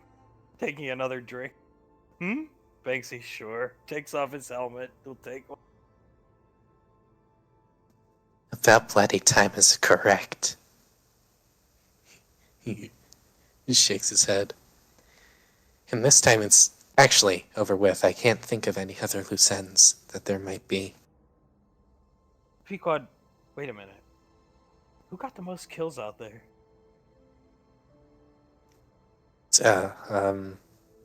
I wasn't really keeping track. Mom? She looks over at Davine. Hunk, I got one. I got one. I got one. I was useless 99% of the time. Laughing. Davine tightens the grip, not to hurt her, but tightens the grip on Icy's hand and rubs her knuckles. Let's see here. 1, 2, 3, I either got 3 or 4. Mom wins. Julius nods. Yeah, Mom wins. Pequod, it was so fast. You guys worked so well as a team. Everybody. It was like, man, that one guy got dicked on. I see which one. I missed like everything. Pequod, the guy in the back, and you threw your Bangalores at him. That guy got dicked on. She starts laughing, rubbing the back of Julius's neck. Davian laughs. Well, the incinerators needed to go very quickly, and what's quicker than 4 thunder spears to the chest? Dicked on with a capital fucking D. I saw it out of the corner of my eye. Julius laughs. I'm pretty sure I saw one of the cultists piss themselves when they saw that explosion. Bitches. Still rubbing the back of her legs. Now we can finally relax and move the fuck on. Julius nods. Yeah, fucking finally. Pequod, thank God. We'll rest her chin on Julius's head. He rests his head on the area between her collarbones. Yeah, thank God. The gym door opening, you hear Lorelei. What a beautiful child. She's holding Laz in her arms, sticks her head into the door. Rain falls. Davian looks up at Lorelei. Julius sits up. Yes, ma'am. She looks over all the rainfalls, just gives us a wink with her left eye. Big smile on her face. Julius smiles back and gives her a wink, too. I'll see you next Monday. Hmm? And the door closes. Hunk, another week off. Look at that. Well, you know what? We deserve it this time. I'd say so, son. Pequod, you're goddamn right. Squeezing Julius's hair. Julius wraps his arms around her and puts his head back where it was. Now, down in the armory, Ash, Blaze, you're together. Blaze has helped Ash pack his bags, all the weapons that are his, and Blaze is gesturing up to the shotgun, which has no more void energies attached to it. Well, isn't that something? Colonel's hunch is right, perhaps? I really hope so, because the amount of lives that'll be saved in the long run, just from that passively, it's incredible if that's the case. Blaze with some duffel bags of your stuff. He's looking this direction. He caught a sight of Lorelei. I suppose this is farewell, sire. He's gonna look. I suppose it is. I know things. Shatter. He hands you Shatter. Shatter. Thank you. He'll string it over his shoulder. This is yours. He hands you back the dart gun from the headhunter days. He'll holster that. And you have Valor, of course. And Ravage. And Ravage, yes. He'll pick them up and put them in their respective holsters. Lorelei coming into the armory. A chariot. Turns around and salutes. Ma'am? She salutes back. Excellent work out there. Puts her finger up, waves it around. Anything besides the ODM gear and Davian's torpedoes, thunder spears. You may keep one weapon that isn't from the forge. I'd say you've earned it. Thank you, ma'am. Of course, not any weapon that belongs to your squad members, but you've amassed so many excellent weapons. Take your pick. She'll cross her arm. Thank you. He's gonna look around before walking over and picking up the necroplasm rifle. I think I'll take this one, ma'am. Good choice. Blaze will hand it to you. Thank you. That one, in a lot of ways, is a culmination of many things in my career. Holstering the weapons, Blaze will put his hand out. Thank you for your assistance out there. Thank you, Blaze. And I know it's awkward, so you don't have to, but you're welcome to call anytime, and it'd be a pleasure to catch up from time to time. He nods his head with a smile, will step out of the way. Lorelei looks over his shoulder. Colonel Curtis needs you. He's on a hunch. He apparently seems to... Is the void energy gone? Points at the... Yes, it is. Then Vanished. are you sure? She's gonna come up. Oh, don't want to disturb this. She'll gently move it out of the way. He'll pull the shotgun down and hand it to her. Perhaps the colonel is right. She cocks the lever. That would be a unforeseen blessing of the mission, wouldn't it? Indeed. Now time come round for your final goodbyes to your squad. Let's go. Yes, ma'am. She'll lead you out this ways. Ba-ba-ba-ba-ba-ba. Walking by Sasha and Towns, saying something to them. Hunkhead still in Davine's lap. Pequod, you guys didn't even notice them walk by. Pequod's still squeezing Julius's hand. Julius has definitely tightened his grip around Pequod.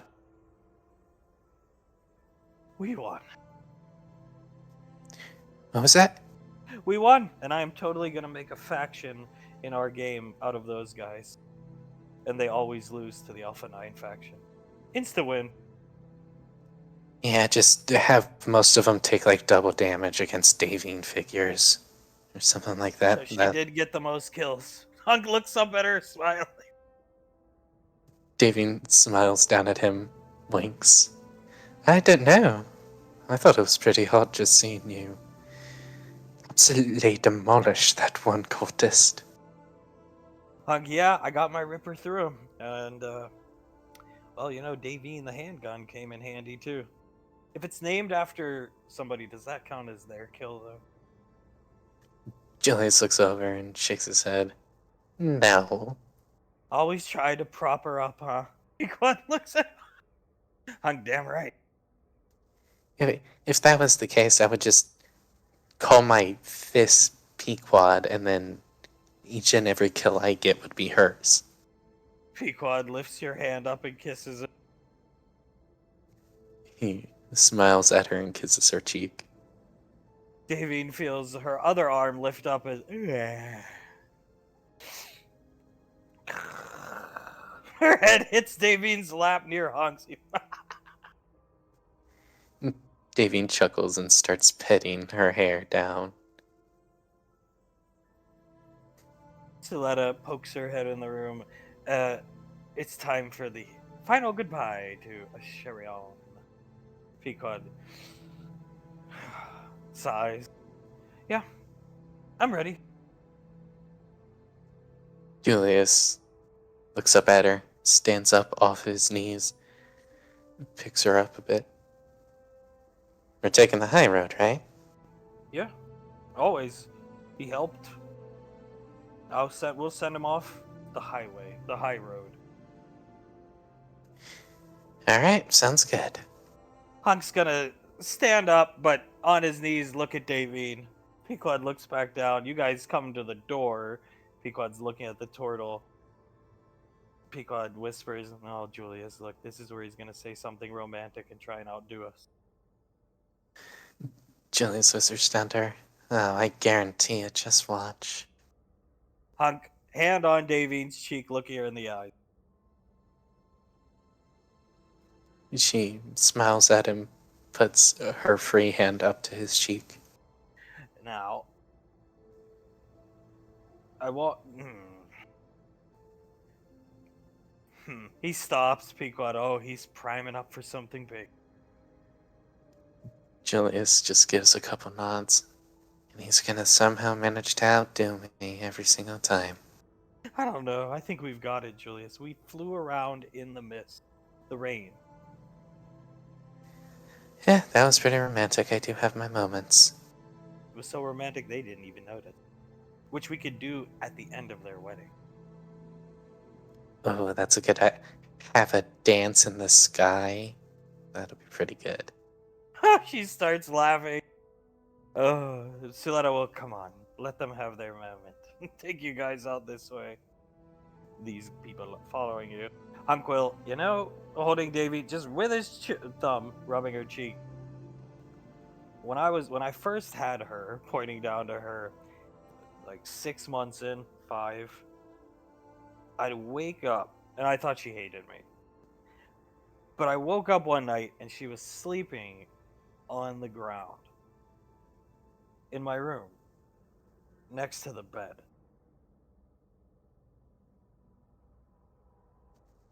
Damien looks down at her. I thought she hated me because all we did was fight.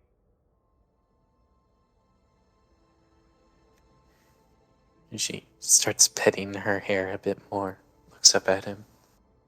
And then she'd do this every once in a while, and I'd never bring it up. He points at Davine because I didn't want to make her feel awkward about it. But as time progressed, one night I finally caught her sneaky little ass. He points down at her, caught her coming in with her little blanket and her pillow, grabbed her arm, said, "What are you doing?" She was shocked. Looked like she peed her pants. She said she just wanted to be near Dad. That's where I knew I was a pretty lucky guy. You gotta protect what you have. And I told her, just jump in bed. Sleep on the other side of the bed. You're not gonna sleep on the cold ship floor, which is very cold. Long story short, she's the princess, you're the queen. If you wouldn't mind, I'd like the princess and the queen to stay here, and I will go see Ash off. I don't want you two around him, as we've discussed. Unless you want to come out, it's up to you. But I want her to stay here, and I'm not going to wake her up. Damien smiles at him, leans forward. The queen will follow the suggestion of the king with no issue. He will And- kiss her lightly on the nose, keep going. And I don't want to wake her up either. She did very good today. Sleeping, vomiting beauty, huh? He chuckled. Damien laughs. Yes, sleeping, vomiting beauty. I'll be right back. He'll kiss her lightly on the lips, go out this way as Lorelei has Ash here. She's just standing. Everybody makes their way out. Some other people will make their way out. And everybody finds themselves in somewhat of an awkward line. Ash up here, right there. Boom. He's got her. Suletta all the way down here with the fucking tortoise. General Lorelei puts her hands up. Excellent work, Alpha 9. And we'll leave because Ash knows where he has to go. She doesn't want to be here for the awkward goodbye. Other people start making their way out. I suppose this is goodbye, everyone. Pequod lifting her head when Ash talks. Salute me. Yes, ma'am. He'll salute her. She sharply salutes back. Thank you for your contributions out there, Trooper. And good luck in Ranger selection. I know you won't let us down. Not a chance that I will, ma'am. And thank you for everything. She makes Ash hold the salute for 15 seconds, and she's holding it too. Sharply lowers the salute and walks through the approaching other people and sits right down next to Davine. Leave some open space here. He's gonna hold it until he can't see her anymore before putting it down. Suletta will. I would say we had fun fighting the, I don't know, prototypes and the dragon, but we beat them so easily, it was quite boring. Yes, we did. But thank you for everything. I would never have had the balls to get into that mobile suit, and we probably wouldn't be here if it weren't for you. So thank you. She'll nod and put her hand out and shake your hand. Good luck in Ranger training. Thank you, ma'am. She'll nod and leave. Oh. Other people will approach. Banksy will give you a thumbs up. Good shooting, Tex. Likewise. He's gonna nod his head. He'll nod and leave. Going to the gym. Boom. Sasha will come up. Just do your best in training. All they're looking for is people who can think critically and solve problems. The physical aspect and the shooting we know you have down. Of course. I mean, you're gonna be in charge of the Rangers. I can't let you be stuck without me forever. She smiles, puts her hand out. He's gonna Thanks shake for the her help, hand. Ash. Even though sometimes it was pretty awkward. We got through it together. You're welcome. Thank you for everything. She'll nod and leave. Towns will come up with lads. Look at this kid. They make such good looking baby. You see him kind of have to take a moment to catch himself. Yes, they do. Thank you, Towns. He'll go for a fist bump, see his star side. See you, Starside. He will leave. They're in the stairway with the lovely baby Lazuli. Hunk will come up, put his hand out. Do everything you can for your wife and Integra.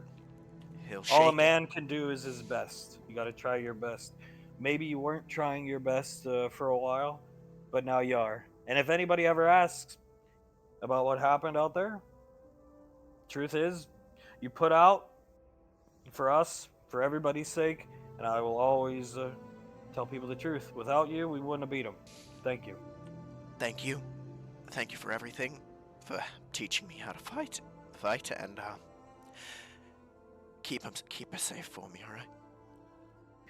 Will do. He'll slap you on the shoulder, go back to the gym. And now it's Julius. But before Julius could even say anything, I see you later, eh? I'll see you, Zap. Thank you for everything, old friend. No problem. I'm just glad the tall geese lived up to your expectations. And you know, I couldn't have done it without these two. Jennifer will smile and wave at you. Scar will. At least you kicked some fucking ass in that thing. Hell yes. And hopefully it never comes to me using it again, but I know if I have to, we'll do it again. Thank you, Scar, and thank you, Jennifer. Your We'll sister. always share a bond from hell on that Majestic. Fuck that Malcolm guy. Yes, we will. And Jennifer, wherever your sister is, she's proud of you. Right now. She smiles at you, will give you a nice little hug, and Zap will, well, I think it's done time for Julius to say his farewells. Come on, Scar and Jennifer. It's smoke talk time. And they all leave. Siletta laughing, watching Zap leave. Julius turns around, watching them leave. Turns back to face Ash. As Stands up. Julius is about to say that, he can't. He gets interrupted. The awkwardness abating, Ash. Frederick and Krellin come out right in front of Julius. Krellin, Fledwick. Hello, Sherian.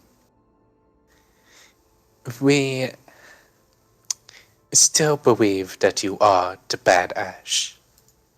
But me and Quellen have come to somewhat of an agreement that you are slightly better than bad Ash. So, he puts his hand out. As the former president of YouTube, I now deem you slightly better. Bad Ash. He's gonna chuckle slightly. Thank you very much, Mr. President. And he'll shake his hand. Find friends and family, puts his hand out. And though vengeance not healthy, avenge my people. Forgive and forget. He'll shake his hand. Thank you, Krellin. I'm happy to have been able to help you avenge your people. You deserve it, and the galaxy is a safer place in large part due to you. Thank you, my friend. He nods his head. Now time for choo-choo train. As they're leaving, Wedwick starts clapping to himself. And now it is just Julius and Julius and Ash. Nobody else to interrupt. Now Julius takes a step forward, and he stares Ash right in his eyes. He crosses his arms. Doesn't say anything for a good 5 seconds. Puts his hand out. He'll Been a hell of a ride. it has. He'll shake it. Thank you for everything. And I know it's not any consolation, but I am sorry. Julius nods, turns around, looks at the people in the hallway, looks back at Ash. I wouldn't be where I am today if you didn't carry me along for as long as you did. And I wouldn't be where we all wouldn't be where we are today if you didn't fight alongside us. So for that, I thank you. He salutes him. But I must implore you to do everything in your power to take care of Integra and Ceres. I will, sir. Thank you very much. And it was my honor to have served alongside you. May the gods continue to smile on you in everything you do. Julius lowers his hand, chuckles. Going to the Gallia. It's goodbye, aren't you? It is the best thing I could possibly hope for people who truly deserve it. Oh God, it's been a while since I've had to say this. May the gods smile and have fortune and see fortune upon you. Thank you, sir. All right. He nods. Dismissed, Valorius. Thank you, sir. And, please, keep all of them safe and happy for me. I know I don't have any reason to ask, but it'll help with my peace of mind, I suppose. He shrugs. Don't even have to ask. It's my job. Chuckles and starts walking away. I'm gonna salute one more time. Take a good look around the room. Pick up his stuff and make his way for the door. Ash disappearing through the door. Sasha taking Laz, giving Julius a thumbs up, nodding her head. Julia smiles at her, leans over, gives Laz a kiss on the head. Sasha watching him leave. Thank God. I mean, not thank God he's gone. Just it's over. Julius nods. Also, thank God that awkward fucking exchange is over. Jesus. You see her shake her head. I think you handled it very well, actually. He chuckles. High praise coming from the future Ranger General. If I had had that type of relationship with him, I mean, we're pretty private. She looks over at Towns. Yeah. There's a reason you're getting promoted before me. He chuckles. Yeah. I feel like when it comes to the military, it's not the speed in which you're promoted, it's the eventual rank you get. True. She'll hand you back Laz. And we'll take her. Did you get a week off too? Yeah, you guys got a week off too? Yeah, I think we all did, except Ash, but he's, the Ranger pipeline of training. We'll take her next weekend, if you don't mind. No, go right ahead. We She need loves training. hanging out with you guys. And we need training. Parent training. Towns, yeah, I never thought I'd be a dad. Dale told me I was, what's the word? Sterile. He was wrong. Julius squints, looks between the two of them. You're pregnant? Don't tell anybody. Puts her finger up to your mouth. Because technically speaking, I shouldn't have been out there today or last week. And Lorelai trusts me enough not to ever read my mind. So she shrugs and winks at you. Julius starts laughing to himself. Yeah, no, I won't say a word until you guys are ready to announce that. Congratulations. Towns, we can do it like that scene in The Room. We can just come out and, hi everybody, we're expecting. He looks at Towns, looks at Sasha. You know, Sasha, I think that's the perfect idea for the two of you. No, we are not doing that. Get your ass in the gym. He laughs to himself. I'll see y'all when I see you. Likewise, you take Laz in the gym. Pequod has come slumped down right onto Davine's shoulder, head resting on her shoulder. Hunk is smiling, just watching. Davine, petting Icy's head still, looks over at Pequod, holds her hand and gives her a kiss on the head. Pequod is going to kiss Davine's hand. She's looking around the room. You know, I never thanked you, Mom. She raises an eyebrow. For what? Oh, she starts choking up, Pequod. I just, Well, the Rainfalls are the only actual family I've ever known. And me and Julius definitely came first, but it didn't really start till you two. She looks at Hunk and Davy. So thank you. Davine smiles. Puts her head onto Pequod's. You don't have to thank me for that. You are the perfect person for my son and a wonderful daughter-in-law, but daughter to me, that I could ever have. She starts crying. She gives her another kiss on the head. I am happy, as is Hunk, to always supply a family for everyone. Hunk will move Davine's legs and sit down in between them again, rub Pequod's thigh. Yeah. Yep. You've always been like a daughter to me. She starts crying more. So, remember when I bought you your Malcolm belt at that convention where Lorelai showed up and screamed at us? Good times. She keeps crying. Julius chuckles. Sits Les on his lap and puts his head onto Pequod's lap. Yeah, my windpipe still feels damaged on that one. Pequod chuckles slightly. It's just nice to have a family. Grew up alone, mostly. I love my parents, but they couldn't be there for me, so. And the Rainfalls will always be my only family. And like Mom said, we're happy to have you. Wouldn't have it any other way. Head back on the air quote pelvis area. Julius nods. I too would have it no other way.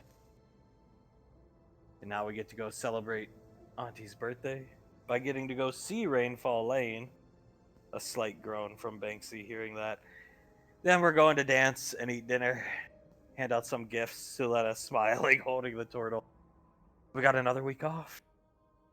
Monday. Next Monday, we're hitting Lorelai with the 3 months off, honey. He looks up at Davey. Davine smiles at him. Honey, I cannot wait. God, I got the fireman's calendar ready to go. All locked and loaded.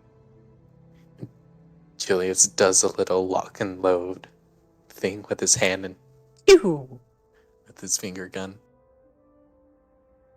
You know, that was points up at Pequod. That was pretty good. That was a good goodbye from EarthGov's future leader, Dash. Handled it very well. Proud of you. She's still crying. Julius chuckles and nods. I'll be honest, honey. It was sort of hot seeing you take the high road. You liked it? She wiping tears out of her eyes. Yeah, I think it was a respectful way to send him off. I think it was too. Made him hold the salute for damn near. I counted. It was 17 seconds, actually. Pequod starts laughing. Julius chuckles. I think it was way better than mine. Hunk. Huh? Suletta looks over. How did it go? I came in here. Suletta, yeah, I was watching, but couldn't really see what was going on. I gave him an old Callie a goodbye, a form of goodbye, and then thanked him for a couple things. It just felt really awkward. Hunk will hit your shoulder lightly with his hand. You handled it well then. Suletta, and you should have seen Krellin and Frederick interrupting Julius on his first attempt. Julius laughs. It was pretty funny. It took a lot to not start laughing. Krellin forgave Ash, finally, and forget. And Ash is now slightly better Bad Ash. Something tells me Ash's Oscar committee will make sure he gets nominated for more Oscars. Julius starts to laugh. So that I asked Krellin what was the ethos behind a good Ash, the beginning idea, not just to raise morale. Krellin said, Ash have qualities Krellin admire, but evil man sometimes. Wish he was better. Break my heart. Pequod. David starts to chuckle. What a solution they came up with. Maybe Krellin wishes he was a good gunfighter like Ash. Suletta, I think so, yes. I think from what little I spoke to, he wished he would have followed the warrior path in his culture. But, it all worked out. I'd definitely say it did. Pequod, well, let's get the kids and go to Rainfall Lane. Lugnut, Banksy, yes, ma'am. Julius chuckles, looks over at Banksy. Are you not a fan of us going to Rainfall Lane? No, we can go. We'll have a good time. Just no more visits after today. Yes, sir, Lugnut, sir. Lugnut. I think it's a fitting name. Davine nods to herself. It's actually quite cute in my opinion. Punk, well, alright, I'll take Sleeping Beauty there. He'll pick Icy up, and let's get out of here. We got the week off. Got the goddamn week off. Wait to see the look on Lorelai's face when I bust into her office, large and in charge. I can't wait to see the look on my face. Hug chuckling to himself. Ash has made his way back with the Rangers squad, but the Rangers want good Ash. Out of the barracks, understandably, and Sasha and Towns have caught up with you to come see Saris, and you find yourself standing here with good Ash, and Colonel Curtis just looking at the front door. I said I'd never come back here. Well, at least this time you'll get a show, sir. And good to see you, Sasha. Apparently you couldn't get rid of me quite that easily. Sasha, I'd like to come see Saris. Very well. I'm sure she'll be happy to see you. She actually returned one of my calls, so... That's good. That's very good. And I forgot to give it to you before now, but here. He's gonna hand her the picture of her and Saris with Curtis. This is for you. She'll take it, look at it. Yeah, thank you. She'll put it in her pocket. Maybe I'll give it to her. Reminder of the old days. I thought it'd be better served with you than me. Just get ready. Yes, sir? It's gonna be so fucking depressing. He's looking at the door. Let's get ready, sir.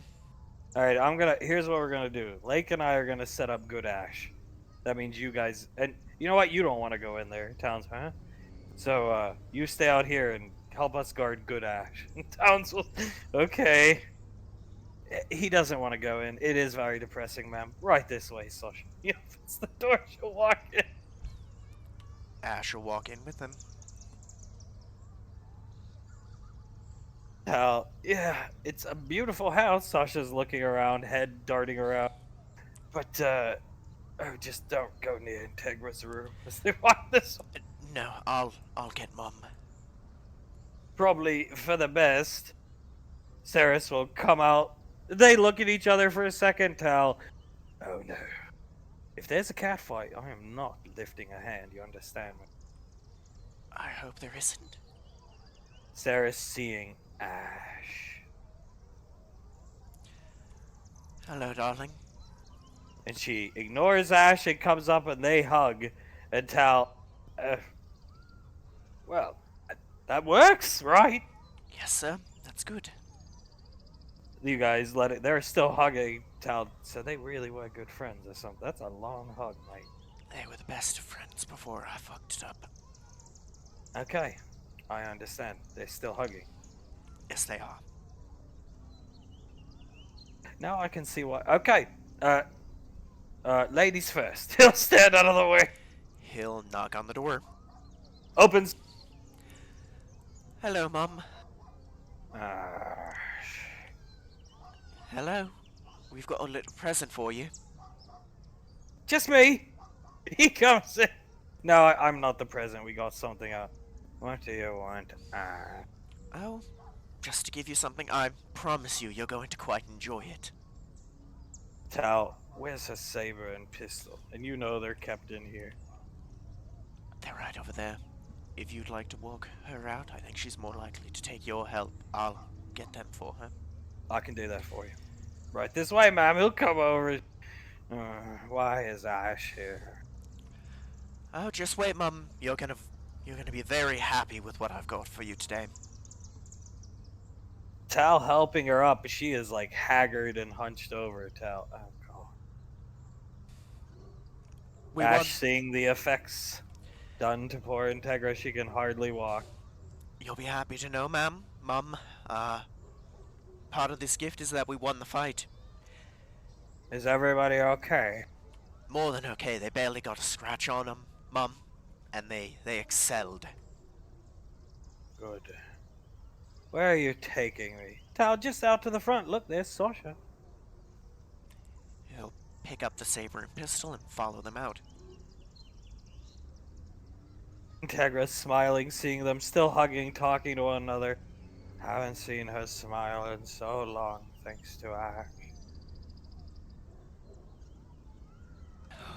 Guiding her out here. Slowly. Keep following. We won the fight, Ceres. It's over. You see, she is almost crying on Sasha's shoulder. Doesn't acknowledge what Ash has said. He'll get a little smile and walk out. Tal is not letting her outside. Well, Ash, would you allow... Just give me the saber and pistol. He'll hand him over to him. If you would be so kind, I'll strap this around you. She lets him. He'll open the door for her. He checks the cylinder on the revolver. Okay, this is still loaded. You sure about this? He looks over at you. As sure as I've ever been of anything. Okay. Strapping the last belt, putting the pistol in the holster. Right this way. Sasha has led Ceres out. They're all the way down here, though. Ceres wanting to move pretty far away. They have good Ash out of Integ. What am I doing out here, Ash? What hell are you planning to put me through now? No hell this time. We just, got a little something for you to, have some fun with, Mum. You want to, move out of the way, boys? Yep, Colonel Curtis right here. Okay, this is, he'll step out of the way. You see Integra's one eye that isn't covered by an eye patch open wide. As it's colloquially known, ma'am, this is good Ash. Her hand starts to shake, trembling. Towns, I think we better move, dude. Like, yeah, right out of the way. Going like this. He's at the end of his lifespan, Mum, and needed to be put out to pasture, so I could think of no better person than you. She draws the pistol in one hand and saber in the other. Colonel Curtis, now, take your time. Down the steps. Follow Tao's lead. Don't overexert yourself. If it makes you feel... She starts shooting it with her pistol. Jesus Christ! Falls into the bush. Good Ash, recoiling. Fuck you, Ash! Starts swinging the saber into its chest. Shock. A look of shock on all of them. Towns is ducking behind this bush, looking over as she starts hacking at Good Ash. He's just looking at her with a sad look on his face, but a smile too. This'll teach you for ruining my daughter's life! Point blank, right to the head of Frank. Knocking the cigar out of Frank's mouth. She steps on the cigar, putting it out. Opens the cylinder on the revolver. empties the rounds in the cylinder, starts loading more, a little ammo pouch on her belt. You won't stand the next hit, Ash. It's over for you, motherfucker. As all this is going on, you just are vaguely able to hear Sasha. What are you doing? Let go! And Saris comes storming up with Sasha's sidearm, and Sasha looks stunned. I knew I shouldn't have come. I should have left the goodbye at the goddamn apartment. Saris coming up with the pistol, kicks Frank over, hand or foot on Frank's head or stomach, and just starts mag dumping into Good Ash's face. Fuck you, Ash! Good job, Saris. Keep up the pressure as Integra starts shooting. What the fuck, Tuck? I think we should, as they start assembling around the real Ash. Towns, yeah, I'm staying in the bush, dude. And Saris reloading and continues shooting Good Ash. He's just looking at it, this time the smile kind of slowly fading. Are you fucking sure this is a good idea? He's gonna point to Integra. She looks more alive than she has in months. Towns, no offense, Ash, but we should have just stayed at the apartment. The goodbye wasn't awkward. This is awkward. Sasha, yeah, I really didn't feel much awkwardness when we said goodbye, Ash. Now I feel awkward and bad for you at the same time. I'm sorry. It's my bed, I gotta live in it. Yeah, let's just make sure they don't actually harm the real Ash, because we have to go out to the frontier. Lift him up, Sarah. She lifts up Good Ash. This is for everything you've done to the Rainfalls and my family. Ash! Swings the saber and cuts Frank's head off. Jesus fucking Christ. Beautifully done, Mum. We need to get out of here. Maybe. But I'll see about getting more of those things for her to have fun with if it really helps. Oh my fucking god. Sasha, I am so glad we drove our own vehicle. We are out of here. Saris, I'll call you tomorrow. Saris waves her hand up in the air at her. And they keep fighting Good Ash's body, shooting it. Colonel Curtis, I think it's time to go, Ash. I think so. I think, my welcome in the home has been overstayed at this point. Let's go. We have cool things to do on the frontier. Away from the women who are very scary. Did you see the way she's moving? Yes, I did. She's moving faster than me. Yes, she is. Good God. God, they fucking have it out for you. You're gonna wake up in your bed with your throat slit. You see Sasha and Towns' car take off. Maybe be for the best at this point, who knows? You guys will make your way back to the Ranger dropship. As down at Rainfall Lane, the Rainfalls have landed. Kids are on the ship with the pets and stuff like that. Banksy walking ahead. Icy's still asleep in Hunk's arm. Soletta, oh my goodness. You do have good taste, Pequod. Pequod, yeah, I know. Walks up next to Julius, takes his hand. Julius holds her hand, looks around. Yeah, goddamn, babe. You, definitely chose the right place. Icy looks up at Hunk. Huh? Hunk just staring at her, laughing. Beaving leans forward a bit, waves at her. Hi, sweetie. Hi, Mom, Dad. Hunk, I told Mom about how you used to come in and sleep on the... Oh, come on. She looks up at Hunk. It's nothing to be embarrassed about. It's so sweet. Like, that's what I thought. I thought you hated me until the first night, Icy. Oh. Set me down. He'll set her down. This is Rainfall Lane? Pequod, yep. Or, well, at least a section of Rainfall Lane. This is a natural Pequod walking up here water deposit. There's a couple waterfalls, a couple lake portions. Suletta, looking around. Hunkwell, and now that I'm done carrying her, may I? Davine puts her arms around his neck and hops up for him to carry her. Mine. He'll walk Davine up this direction. Pequod will feel the temperature of the water, Julius. Nice and warm. Julius leans down, puts his hand in the water. Looks up at her. Very warm. Suletta wouldn't be too difficult to perhaps induce some of the Enovian mana water here? Pequod, I don't think so. I see. Nah, it'd be easy. Jumping on banks. Davine nods. From everything that I know, which is quite limited actually, I think it would be quite easy. Suletta, may I move my animals here when the time comes? Pequod looks at her shocked.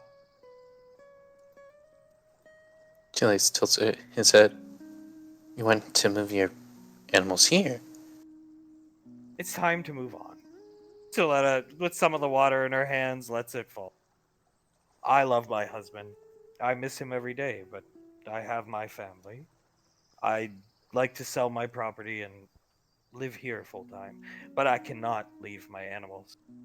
I will never leave them. So this seems huge. She's looking around, just flying in alone. It's like the whole tip of the continent. Pequod, spare no expense. Grabbing Julius, pulling him right into her.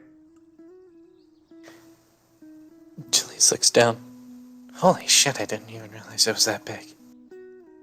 Pequod, well, originally it was supposed to be 4 houses in a box, which then eventually turned into a non-negotiable Lugnut Academy has to be close, Banksy groaning.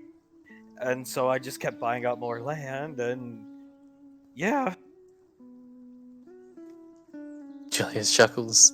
No, I love it. I love your mind. It's awesome. Pequod up. And you can move whatever animals you want here. They're all docile, so why not? So let it. Perfect. Looking at the water. Julius chuckles, looks up at Soletta. Honestly, he didn't even have to ask. If we eventually just saw, like, Ashfinder here, it would have been fine. Think about it. Maybe we can frighten some of the students at the academy. She looks over at David and Hunksar. Imagine a frost tyrant out for recess. Davian laughs. One day we have to take a specifically bad group of students here just to scare them with the frost tyrant. To let they see it come. Everybody who sees those creatures coming towards them thinks it's going to eat them, and then they just turn out to be the biggest sweetheart. Julius nods.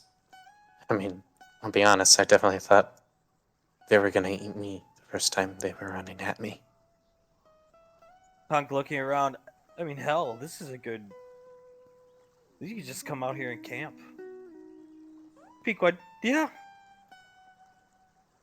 Davy nods. Oh, definitely. I mean, camping near a waterfall is always a good bit of fun, actually. Pequod, I really don't mind where we go. I'm just happy to be together. But for this week off, I'm feeling Julius in swim trunks. You know what I mean? So beach house, Hunk. Yeah. Beach, I think. Mom in bikini. Yeah. Davy nods. While I'm wearing ODM gear, it's a must. Yes, if you don't mind. Davy nods. Oh, I do not mind at all. As Julius leans down. Have you learned how to put on ODM gear yet? Pequod, no. He bites his lip. I have the Spider Girl costume. It's better in my opinion. I mean, like, it definitely is. It's better than some stupid ODM gear that probably takes forever to put on and off. More time than the Spider-Girl costume. The Spider Girl costume accentuates my curves perfectly. So you're goddamn right it does. Hunk looking around. She does have really good taste. He got it. I think Banksy, about 6 months, will be able to move in. Thank God. Davine nods. We just have to get through 6 months, but honestly, she looks at Hunk, when you succeed in showing up to Lorelei and demanding those 3 months off, we would only really need to wait 3 months for the time off, or to live here. Don't tempt me. Maybe I'll be so large and in charge and abrasive she'll give us 4. Oh my, maybe she will. Siletta chuckling to herself. She might. She's. Did you see the way she winked at us? Julius nods. Yeah, I mean, she's only ever winked at me for flirtatiously, but She starts laughing. She could eat her heart out. he chuckles. But that time it was just more of a good job, and that felt really good. Hunk will come over here, sit down in the grass with Davine. This is really very, I keep saying it, but just beautiful land. I mean, a week off isn't enough for the road trip, but a week at the beach, everybody in bikinis, having a good time. We can order out every day, unless seafood stew. He looks around. The soup, coconut seafood soup, I can make that. Icy, yes, please. Julius nods. That sounds delicious. I'll actually have to steal the recipe from you. You can make it this time. I'll give you the recipe. We can make it together. Hell yeah, sounds perfect. We have to stop and get a couple beers. Now it's actually, I feel like our celebration Friday was like premature. Makes yeah. Julius chuckles. Oh, definitely. This time, this is the actual celebration. Siletta sighs, and unfortunately, Tal is attaché to a Sherion for a few more months. Hunk, I'm sorry, honey. Looking at Siletta, it's no big deal. I am sure Sherion will make it through Ranger training, and then Tal is retired. Julius nods. And just think of how amazing it's gonna feel after those few months to have him with you on the weekends. Hunk, best part is Mom and Dad's wedding. We're gonna get our time off. We have everything planned. We know where it's gonna be. All we need to do is let Tommy know the day, which I will take care of. And I say, we set it for Monday because I'm gonna get us our win in the morning with Lorelai, and after the wedding, or after getting the win from Lorelai, I say we do it then.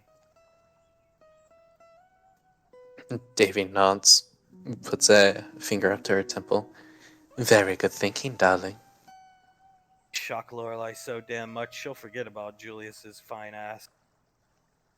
I'm sorry. Davy starts to laugh. Oh my. I really hope you do. That is going to be a sight to... She starts walking up with a stick figure. A sight to see. He'll with it bite at her hand and then grab it and kiss it. Right on the knuckles. She smiles, puts her head into the curve between his neck and shoulder and just leave it there. What's the deal with as he kisses Davian on the head with Ash's spot on the squad? Who are you guys giving it to in case there's anything we gotta take care of in the interim after our 4 months, hopefully. Guaranteed 3, but 4 off. Julius turns to Hunk, turns to Icy. Well, personally, I was going to recommend Blaze. I basically already offered him the position. Icy nods your call. In Banksy's arms. I don't think we'll have too much to worry about, but yeah. Pequod, no, I mean, I talked to Dad. The only... We're gonna be sitting on our hands. It's gonna be weird, but well-deserved. Even when we come back from the vacation, I mean. Julius chuckles. Well, yeah, we just spent an entire year fighting this cold, universe-ending threat. You're goddamn right, it's well-deserved. Pequod crawling onto Julius's lap. The only real thing on the docket is the autist Zanes. What the fuck? Oh god. Julius rubs his face. Wait, so they've already taken over the Nemesis spot in the UIR? Apparently, the Nemesis are being eradicated, yeah. Davine looks at the picture. By a man who has a fake beard on. It's pubes, right? Or do you think it's a fake beard? Julius shakes his head. That, if that is a real beard, that looks worse than the one that I had for a short amount of time. You guys remember that? And Davine nods. Oh, don't worry, son. We all remember it. Hunk, you got the facial hair follicles snipped off pretty shortly after. Oh yeah, completely removed. But something tells me the autism. It just sounds wrong to say. Yeah, it does, doesn't it? Autism. Something about it is just not right. See, I kind of think he looks intimidating. Look at that look in his eyes. That's a man of conviction. Makes me. Julius looks at the picture, then over at Icy. He's wearing a fucking Dragon Ball beanie. That is intimidating to you. Not 9 power armored cultists ready to absolutely demolish us. This guy. They were intimidating. It's not like I could see them, Julius. I was vomiting the whole time. Basically, I knew we were still moving forward when I felt Sasha, Ash, and Towns dragging me along. Julius starts to laugh. So, in your opinion, Nicole, who's more intimidating? The power armored cultists or the Autizanes? I did not feel bad soul crushing that power. I would feel bad killing that guy. That's what I'm trying to say. Davine starts to laugh, and Julius nods. Alright, yeah, you know what? That's fair. That is fair enough. Pequod, she's gonna blow up the image. Yeah, that beard is totally fucked. That is totally fucking fake. Is he just wearing it for clout? Davine shakes her head. I honestly could not tell you. It it looks partially edited on, partially fake, and then partially real. You see, does that say Nick Sama Ben Autiste? Selena cringes when she says it. Julius leans forward. Oh dear God, it does. Pequod, so in other words, we are going to be sitting on our hands even when we get back from rainfall road trip. Davy nods. Hi, I believe most of us are. He was born in 1957. What the fuck? He looks like he's like fucking 20.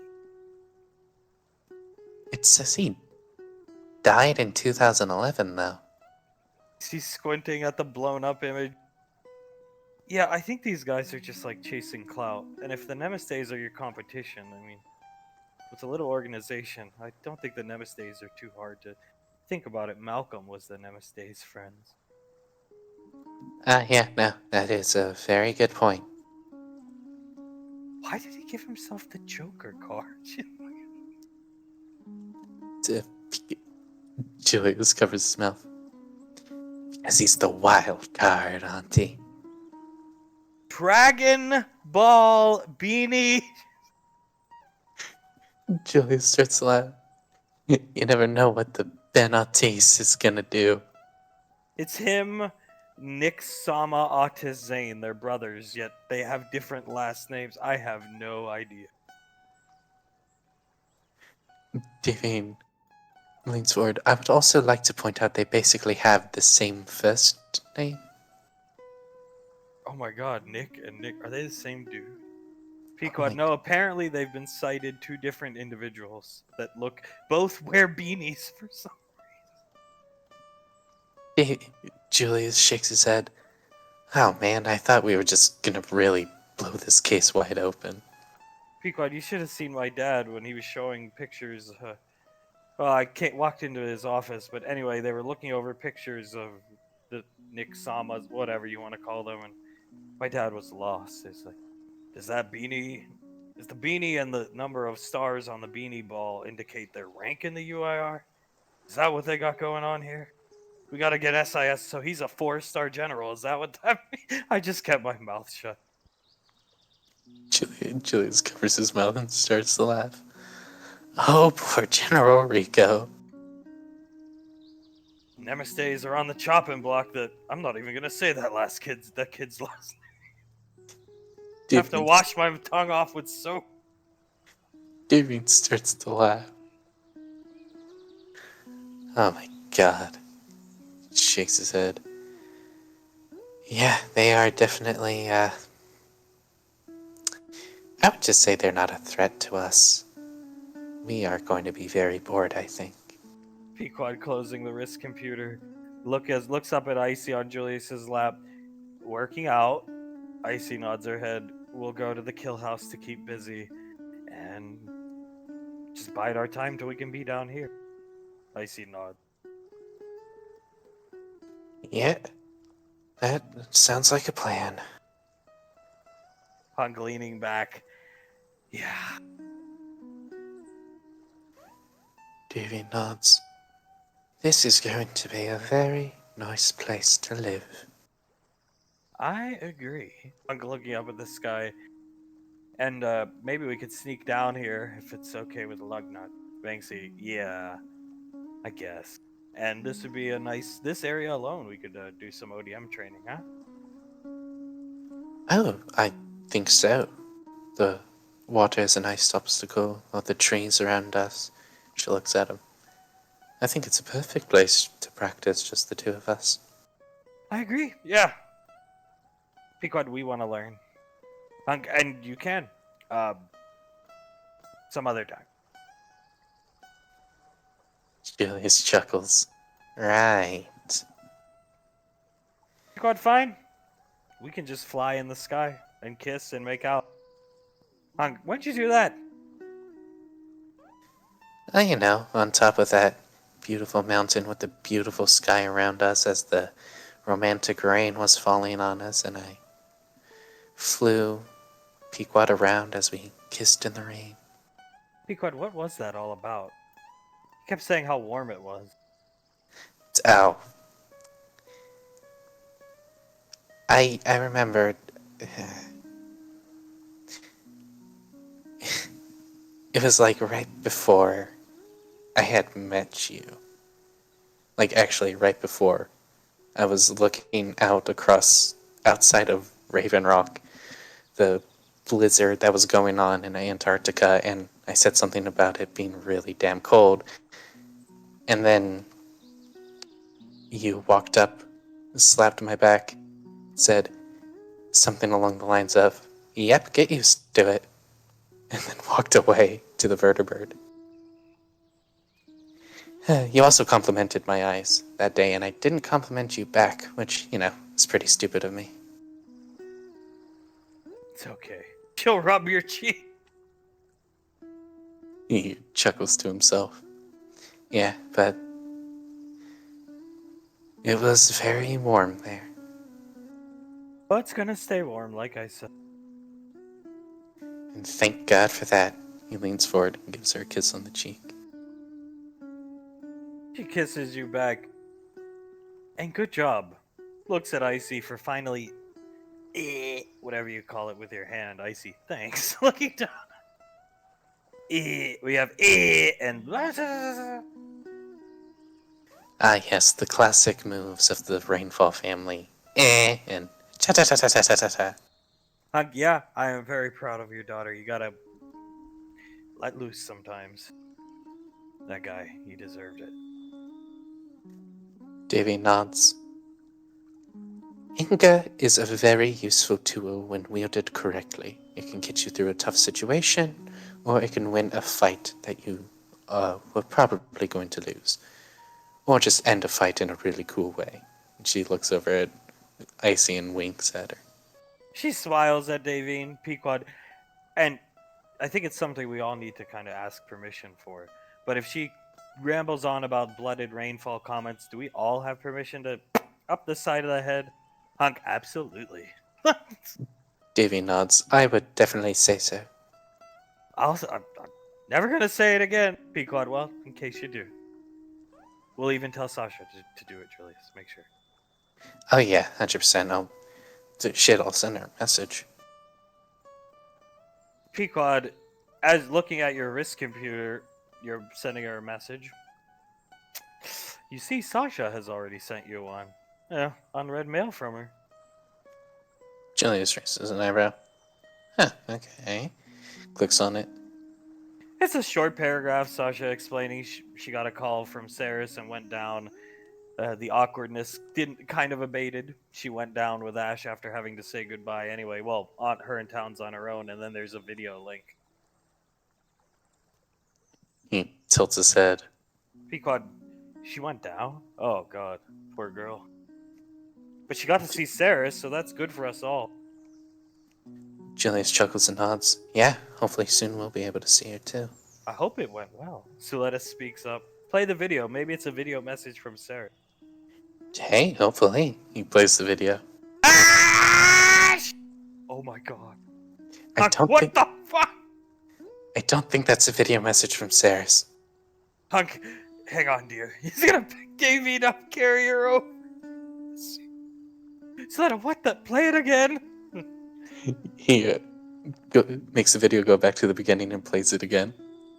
Oh my dear god. You see Integra firing at Good Ash. You see the whole attack on Good Ash. Oh my god, is that Saris with a Mark 18? Icy in shock. Saris unloading, screaming, fuck you, Ash, into Good Ash. But Jesus Christ. Julius just letting out the most awkward chuckle he's ever let out. Diving covering her mouth in shock. Look, Towns is hiding behind the fucking bush. Well, you know what? I would probably hide behind the fucking bush too. Look at those fucking rangers all standing in front of the actual Ash. Oh my god! And They then go ahead. They are demolishing Good Ash. And the video concludes with Sasha and Towns saying, their next goodbye to Ash and running to their own vehicle. Look how fast she's running. Probably hasn't ran that fast since fucking selection. Julie starts to laugh again. Oh my god. That's what happened. She stepped on the cigar I enchanted.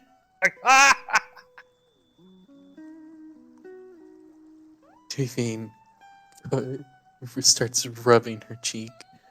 Oh my god. I guarantee you Ash is going to pass Ranger selection. You know why? Because if he's out there for 6.5 months getting tortured to death, beats the fuck out of being there. Holy shit. I mean, I would do everything in my power to pass Ranger selection after that. At least Integra's moving. I mean, there's... Can you play it again, Julie? Yeah, sure. He replays it. Ah! Oh my god, she cut the head off! You think that's what she always wanted to do when she first came back from Raven Rock? Icy, you remember how much she went at Ash with the saber. Mercurius still has chips in his paint scheme. Julie starts laughing. Well, I think we're finally getting a recreation of what she always thought she was doing to him. Well, I can't think of a better use for Good Ash, because that means he won't be at our wedding. I too cannot think of a better use. She mag dumped the fuck out of Good Ash. Not only did she mag dumped, reloaded, then mag dumped again. Wait a minute. Let me see the ending again. The Pequod rewinding. Sasha didn't even retrieve her sidearm.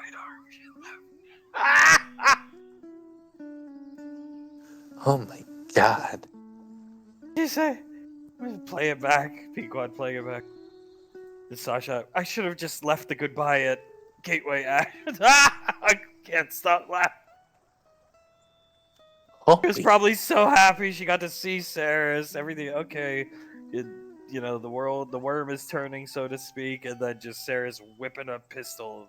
Oh my god. Banksy, Jesus Christ. Oh god. Well, at least As Pequod said, at least Integra is moving around and she's being active a little bit. Darius always used to joke when she would train the squad with us that she had a mean streak. We all thought, oh, she's so sweet all the time. She really probably can't. She's just saying that so we respect her more. Oh my god.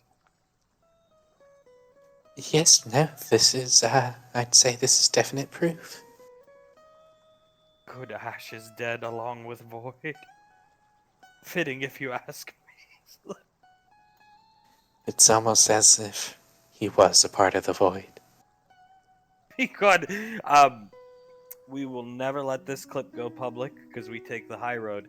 That being said, sweetheart, stroking Julius's chin, you need to download that and save it. Oh, yes, of course. He automatically downloads and saves it. Very good. You need to save it. You're having a bad day. You're feeling down about yourself. Well, Good Ash had a worse day. You can just watch it for Julius starts to laugh. Jesus Christ, I honestly don't even know what to respond to her. Banksy should have had Integra in the fight instead of me today. What the fuck? Cultist! Shit, she might have gotten more kills than Mom did. Oh my god. Still watching. Ceres was always so nice and sweet. I see. I think she probably feels a little better now. Hopefully she does. Look, he's hiding behind the body. I'm sorry. You can see Towns' wiser-eyed through the visor. I mean, it is a pretty terrifying thing, that. Pequod. That's a good video. That is. It really is. Good lord. Julius leans back and shakes his head. Ah. Don't worry, I'll send it to you all if you ever want to watch it again. Please, son. Please. Oh yeah, Dad. No problem. He just sends it to all the rainfalls that are around him. So let us. Tal probably has post-traumatic stress after that. Yeah, probably. Julius shrugs. That would actually, that would actually be worse than all of ours. Hug. So, pulls Davine in close, kisses her head. Oh, we should stay here for a little while. It's too beautiful to leave quick. Kids are okay on the ship, but where else are we allowed to go? Banksy, we can go see. Well, I assume it's Pequod and Julius's home. It's completed. Pequod, really? Looking up at it. Oh, damn. I would love to see it. Pequod, we need some type of. Puts her hand up. Some type of quick. I don't want to be taking a ship every day from Gateway down to Earth. Can't we do some, magic shit? Icy, done and done. Teleporters to get to and from Rainfall Lane quickly that only work for Rainfall. Pequod, nice to have a sister who's a wizard. Julius nods. Very nice. Conquil, it is, man. He's just looking around. I can see why you want to have your wedding at Rainfall Lane, Nicole. I didn't know it looked this nice. Stay here all month. Davian looks around. But it certainly is a wonderful choice. Hung, one last thing I want to run by the kids. You two. All four of you. It's important. Yeah, of course. What's up? So, it's done and over with the cult.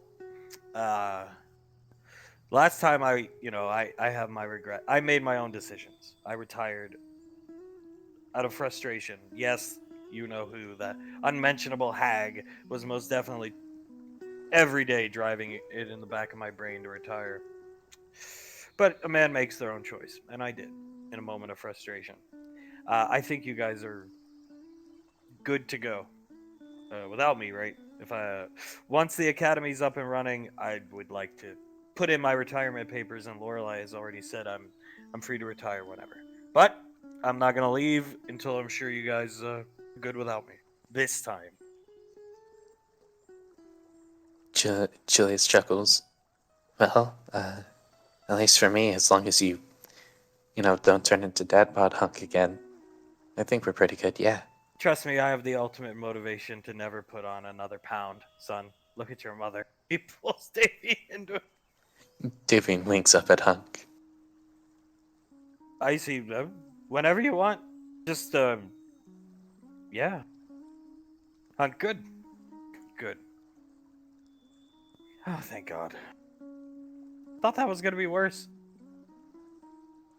Why?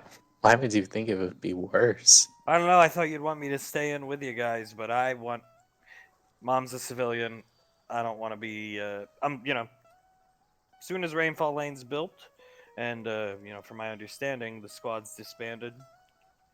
After that, I'll stay with you guys just in case we gotta go beat up on the fucking fake bearded guy or somebody else. Me and Mom will stay. But after that, down to Rainfall Lane, Earthside. Icy sounds good to me. Julius nods. That sounds like the best thing. Soletta, as will I finally retire. Davine looks over at Soletta, smiles. You definitely deserve it.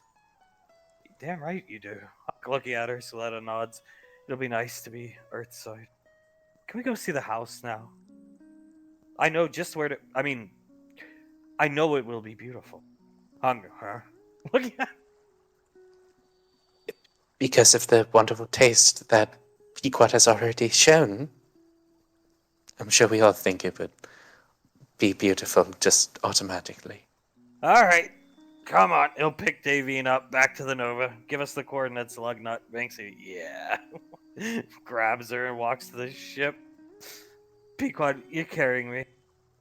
And Julius picks Pequot up, starts walking. Trust me, Banksy, the nickname, it's gonna grow on you. Captain Lugnut, as he walks up the ramp of the ship. As shifting, the rainfalls will all walk onto the ship is shifting out here. Ash finds himself in a familiar area. But nobody's talking about climbing this same mountain face again.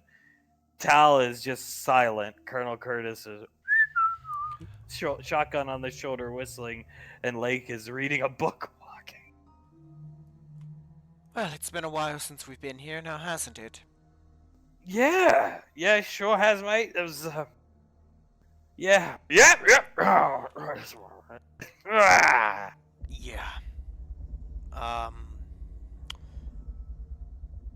I prefer not to talk about what just happened, if you don't want to either, so trying to find a different thing to talk No, what the about. fuck just happened? He turns. They walk up this way. That was disturbing. Come on, Ash, keep the fuck up. I mean, yeah. Remember, it's me who they were proxy killing. Tal lighting a cigarette, leaning against the tree. Well, I think, mate, it got some frustrations out, which that can only be a good thing.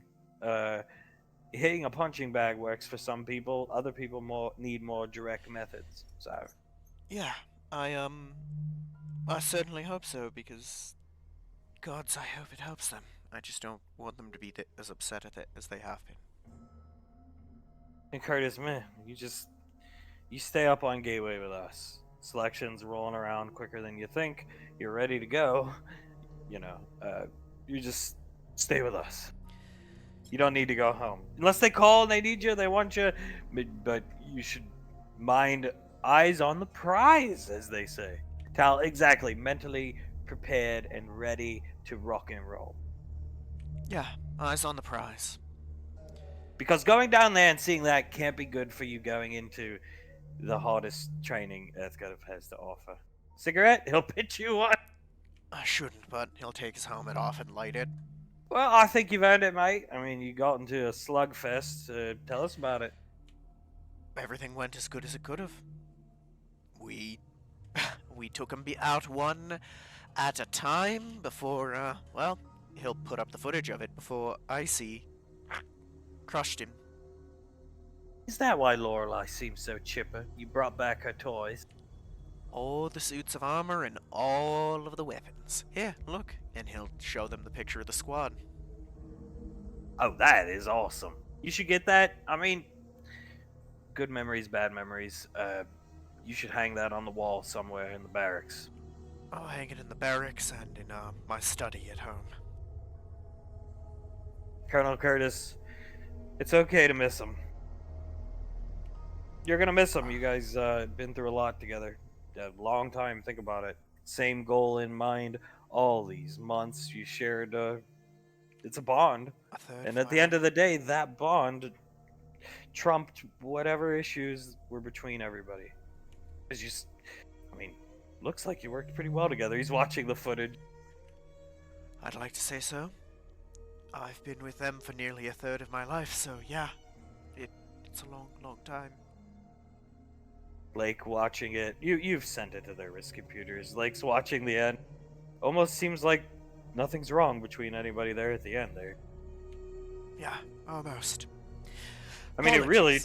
does. Apologies for getting choked up. Just, been a heavy day. It's never easy when one door opens as another one behind you closes, you know.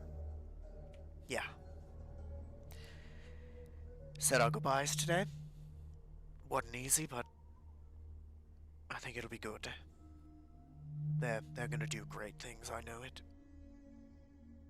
Yeah. They are. You secured the future for everybody, so there's pride to be found in that. Yes, there is. I'm damn proud of everything we accomplished as a squad. Even if I have things in my personal life I am not proud of, at least I can find solace in that. Yeah, you can always fall back on that. And in the end, you guys worked well together. Good teammates. That's what it to be the enemy like this. That's what you need. Yes, sir. Yes, sir. Now on to Ranger selection.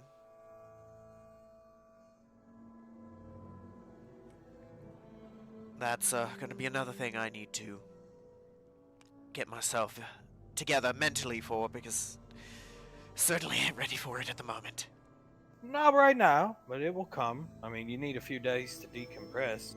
It's over. You've been worried about the end of the universe for how long? Almost 3 years. That's Yeah. a long time to have something biting at the back of your brain. You know, it's weird. Now I feel worried about... It feels really weird for the first time, and I feel worried about the future. And that hasn't been a thing I've had the luxury of because of that. Worried about the home front and training. The home front, training, just everything. Now, I'd always said I wanted to have a child. But now I'm worried about how that'll end up. Will I end up being a good father? Things I didn't have, I guess, the time to think about, or didn't think about because there was a chance it'd never come to that. If it makes you feel any better, as far as the three of us are concerned, you're on the squad. All you got to do is make it through the training. I mean, you're officially on the squad as of now, but the complication of training. I mean, as long as you make it through, you'll be here. He's gonna retire. Tal chuckling, but we'll get somebody else. I've got a few people in mind, and we'll carry on the duties. That is helpful, and I appreciate it. I'm glad to be here, sir. And you, Tal. Lucky bastard. Savor what you got. I will, mate. And the colonel's gonna take somebody fresh frontiersman, and just teach him as I taught you. Will do, sir. Teach him to be a professional fucking soldier. That's what you were out there today. Yes, I was. General let me keep a few guns that were mine, as well as one from the armory. It meant a lot. Well, that means she's warming up to you again, mate. It does. It does. He's gonna be patting Valor. For a while I thought I'd never get this old one back. What? Oh, she took it from you? Yeah, after the events of the Majestic and other things. It was taken. Yeah, he'll pull it out and hand it to him. It's Valor. It's a nice piece from the forge. From the forge. That gun was originally a single-shot flintlock that I forged myself back in Gallia. And it's gone through many forms. Blaze helped me reforge it to a SOCOM, and then it went in the forge. That thing has evolved as I have, and I don't know. Its light now feels like the beginning of a new age. No more void. Hopefully, no more werewolf-liking kind. Some of the other creepy crawlers we've seen out here. Well, we have some good news in that front already. We had a void-infused shotgun in the armory. Yeah, I've seen it. We got back and now it's just a lever-action shotgun. Not a trace of any energy on it. No shit. No shit. No void anywhere. And I checked Oh! He sighs happily, thank God. I checked the ammo for it, no void on those, and we had a couple grenades that were void infused from when we had a grenade launcher that could fire them. Gone on those. Well, I'd say we probably came out to the right place. I think so. Which is very exciting to think about. Happy that some other trinkets still seem to work, but happy that the void is gone completely. Oh, Christ. He's rubbing his back, sits down here over the edge. 3-year journey, all over with. Started what for you? All the way back in the Headhunters? Oh, gods. Now that I think about it, I have been intertwined with this group since my very first mission with the Headhunters, actually. Curtis watching the footage. They, they didn't prep for Julius. That's Julius's mother. They didn't prep for Julius's mother. Like, oh my God. No, they did not. I don't think they actually get to see her ODM gear in action, and they paid the price for not doing their homework. Serves them right. Serves them right. And I think that is a perfect proof of concept for their plan to train more people in the use of ODM, their academy, all of it.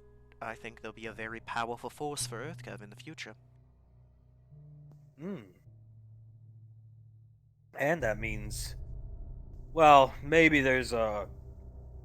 I mean, who's to say? I'm sure there's like some Max Tech holdout somewhere, you know, former loyalists or something like that. But that means EarthGov gets whatever the heck Krellin had parked down in that mine.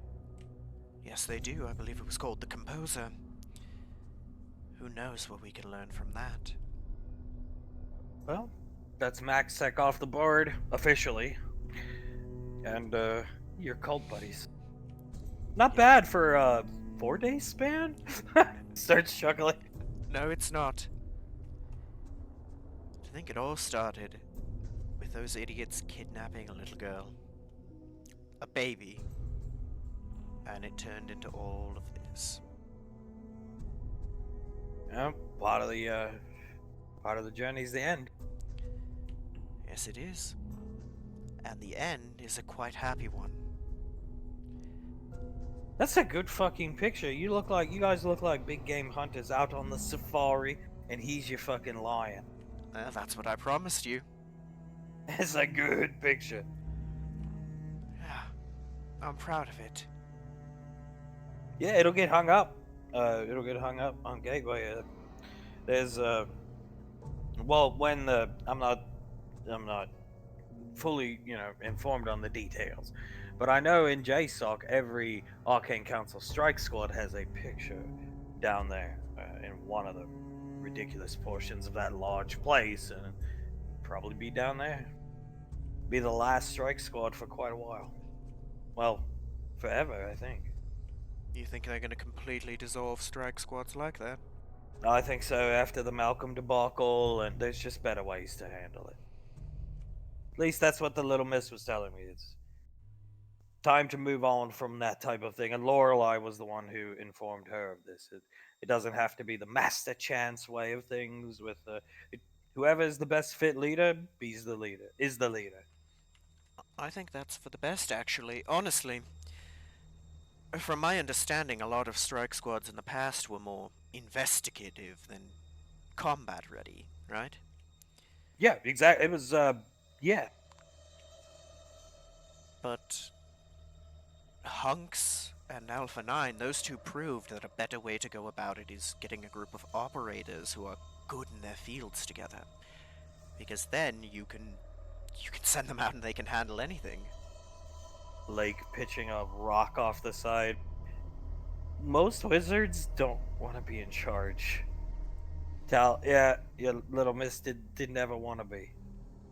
Like they want to be in the back or in the front, but focusing on what they're supposed to be doing, not yeah. It makes sense. It's infinitely easier for an operator like me, who I'm it takes concentration, yes, but I just have to shoot. I can give orders and take in surroundings easier than someone who has to focus on components and incantations and waving your arms around to cast spells. It's a lot It's easier on me. it's not to it's not to prop up Malcolm and put him in the light. I'm sure it's easier to do that, scrutinize him, but as the little miss said, any wizard who wants to be in charge probably shouldn't be. Well, I'd say that about pretty much anybody, right? In my experience, the people who crave leadership the most are the worst at it. Yeah, I would agree. Colonel Curtis looking down at the drop. I would agree. And I would assume that goes doubly so for wizards. Don't know about sorcerers or warlocks. Haven't gotten the privilege of being around them very much. Jesus. Is this the first? No, this was the second week you was out here with us. Here, first week. Yeah. Yes, first week was you guys threatening to kill me. Yeah, well, you did deserve it. Oh, I deserved it, and probably still do. Oh, I'm just happy it all worked out. Lorelai telling us you either shape him into a good soldier or else I'm going to kill him. Okay, well, then it seems pretty harsh, don't you think, Colonel?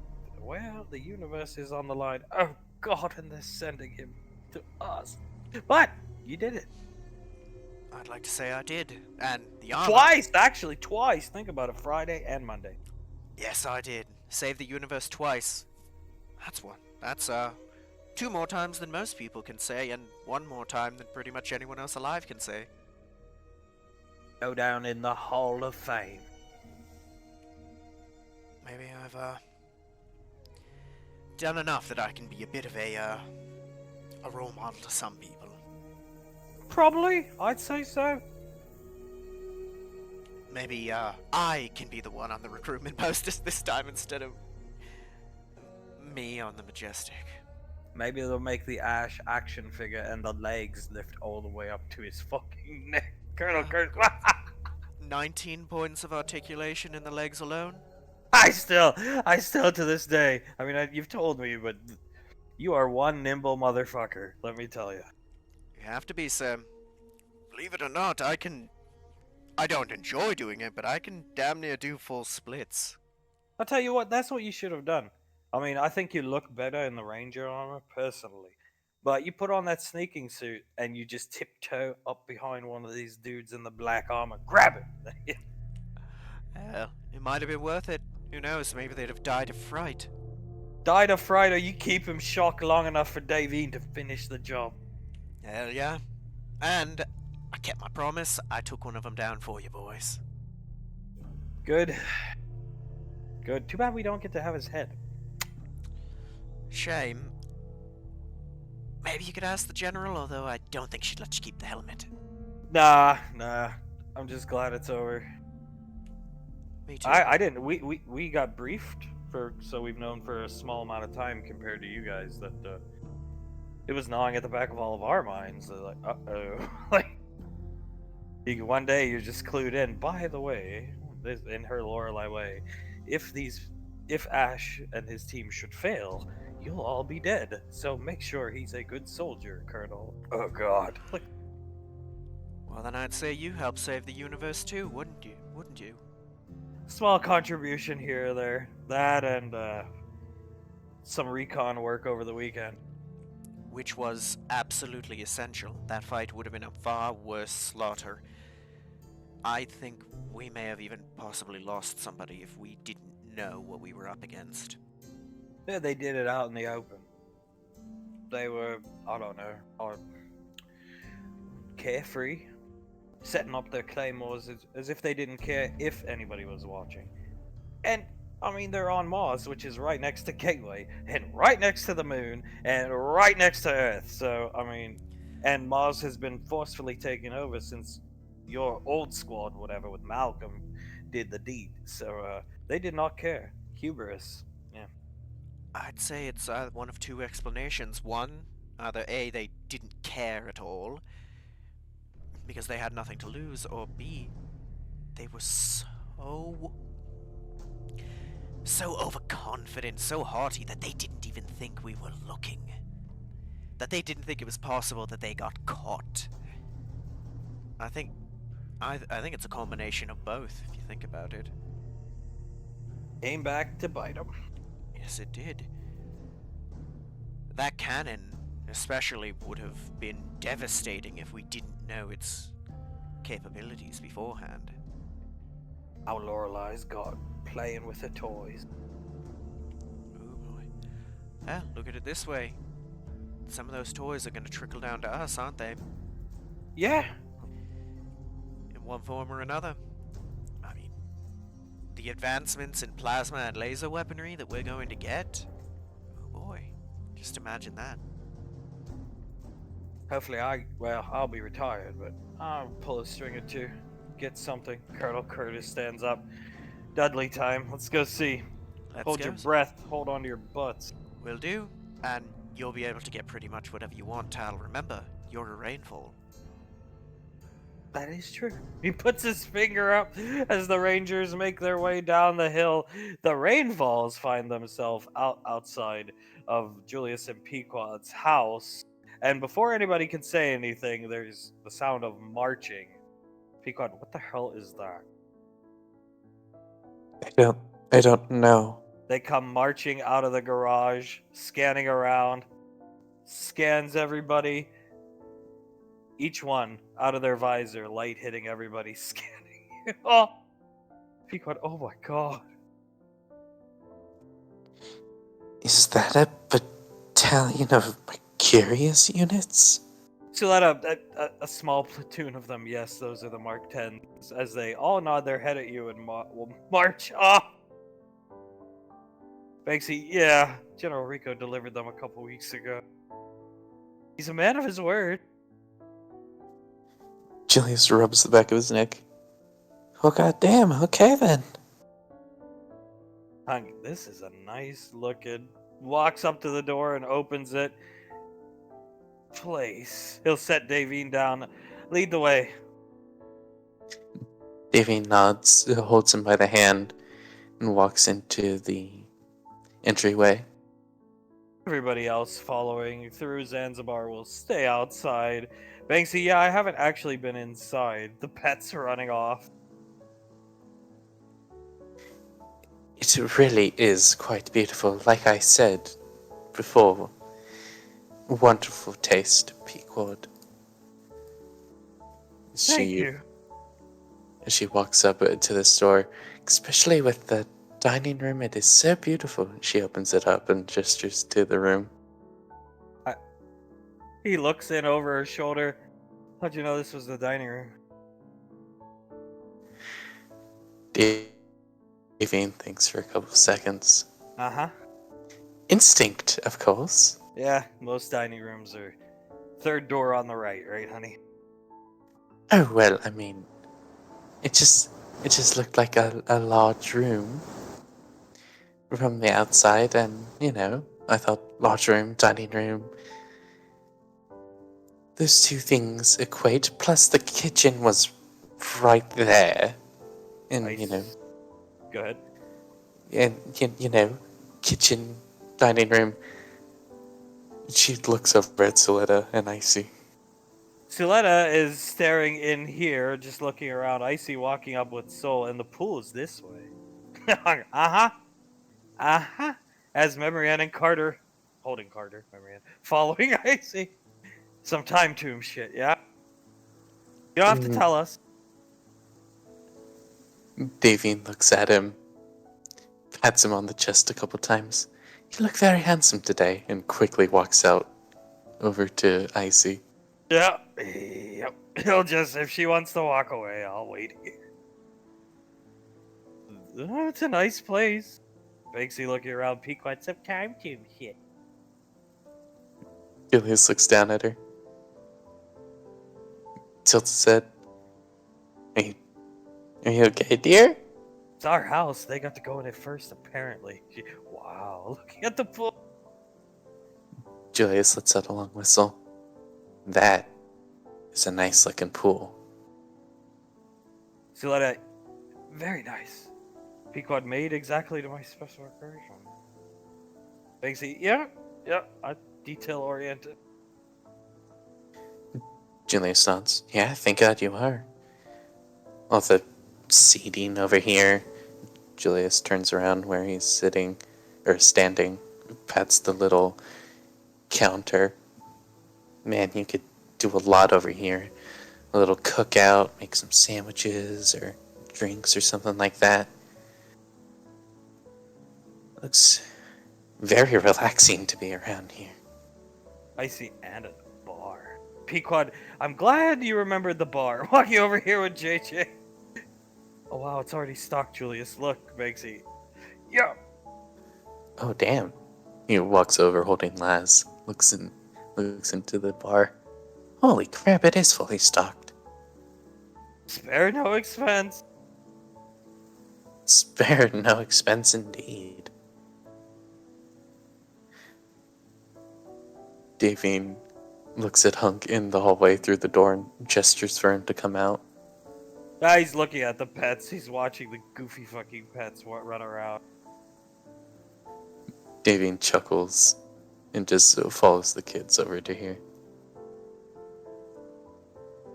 Is that a jacuzzi? I see. Yeah, it's a jacuzzi. Look at them. Wait. Julius looks over at them. Wow, they are quite cute together. God, they really are. He's sitting on the chairs and everything. And it's all on one floor too. This is beautiful. Yeah, it's absolutely beautiful. It's, dare I say, it's a perfect house for us to live in. Banksy, and the other ones will be made exactly to specification of this one. Unless anybody wants changes, then I need to know now. Let it know. Perfectly fine with this way. Davy nods. I think me and Hunk are perfectly fine with a house exactly like this one. Pequod, we're gonna have to get a ship. Like something akin to the Nova, because yeah. Oh yeah, just in case we want to go out for a weekend. Rubs the back of his neck. Man, I'm sure we can figure something out. Suletta, the Nova is different. We've spent so many weekends using it to traverse. I would actually miss it, unlike the apartment. The Nova doesn't feel as, I don't want to say tainted, just bad memories attached to it, if you will. There was one or two awkward instances, but it has been kind of like the Rainfall family sky bus, if you will. Davy nods. True. If we could get a ship like it, or hell, if we could get the Nova itself, I'm sure the kids are able to convince her, Lorelai. It would be the perfect ship to bring the family on trips. Maybe we could ask Lorelai for it. Yeah, I mean, next time we see her, I'm sure we'll be able to. And how many entrances to the underground bunker are in this house? Oh, he's gone. She looks at this. Do you need me to go ask him that? No, I'm sure we'll have ridiculous fire drills. Oh, God. Julius thinks for a second. Looks over at Icy. You don't think he'll actually give us fire drills that we have to do? He do you? will. So let him. Hot damn. Hey, General Rico demanded. Suletta puts her hand up. He Oh, was well. kept in the dark about the Ash situation for so long. Damien starts to laugh. And Julius nods. Yeah, whatever General Rico wants. Nice car garage for the Escalade. We gotta get more cars, though. It's a big garage. I anticipated, Pequot speaking up, that we'd have more vehicles, so I wanted the garage to be big. The kids gotta grow up, they'll get their own cars. So. Julius nods. Yeah, we'll have to have places to store them. And the garage is pretty big, so I'm sure we'll be good on that front. Jacuzzi. Suletta looking over here. That jacuzzi does look pretty damn good right now. It's very homely. She's just looking around. Wood floors, I'm a fan. As am I. She looks around. And plus you have a wonderful view of the surrounding wilderness from the pool and jacuzzi. It's very nice. Kids will be running around, causing trouble. She starts laughing. Pushing each other into the pool. Having diving contests, that kind of crap. And golf course. Yes, and golf course. We cannot forget the golf course. Golf is fun. When you're not mangling steering wheel. Imagine Mr. Wiseau's face when he found out what happened. What? We're going to check on my golf course. Wait, missing car. Where could it be? What is doing here? Julius covers his mouth, starts to laugh. Again, what are the odds that when you pumped me up and I limit broke, that the golf ball hit his windshield of all people? Is that a what? You remember how I, knocked the ball out of the sky, right? Yes, I saw. Well, as it turns out, that ball that I hit Tommy Wiseau's windshield. Oh. He was probably so frightened. Jesus Christ! Ash attack me! Damien covers her mouth and starts to laugh. And Julius nods. I'm sure he was, and he also believed that Hunk had repeatedly hit the steering wheel to cause that kind of damage, and when we told him that he only hit it once, Tommy actually seemed sort of frightened. I would have paid for the damages, but he said no, he just wanted an explanation. Yeah, I was just about to offer to pay for the damages too. Oh well, God bless Tommy. God Probably bless. pissed his pants when the ball hit his windshield. Oh God, I actually feel bad about it now.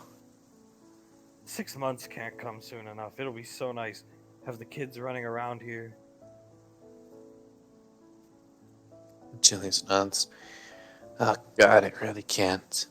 Just gestures out across it in front of himself to everything. Making some drinks for everyone. Having a nice time by a pool and the jacuzzi, whatever. Anytime we want. That seems perfect. Pequod, and like I said, no traversal time, teleporters built in. I see, we just enchant the scarves, and then people that go through the sigil, the teleporter, if they have the scarf, work. Davy nods. That's actually a very smart way to do it. You see him walking by. Well, he looks like he likes to play. Well, I'm happy that he does. Davine starts to laugh. Oh, poor, good old Zanzibar. And Julius looks at him. Yeah, I mean, as long as he's happy with the place. If not, we probably could have just taken any other part of the tip of the continent, which is still pretty damn impressive to me, and situated it out for him. Well, when I bought companies, restaurants and some companies, and opened the workshop, saving money for you in case something happened to me, and then the rest of the money, well, might as well put it towards something for everybody. You can never have too much land. Yeah, that's very true. Land is a high commodity.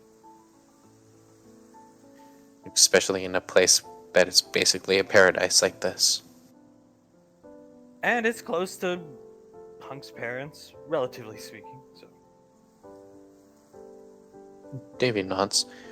Yeah, I would say it's a short vertibird flight away to visit them. Now, we get to keep the lovebird. There's that. Dad said we can have that. The APC they're gonna take. That's okay. I can live without it.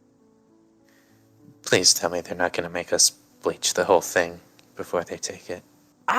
They don't know what potentially has gone on inside, so no. Hallelujah. That thing is difficult to clean. It's their problem now. I told Dad take it whenever. After Friday. Julius chuckles. It is their problem now.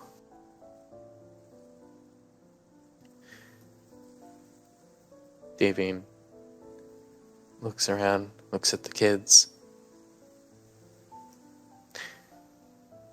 I do believe we've all done quite well. I'd say so. Pequod looking around. Come a long way from screaming at each other. Yeah, screaming at each other. Being a disgruntled little shit. Davine chuckles, not talking to anyone. We've all come quite a long way. And so have they. I see pointing over. Julius looks at him. Oh, yeah, they have. Pequod, even soda fountains. What are you saying? There's actual soda fountain machines built into the bar pouring water. Julius looks at the soda fountains. Jesus Christ, they got root beer, 7-Up, all of them. Jesus. Even the Japanese, he does pay good attention to detail. Holy shit. She's pouring herself. Julius chuckles. Man, I mean, if it was up to me, I'd give Lucknow a raise. Yeah, where is Luck? She's looking around. Whatever. She'll drink her soda. I see, pretty cool. We got a big fight today. Sasha doing it pregnant. But Julius leans forward and glares at Icy. Pequod, what? Looking at Siletta, I thought there was something different about her. I see, she's pregnant. Davine has her mouth wide open, eyes wide and smiling. Oh my god, that is very good for them. Well, when the universe is on the line, I guess if you're a few months or weeks pregnant, you gotta throw down. Jesus Christ. Sorry, she's cleaning the wall where she spit on. Julian starts to laugh. Yeah, no, it's okay. I felt like I needed to do that too. And I found out. Yeah. Coming in the back door, looking around. You notice the hat he's having trouble maintaining it. Moves this way. Julius keeps an eye on the hat as Davine chuckles and taps on the bar a bit, running her finger across it. Well, we could always make a bet on what gender we think it would be, and if they ever have a baby shower, a gender reveal, that's when the bet is solved. So let a boy, I would say. I too would bet a boy. I see, definitely boy. Julius squints at them. Really? You three seem so sure. Is it just like an instinct you guys have? Be quite well, it's gonna be a girl. I would bet. Somebody has to be the contrarian here. Yeah, alright.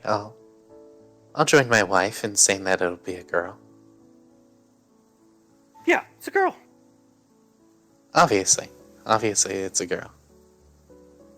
And Davy nods. That is a legitimate thing. It's, it could be anything. Right. Julius looks over at Pequod. Maybe it's twins. I remember when I had twins, the hormones raging. I see, yeah, you made things miserable. Pequod, bro. I wasn't that bad. Still let it. Julius looks down at the soda. Oh man, they even have Coke. I wasn't that bad. Still let us. Whatever. No, you weren't that bad, honey. I actually quite enjoyed having you around like that. I swear one day down at the Marauder Academy I heard Julius's name. Just faintly, as if on the wind. Davy nods. Yes, I remember the days in the gym. I would be working out calm, wondering if Hunk would be coming in that day, suddenly hearing Julius's name being yelled out and being scared out of my mind. I just remember walking into the apartment one morning, hoping there was breakfast made, and Asherion was walking down the stairs, and the name was screamed, and he ducked and covered as if he was being basic training kicking in. That's how bad it was.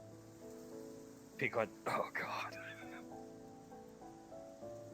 Julius just looks down at the bar and nods. He actually ducked and covered. Suletta, yes, his basic training kicked in. I see, I saw it. Yeah, that happened. As if a mortar round was about to hit his general location.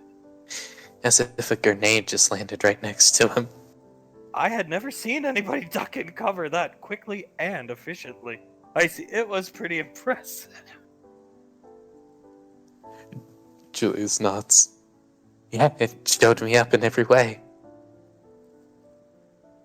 Well, yeah, it was draining. Let's just leave it at that. He pats her hand and kisses it. Well, as long as we get the kids, I'm happy to go through it whenever you want to again. One more, taking your hand, just one more. He smiles at her. Yeah, one more. We're gonna wait a while, but one more. Oh, yeah. Right now, it seems like everything else is getting set in place. When it's a bit more even ground, we should have another one. We're stable down here. Then we'll have one more little one. We'll wait till the other kids get a little older. Then they can have a little brother or sister. Yeah, that seems like a perfect idea. It was amazing how quickly they built the wall around this place. Davy nods. Yes, I was just about to say that. It is crazy that they could build a wall around the tip of the continent that quickly. Suletta shrugs. Imagine if we hadn't kept. I'm glad things turned out the way they did, but had we not kept General Rico out of the loop, perhaps this place would already be done. Because, yeah. Yeah, that's probably true. Rubs the back of his neck. Davy chuckles. Oh well, we have a little road trip to go on, and then just 3 more months. We can all wait 3 months. What's another 3 months? Pequod, you know, I know it was a dumb joke about Ash's kid, but if we ever need somebody's face mangled, she snaps her finger. Yeah, if Julius chuckles a bit. If we ever just see someone who's really bothering us, or bothering mom or something like that, we could just go up to him and say, that's Ash's son. And, oof, I pity the person we sick dad on in that moment. Pequod, yeah, as do I, actually. Even if they're like an evil person. If he didn't need him in the cave, he probably could have helped with Tewa. Julius chuckles. Yeah? That's Tewa's. He wants Ash's child to marry a rainfall. Davine starts to laugh. Honestly, I think that he would have done away with Tewaz even quicker than you two did, and you two did it very quickly. I see. Ash's unborn child is up there fighting Julius trying to marry Soul Jr., and he just would have thrown me up the mountain somehow. Took me forever to climb up that stupid fucking mountain. Julius chuckles. And this is why we work out. Yeah, well, I'm looking forward to it. He nods. What Plus, is Dad? So let us look around. Davine looks around and actually shrugs. I'm not sure. I saw him a little while ago, looking in the kitchen at all the pets. I should probably go look for him now. And she starts walking off towards the door. Sletta, I am getting hungry. Yeah, so am I. Been a long day, haven't eaten much. Let's go. You guys will start to leave. The pets seem very at home here, already sleeping in the corner. The dog. Banksy just looking around. Oh. Julius looks at him. You get Banksy? Yeah, good. Just watches them leave together. Good. Just keeps watching. Davine watches him. Well, she always has been like that with him, large and in charge of the situation. Takes after her mother. I would say so. Banksy, darling, have you seen my husband around? Went to the ship. Oh, of course. She'll start walking and making her way towards the ship. If only there was. Leave the pets here. Robots to feed them. Julius shrugs. I mean, that would be pretty cool. One day, he'll pick up all three. One day. This dog. Oh my god. Maybe one day he'll actually be a normal dog. He walks out. Julius leans forward, whispers to Pequod, I don't think that's possible. No, that dog looked like Frederick raped him. So that I thought the same thing, but a blunt way to put it, but yes. Ah, honey, you have such a way with words. That's the way it looks. I call it like I see. You do. You really do. Let's go. I'm starving. After you. He'll gesture out to the ship. The rainfalls make their way. Ash? You make it to Dudley, and it's gone.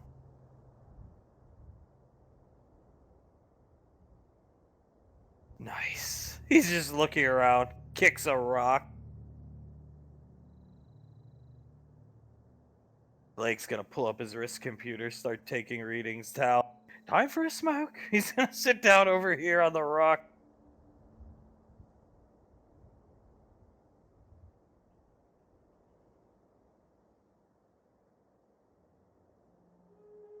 They're avenged. Yeah.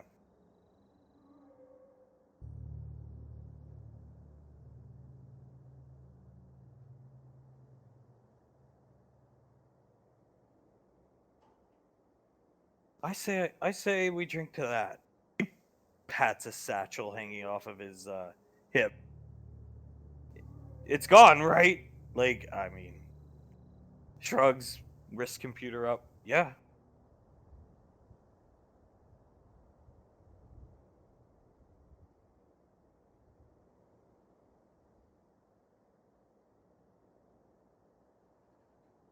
Like, I mean, I'm no expert, but I'd say if this one's gone, they're probably all gone, Colonel.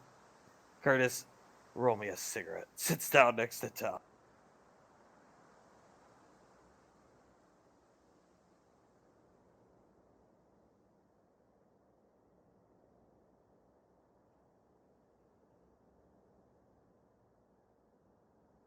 What else? The victory lap. This is what you call a victory lap.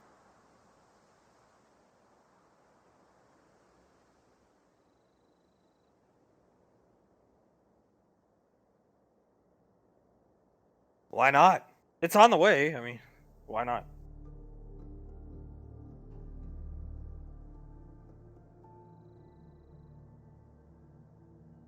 That would be a burden off my mind because I'd never have to go back in there. And if I did, it's just a force. Actually, you could get this opens up more opportunities than people think. You can actually get like archaeologist teams in there now. I don't know what you'd find, but maybe there's something.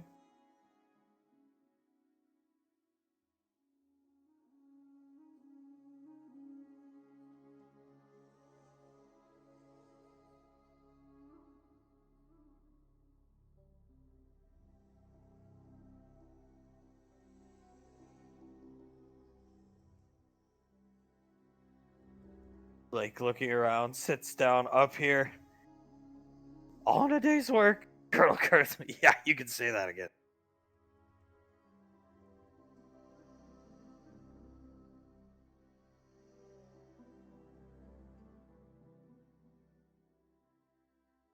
Tal. Yeah, I mean we could do some recon on the lichen. Last engagement with lichens. Can't remember the colony name off the top of my head, but we could go see. I mean, what else do we have to do for it's Monday?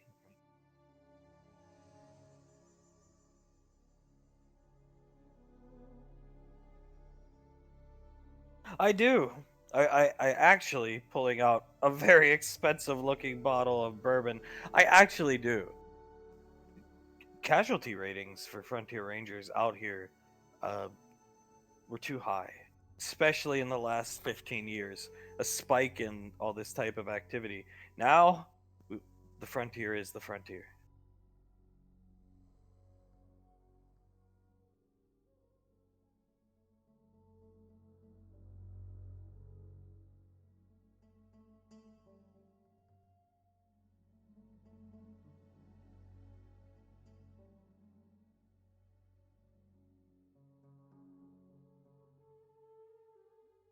Well, now's our chance. He got some shot glasses, starts pouring them.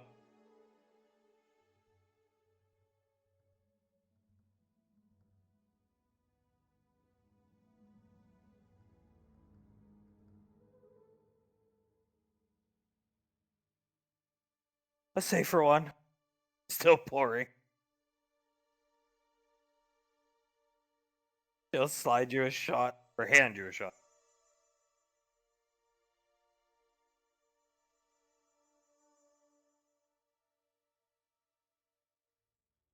Explorative nature, man. Hey, maybe we could get boots on the ground on a Nova. I don't know if that's the same deal, but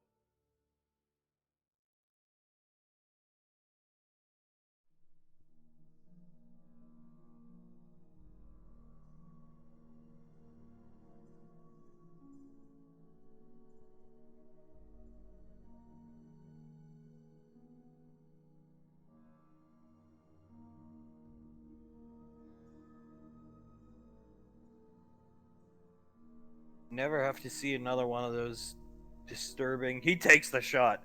Sights again. Pal, cheers. And him and Lake both take their shot.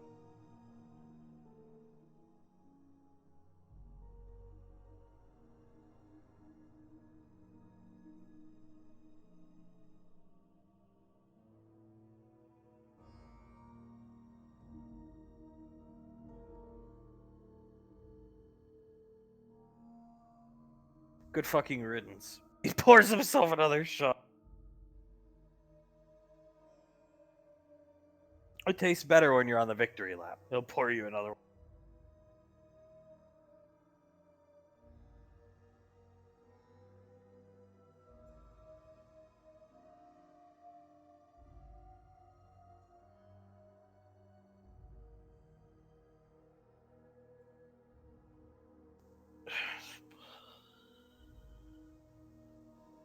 $72 or $3 total, which I guess isn't a lot in the grand scheme of known and or uncharted space. But yeah, I mean, I'd say one's enough. Most definitely one is fucking enough.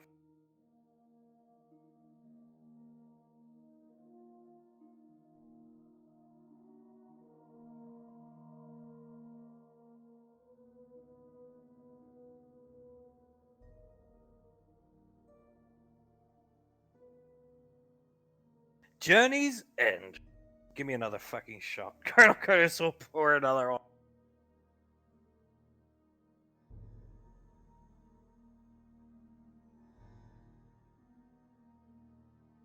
No more briefings. Oh, okay, bringing out the new guys. Okay, and you need to watch out for this. And the list would go on and on and on and on. And you'd see their eyes get wider and wider and wider. Oh, and by the way, there's these things called lichens. They're not a myth, they're real. And they're going to eat you if you don't know what to do.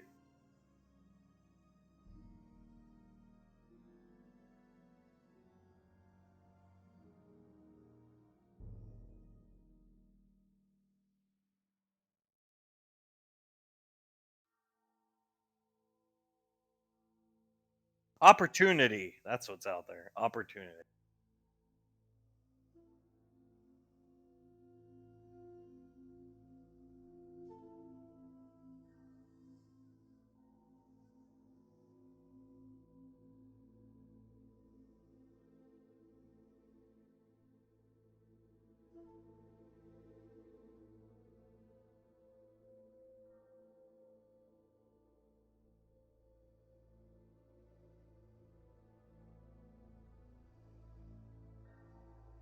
Oh, I'd say you read quite a few things.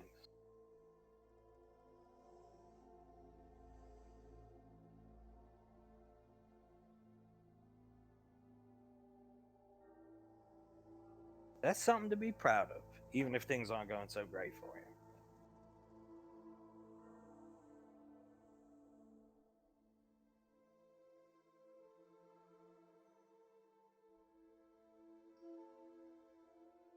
And have another drink. Victory lap, you have to celebrate. I mean, we're not going to get shit faced out here, but couple shots. Premature celebration Friday.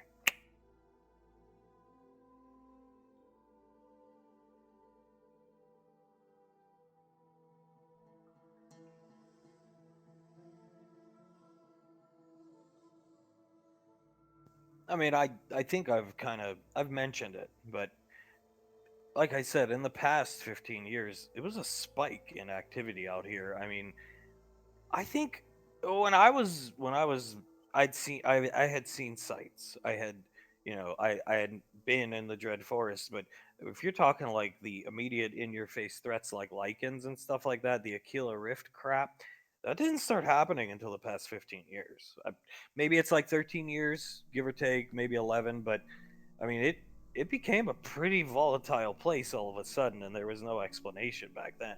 There was only theories. So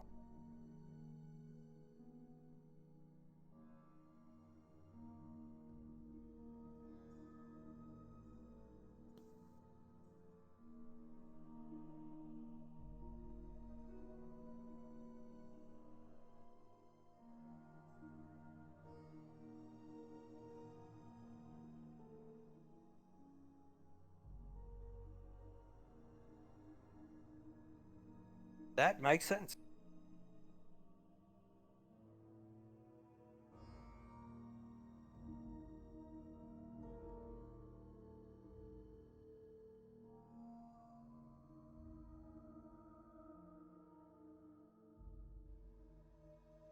Not anymore.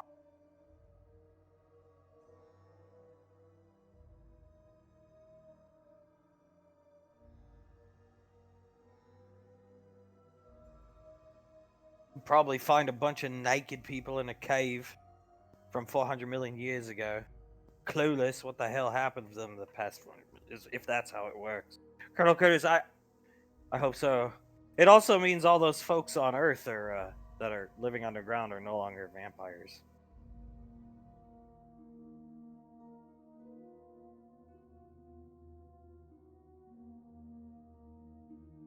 At least that's my running theory. I was running it by country, and well, that's what she thinks. And Lorelai guesstimated, but yeah, we won't know till we get back to Gateway and somebody goes down there and shines a flashlight and see if they all freak the fuck out or not. Tell. We can go. We can go. I mean, Lorelai, as long as we're somewhere near Gateway, we can go. Though something tells me we're not going to get called out for anything anytime soon.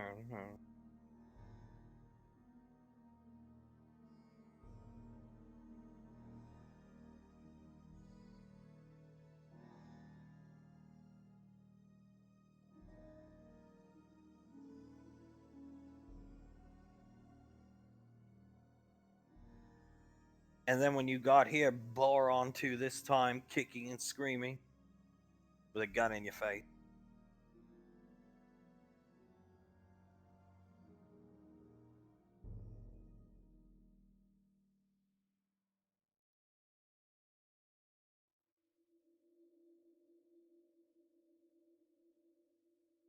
Hey, it all worked out.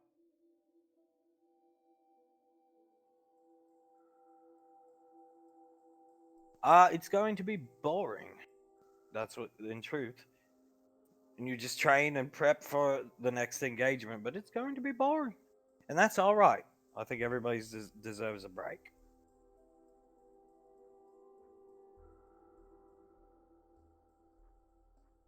We spoke about him before, but the Zanes, the Nemesis, supposedly have been almost slaughtered to the last man. And the Civil War is still going on. Will take the UIR a lot of time to reconstruct. I mean, for once, I'd say the pulse of the galaxy is steady.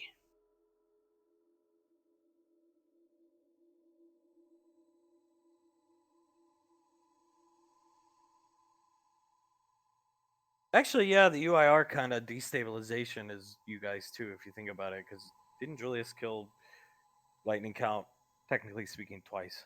So, and then Malcolm helped prop up the Nemesis in his stead, which was, I'm sure Malcolm was not doing it for good reasons, but in fact was beneficial.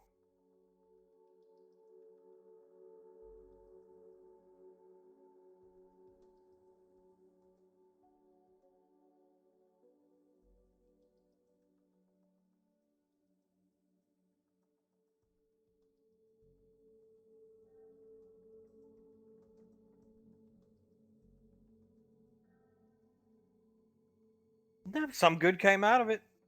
Not all bad.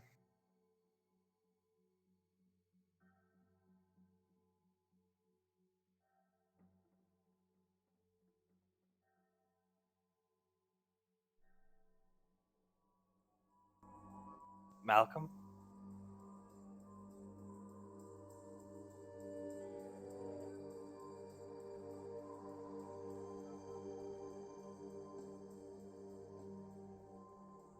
I mean, if you think about it, like I said, I know he didn't have good intentions, but it was like the ultimate kind of like covert. Oh, long time ago, if you know your history, uh, certain governments would try to put a leader in charge of a place that was, either could destabilize the place or, follow the same type of government thinking, democracy or communism, whatever, dumb words. But Malcolm basically did that unintentionally, but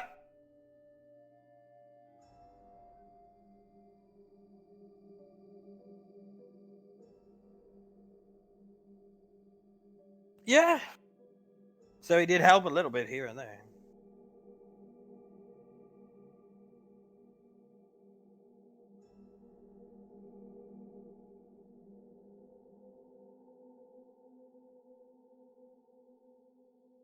You know, there's some beautiful portions of Mars.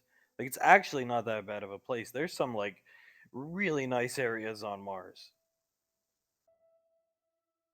Yeah, it's just since Max Tech has had, like almost totalitarian kind of control over it, it now Mars opens up job industry. Maybe your buddy Wiseau will buy up some property there.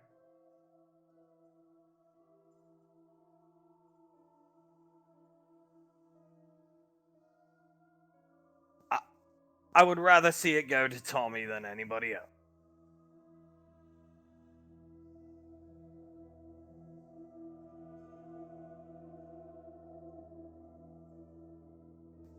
Yeah, I mean, I think EarthGov like kind of owns it, uh, but yeah,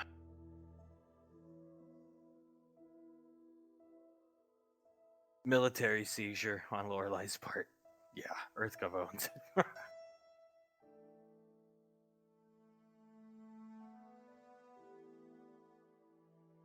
Well, that would be fine by me. He's a good-hearted fellow.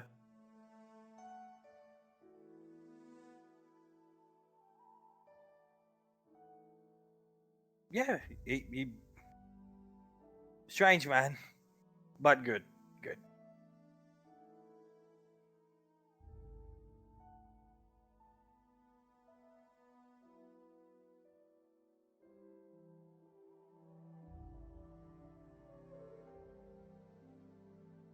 Oh, I wouldn't doubt it. I mean, he's over how many hundreds of years old? Vampire, rock star, fashion sense. First time I saw him, I thought, well, this is the strangest person I've ever met. But at the same time, I feel warm and fuzzy inside. So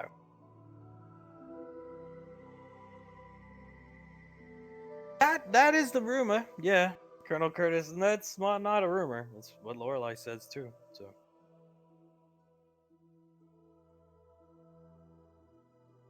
yeah.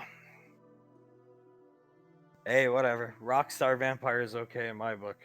Just maybe let some time pass and stop by and give him a handshake, Ash.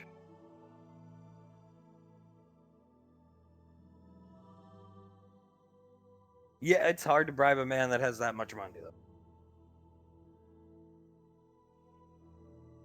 That's true. Yeah.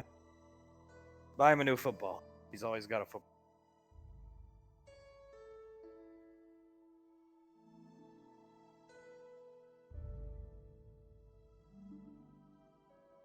I would gladly. Like, I could do it. Hell, sure, why not?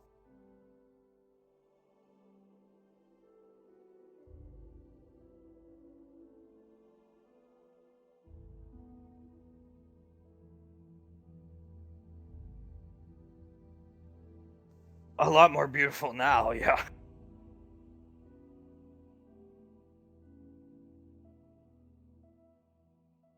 Well, you gotta think of it this way. They live that torment over and over and over and over for how many insert big number millions of years? Makes you feel good inside, even if you only contributed a touch.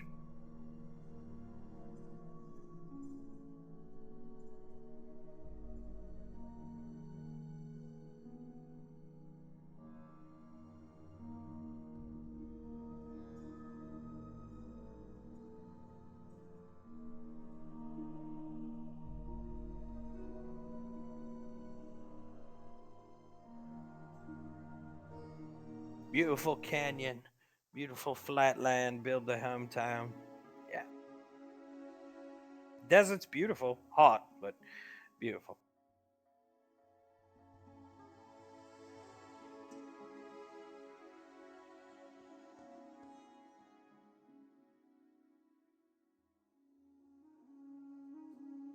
Pouring another shot. I'm don't take it the wrong way, but I'm glad to see Ceres's handgun training has stuck with her because I'm the one that really.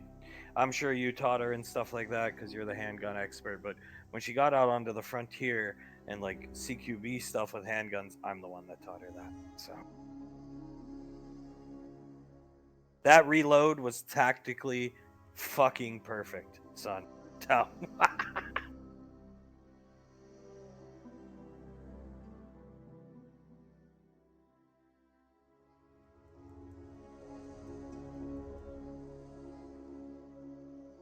Just CQB, right?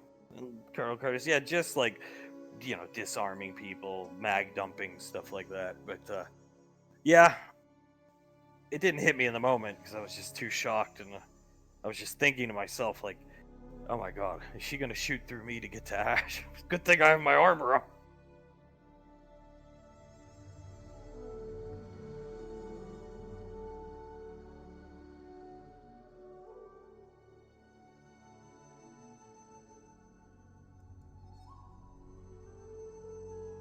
Yeah, well, maybe this is the first step to somewhat, of a rocky road instead of the landmine-filled road for you two.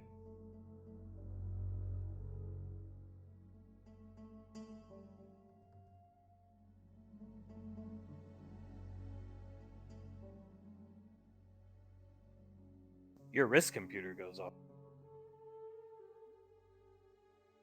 Royalty check. Bank account transfer. 600,000 credits. Colonel Curtis, what, you get a fucking mail from Saris? Huh? He turns his head like,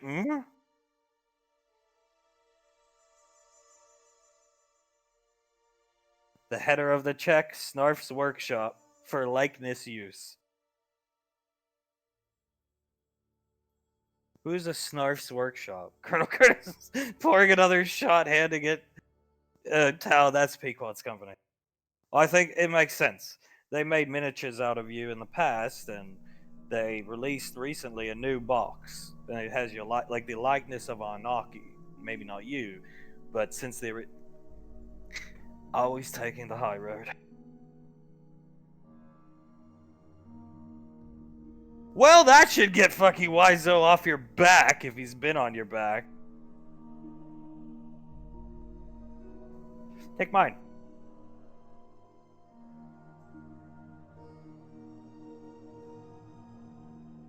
Maybe that will help the home front would say, look, honey, we have all this money. Everything's okay.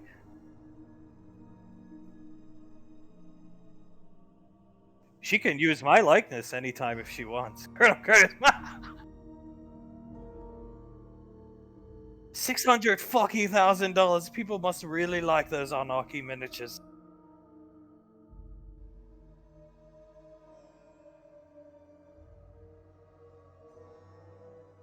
Colonel Curtis, I don't know if that's the intent, but either way, I mean, hell.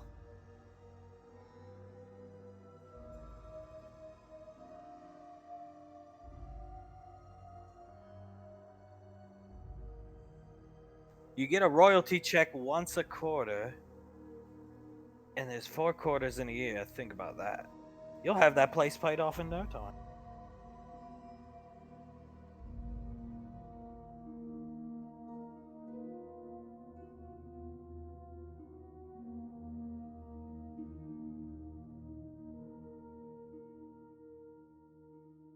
That ought to take a load off.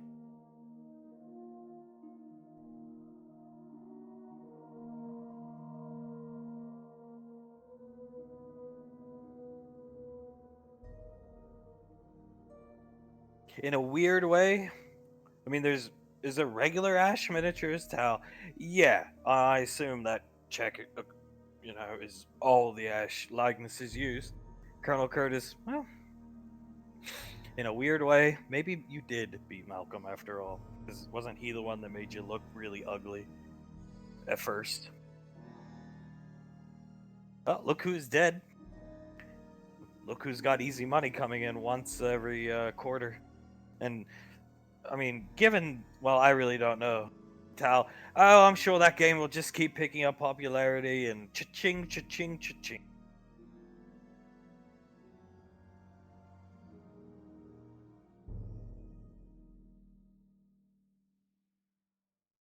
I would cry too if somebody sent me all that money.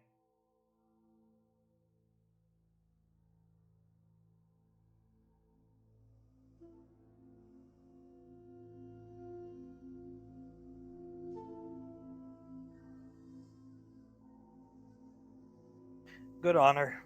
Colonel Curtis nods his head. I honestly do not keep up with election cycles or care, really, because Rico's been there so long, and then it's like, but she's got my vote when time comes. Like, yeah, mine too. Tal already had mine, but yeah.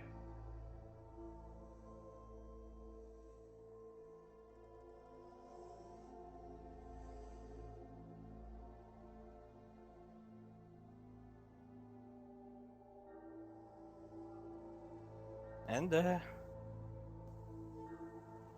$600,000. People really like you ugly. It's called the Chaos Ash box set. She was telling me about it. It's like deformed Arnakis, basically.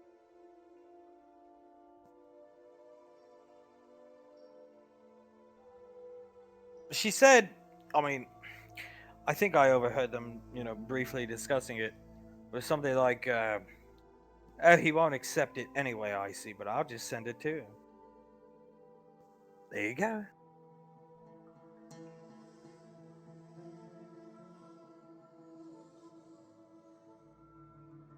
Colonel Curtis, you never took the royalties from all the Malcolm crap. That's right. Yeah. Yeah, well, she was right.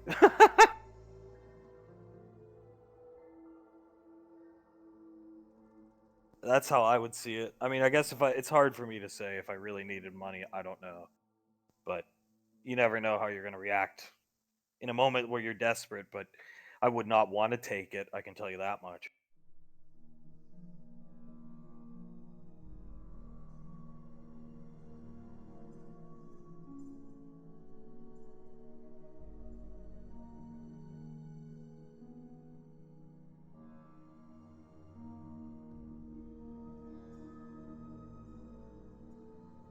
I mean, maybe with this money coming in, I don't know. Why don't you? I don't know, mate. Why don't you just put some aside, take the wife, and Integra on a vacation somewhere after selection. You're going to be gone for 6 months. That should be enough time. And if it's not, okay, fine. But you know what I mean. Take them. Let's go somewhere. Let's do something. Let's get out of the house. Let's stay active. Cancun's a beautiful place. You don't got to go out to some colony out in space. Earth is beautiful. Oh, you know that. So.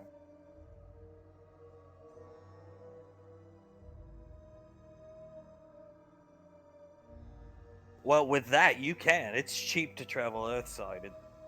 Interplanetary, that's where you ching.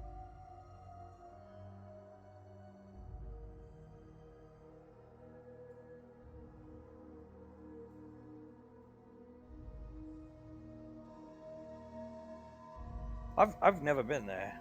Colonel Curtis, same. Like, beautiful place, great food.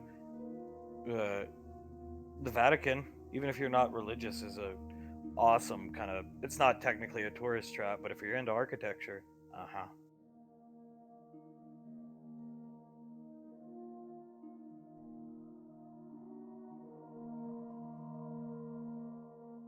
Take them, take them. 6 months. Look, I passed selection.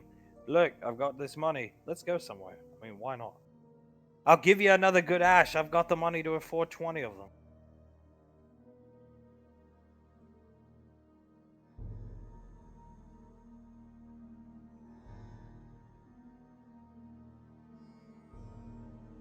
It'll take time to get there, but yeah.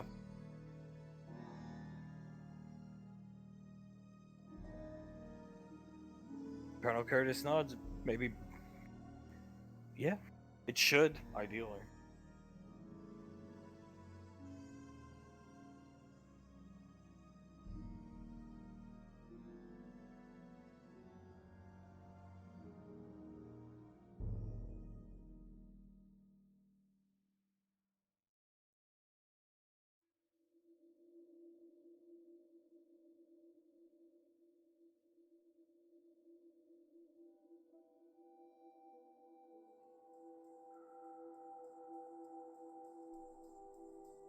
Tal nods, well, it's all over now.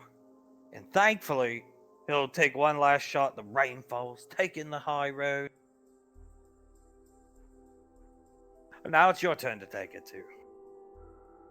Selection's the beginning of the high road for you.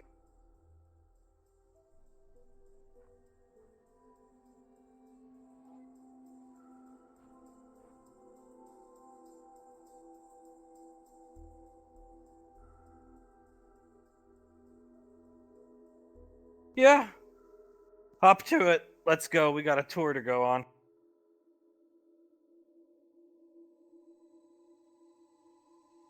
Yeah. If the Dread Forest is gone, then we'll open up the rest of the Wild Turkey.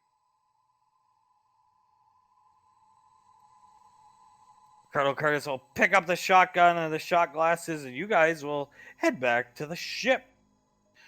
Meanwhile, down at the restaurant, Hunk is in the kitchen talking to this guy. The kids are being tended to on the ship. I see Amos looking around. Davy nods. A wonderful place to be, as she reaches over and holds Suletta's hand. The legendary Amos. She starts walking around Banksy. It is really nice. Julius walks over next to Pequod. It is a really nice place, isn't it? Pequod nods. Yeah. It smells good in here. You guys rented out the whole place, right? I mean, yeah, me, Dad, and Mom all rented out the whole place. What's the best thing to eat here? She looks at Davine. Oh, well, I'm always a fan of the domos with just the pita bread. Is always my go-to, but the shawarma is also quite delicious. Pequod, they gotta have good gyros here, though, right? I'm sure they do. Good. I could go for one. Or 10, Julius. Now this is the real celebration. She points at the ground. Julius nods, picks her up. Then, my lady, 10 euros you shall have. I can't believe they let you guys just have the whole place. Suletta, apparently Mom and Dad are their best customers. She starts laughing. Davine just smiles at Pequod and Julius nods. I suppose when you're the best customer, you get certain special treatment. Pequod looking around. Okay, lead the way, Captain Rainfall. Oh, yes, ma'am. He'll carry her over to the table that these two are at. Suletta's gonna let go of Davine's hand. This place does smell heavenly. You know, she turns to Davine. This was a crappy hamburger joint when I was a child. It was horrible. Horrible. They got shut down so many times for bug infestation, cockroaches. Then whoever owns the place bought this place, turned it around, remodeled it. Amazing. I actually wonder who owns this place. Davine puts her hands behind her back. You know what? I have never asked that question. I think we should. Why not? We have the money. We own Amos? We should. We should buy it. I mean, it is mine and Hunk's favorite place to be. Where is he? She's squinting around. Oh, at this point he's usually in the back of the kitchen talking to our usual waiter. Oh, they know you guys so well that you just prance about? Yeah, especially when we buy the place out, or at least rent it. We should purchase this place. I'm going to ask the waiter who owns this establishment. I think that's a wonderful idea. Have a little rainfall restaurant that we can all go to, or whenever just one of us wants a little date night out. She's looking around and it smells heavenly. She leads Davine this way. Davine chuckles and sits down next to her. It always does smell heavenly in here. Icy looking around. Very nice place. You guys have good taste. Davine nods. Well, it was Letty that was the first who suggested it. I just took on here from her suggestion. I had eaten here in the past, but it did not smell this good. Though I wasn't a big fan of Mediterranean food until I was taken in by the rainfalls. I've developed a taste. Julia smiles. See, it's always healthy to be a part of the rainfalls. As I was telling your mother, when I was a child, this place was a hamburger joint, and then somebody took it over, bought the place, really turned it around, and then my parents would come here to dance. Julius nods. Wow. He tilts his head. Who owns it, though? I don't know. We'll have to ask the waiter. Julius bites his lip, leans over to Pequod. What if Tommy owns it? Pequod, they had water on the table, ice water. Pequod, the glass up to her mouth. Nah. Yeah, no. No, yeah, you're right. You're right. It would be pretty funny, though. If he does own it, he'll probably sell it. I mean, he did sell me Cat's Diner in New York at a fair price. I can't remember if it was like something like, I said, of course you're gonna have it. Take it. It'll be a lot off Tommy's mind. Excellent corned beef. One of the best. What did you want again? Because, yeah, that's basically what he said. Julius chuckles. Well, yeah.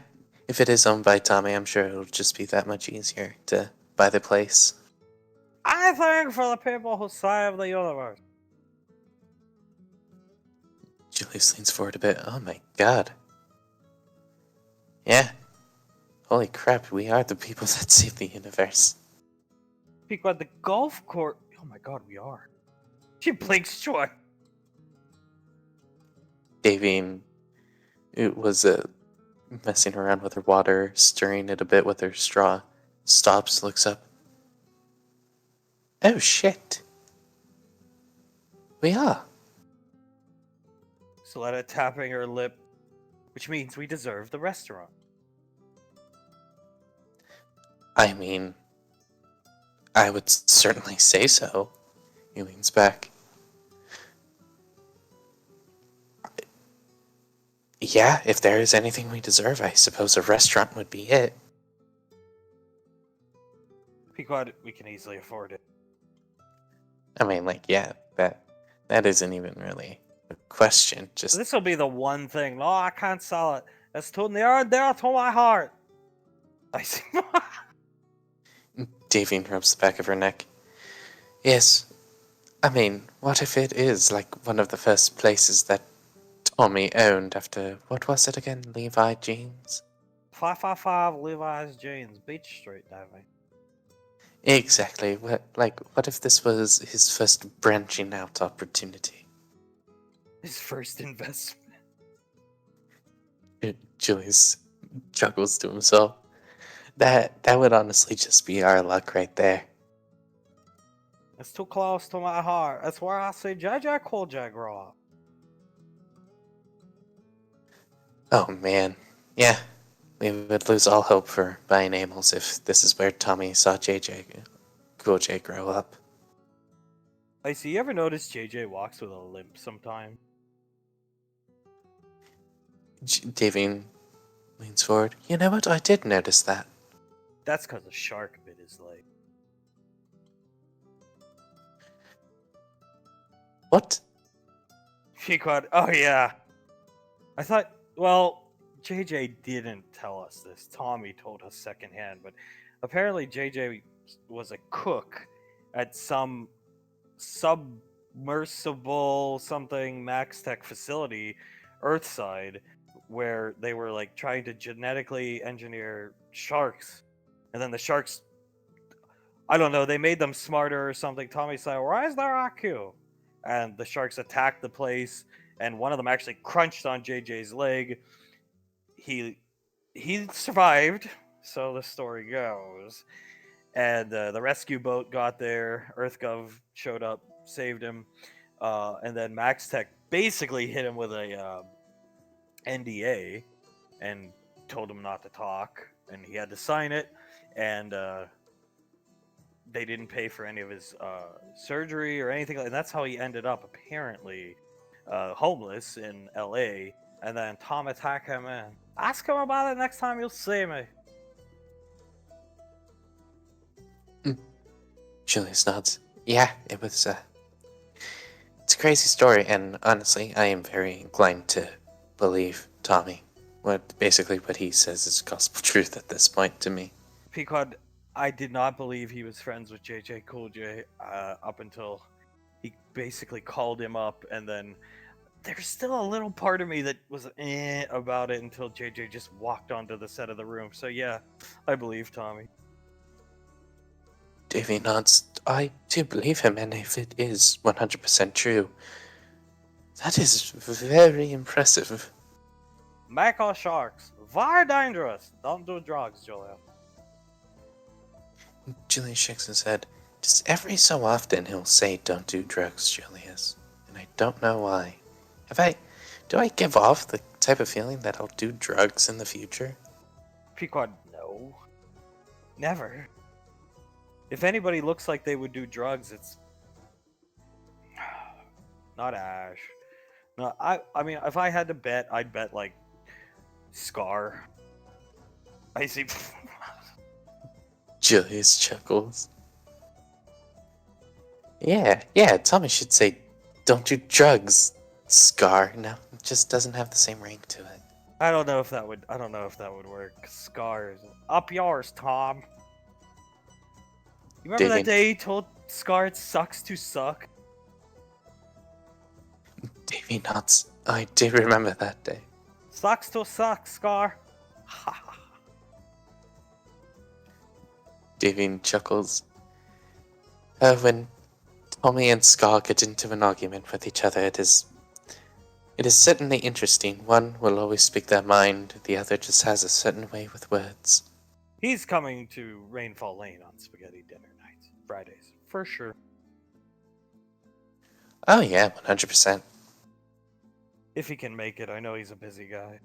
Tommy, you coming down this Friday? What you talking about? I don't even remember what you're talking about, Pequod.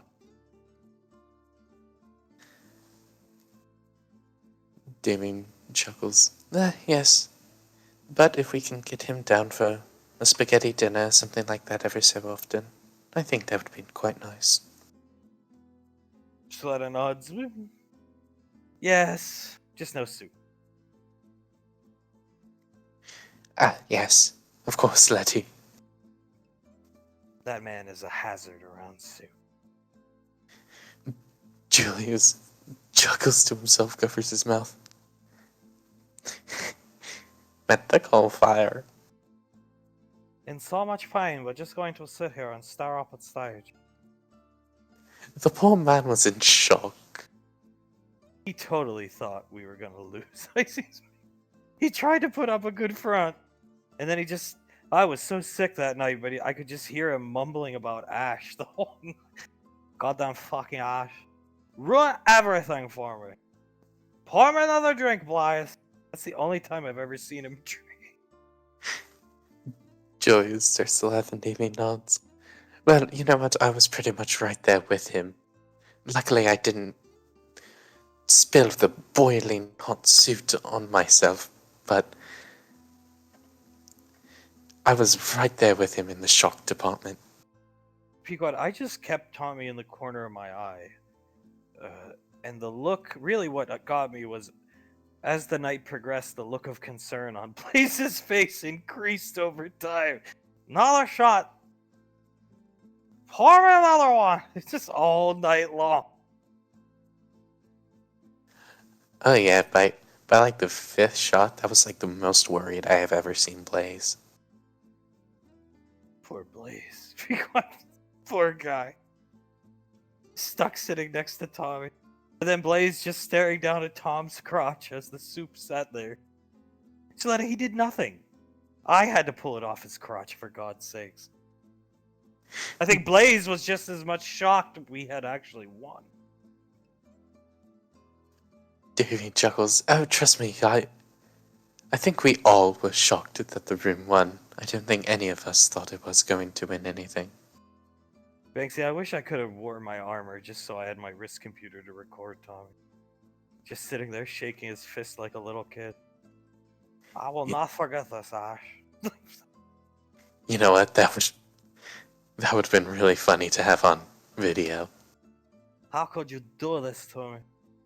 And then he got really mad when Ash won the Oscar, but Ash wasn't even there, so it's not like he really won it.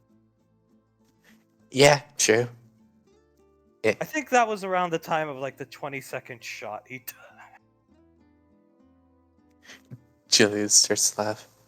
You know, I don't think he said it that night, but there was one thing that Tommy said that will always just stick in my mind, and I think it was, "You're tearing me apart, the Sharion."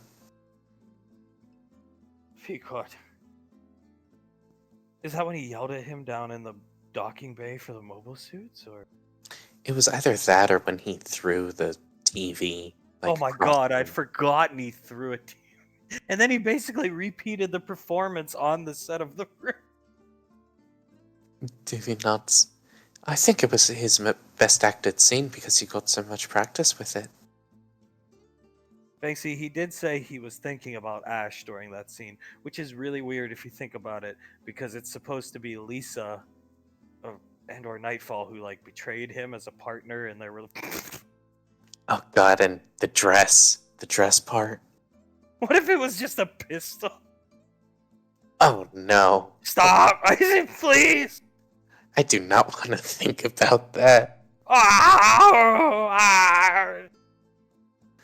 Davine starts to laugh, and Julius covers his ear. Oh god. Suletta puts her hands up. I believe you, and I think Mr. Wiseau has many friends that are friends with him because he provides for them. I believe you and Asherion were actual friends to him. And Asherion's betrayal, it makes sense if you think about it.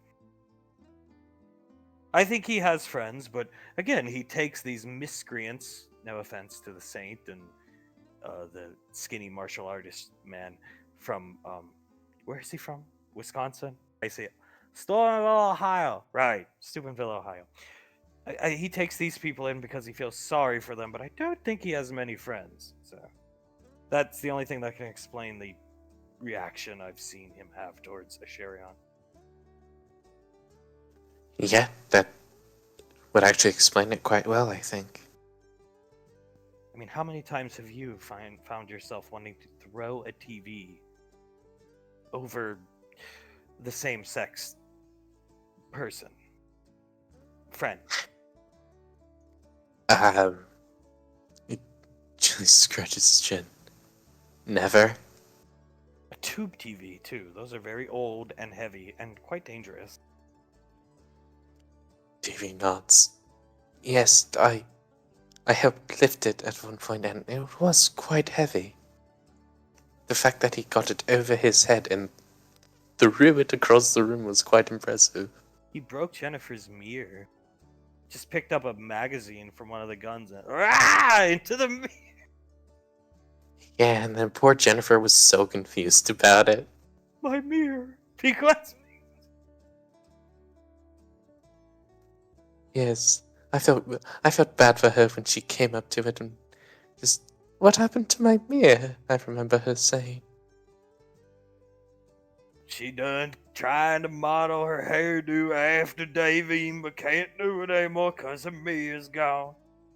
What a shame. And then I said, Zap, there's tons of mirrors in the apartment. No, this one was special. Alright, goodbye, Zap. It's a shame nobody done replaced that mirror. And then the next day I went and got a mirror. He's really good at guilt tripping. I wasn't even involved in that. I don't think he even means to guilt trip us. He just says what's on his mind and then it just happens to guilt trip us. Pequod, his wife has the gift too, Julius. Hand on your thigh. Oh, yeah, no. She does. It. Maybe it's a Tarak thing. Maybe Segoy will eventually have it too. Banksy, and I mean, as I was leaving, there has to be some young man with some extra change in his pockets to buy me for poor Jennifer. Then I stopped to think about it. He's talking to me. It's a shame she's gone through so much. I'll get the mirror zap. And I slammed the door. I think it's intentional. Banksy, no. Duveen shakes her head. No. Or at least I very much hope it isn't intentional.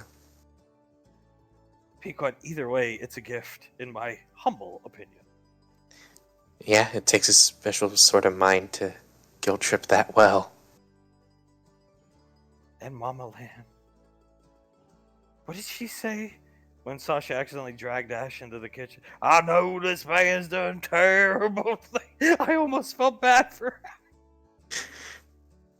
Julius nods. Yeah, it's actually pretty impressive. She almost made me feel bad for Ash, too. There's some horrible things in this conversation too awkward for Big Mama. Duveen covers her mouth and starts to laugh. That's her nickname. We'll call her Big Mama, just our circle. I think it's a good name for her. Yeah, I think it is, too. Not as good as Lugnut, but pretty good. Lugnut. Thanks. You'll love it. Just let it grow on you, don't worry. Pequod, grow up and stop wearing the armor and helmet, and then there's no reason to call you it. He groans at it. Oh, I mean, yeah, that too. I just looked at you and said, well, Lugnut. It was in a moment of, well, I thought we were all embracing for the last time, and yeah. Boom. They come out with macaronas. They start passing them out. There you go. The waiter comes up. We have grape leaves on the way, and we also have surf and turf tonight. Lobster, steak, mashed potatoes, green bean. Anything I can get you guys?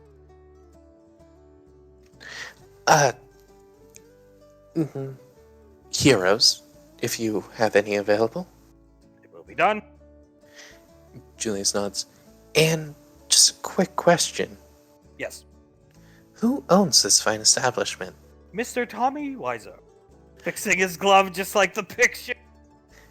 Julius almost stands up in elation. I called it! Ours. Davy nods. If things go the way that we think it is going to go, then definitely ours. Hunk will slide some grape leaves down to Davine. And then you get the surf and turf. Everybody gets a plate.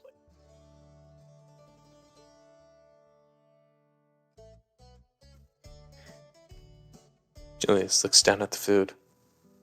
God damn, that actually smells really good. Pequod pulling out. You've got cutlery already on the table. Pequod begins eating. I will put in the euros for you. Anything else?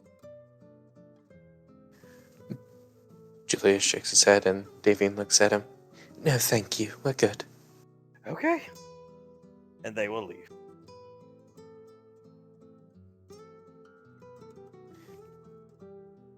Julius squints at Hunk. You know, I really thought he was going to sit down at the table and eat with us. So looking back into the kitchen. He just went back into the kitchen. Maybe he's grabbing something. I don't know. Suletta, maybe you're an idiot. Looks at Davy.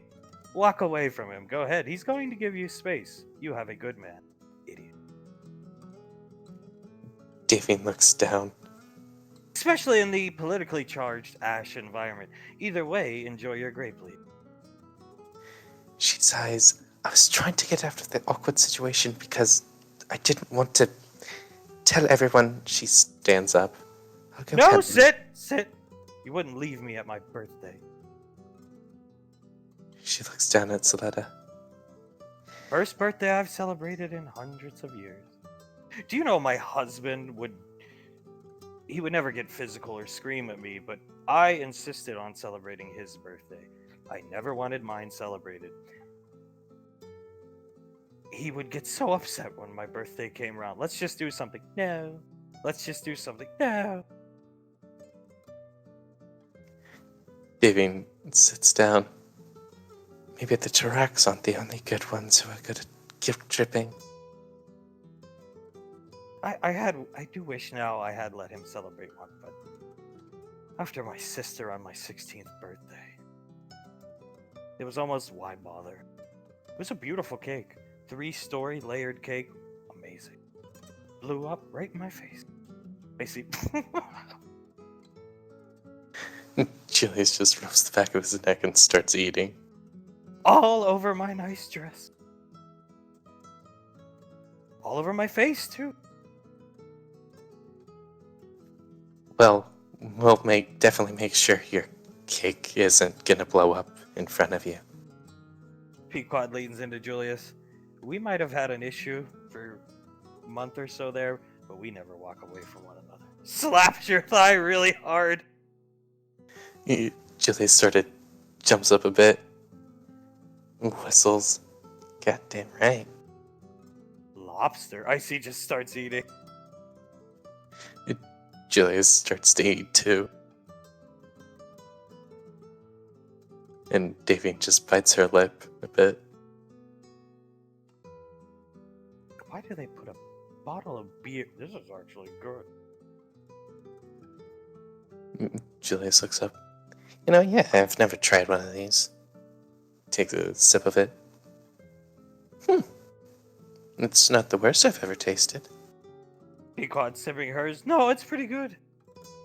Goes good with the steak. Yeah, definitely. I mean, beer and steak sort of goes hand in hand, but the margarita part of it definitely adds a certain je ne sais quoi. Icy actually drinking hers. Soletta, about time. Julius chuckles. There you go, Icy. Let loose just a tiny bit. It won't hurt. Soletta, the food here is amazing. I can see why my parents came here besides the dancing. Yeah, definitely. And the decor is all very beautiful. Julius leans over to Pequod. Maybe we should come here every once in a while, too. Pequod, when we get back next Monday, I'll have a talk with Tommy. Definitely. He nods to himself, takes another bite of food. Yeah, definitely. The place is a lot better. I imagine this place gets very busy. Pequod looking around. Davine tilts her head. No, actually. Well, the busiest time we've ever seen was when me and Hunk went here for the very first time, and then every time after that it was just sort of empty. It's not better that way. Yeah, definitely. It is always nice to just have a place to yourself when you're with your significant other. Soletta, what is he doing here?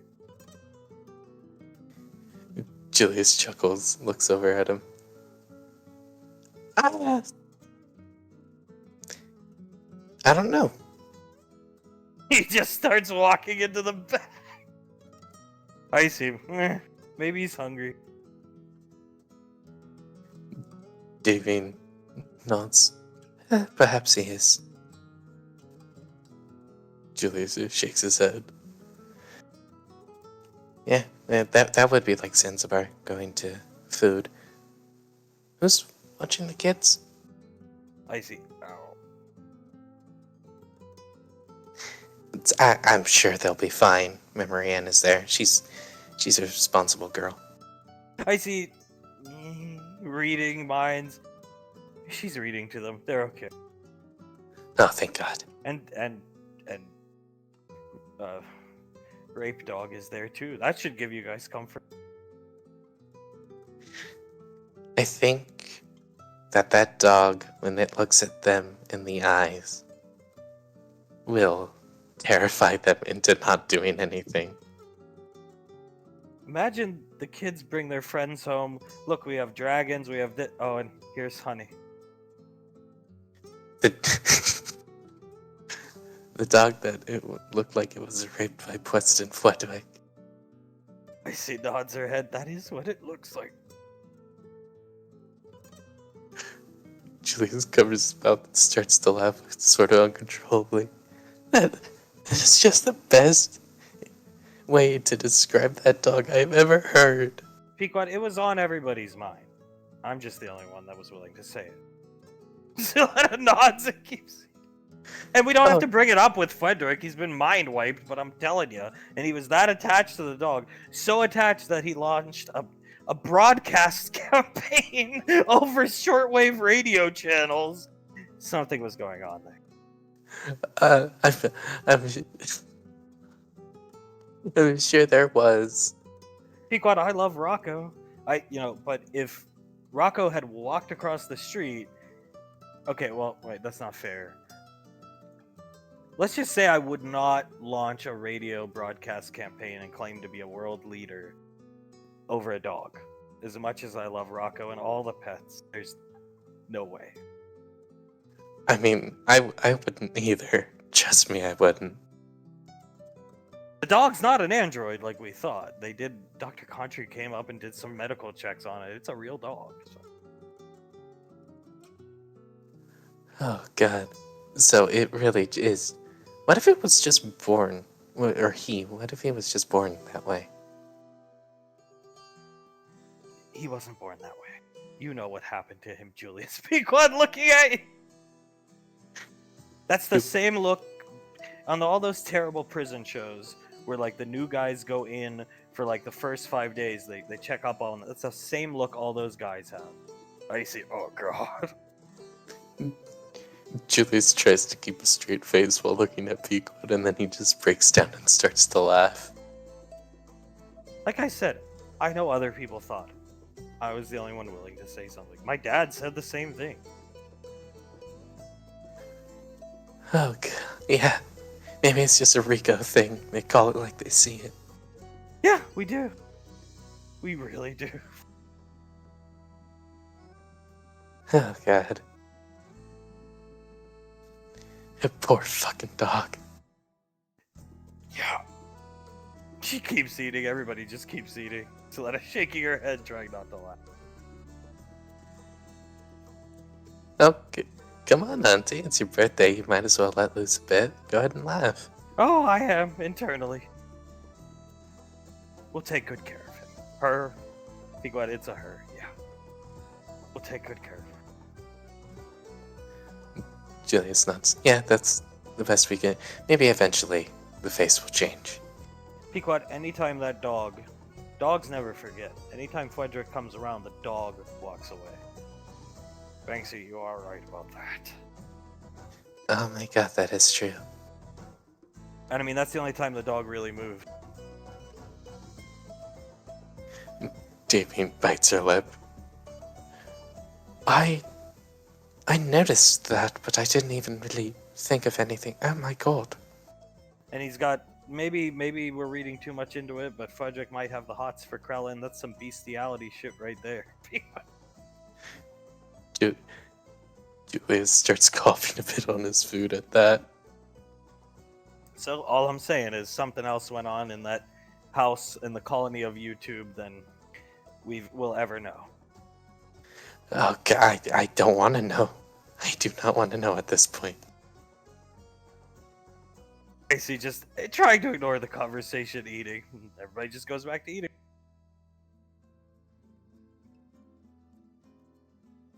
Davy nods. Yes, I would rather just think of Frederick as the funny android that we have around the apartment now. He's mind wipe. He'll be okay. Julius just taps his fork a bit. Maybe we keep Honey away from him, though, just for Honey's sake. Deal. Yeah. chuckles and just goes back to eating.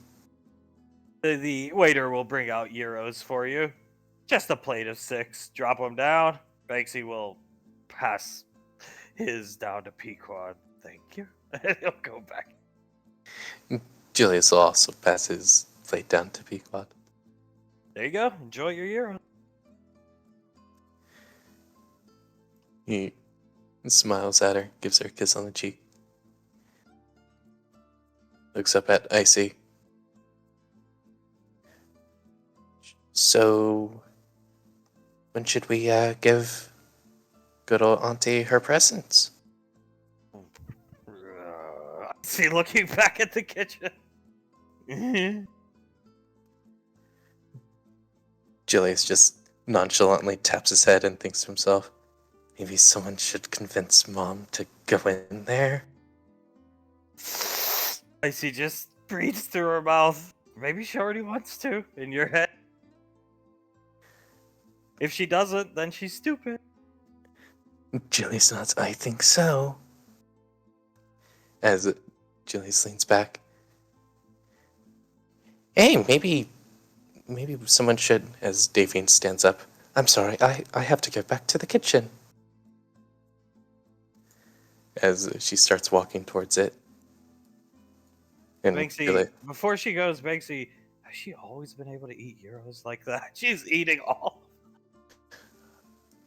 Julius looks at her. Oh, yeah. In Watertown for the first time. She had like these 2 gigantic gyros. I went back to buy her a scarf, came back and they were gone. It was sort of freaking crazy. He's eaten 3. I know. It's sort of awesome. That is nuts. I don't think I could even eat. She starts on the 4th one. Julius just starts looking at her with the hearts in his eyes, basically. Gilletta's head's tilted watching her. Davine's free to go wherever she wants. Hunk and this guy are talking, eating together. Zanzibar, Hunk, feeding him green bean. Davine walks into the kitchen.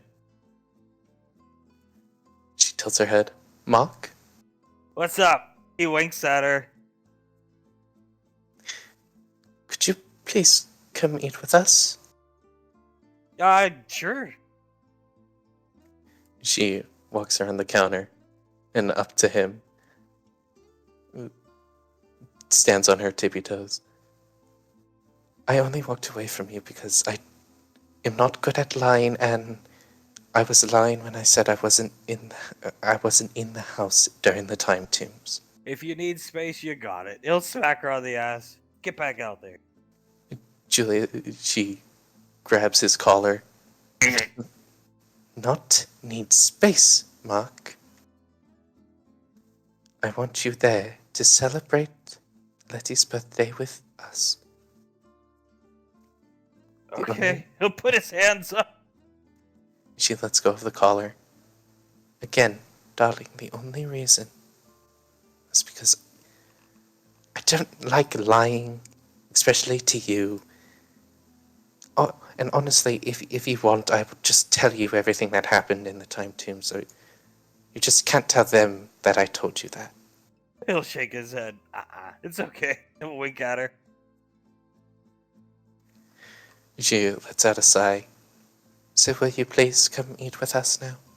Yeah, sure. I was sharing with this guy. He starts chuckling. And Zanzibar taking more. I guess it's his. Let him have it. Zanzibar starts eating the green beans and potatoes. He can have it. Davy nods, holds both of Hunk's hands. He is the one who's been holding the cat for us. Have you seen him struggling to keep the hat on? Yeah, that's kind of why I'm happy he's back here. Yes, maybe until we get ready for the presents, we keep him back here for a bit. Yeah, sure. She smiles at him. Again, I'm sorry. I didn't mean to make it seem like I needed space. And if you need it, you'll always get it. She smiles. And I thank you for that, but again, like I said, I would rather spend pretty much every waking moment. Then don't walk away. Yes, sir. She looks down at her feet. I won't do it again.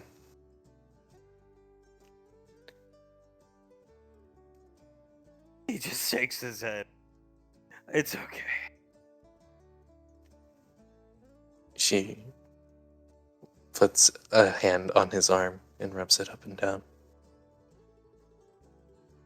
When you walk away from somebody, it means you need space. So, and in the world we live in, or have lived in, he winks at her. No, I understand why you did it fully. I do. And I thank you for being so open-minded like that. I feel quite comfortable to know that if I ever do need space, which I don't find very likely to need space from you, that you'll give it to me 100%.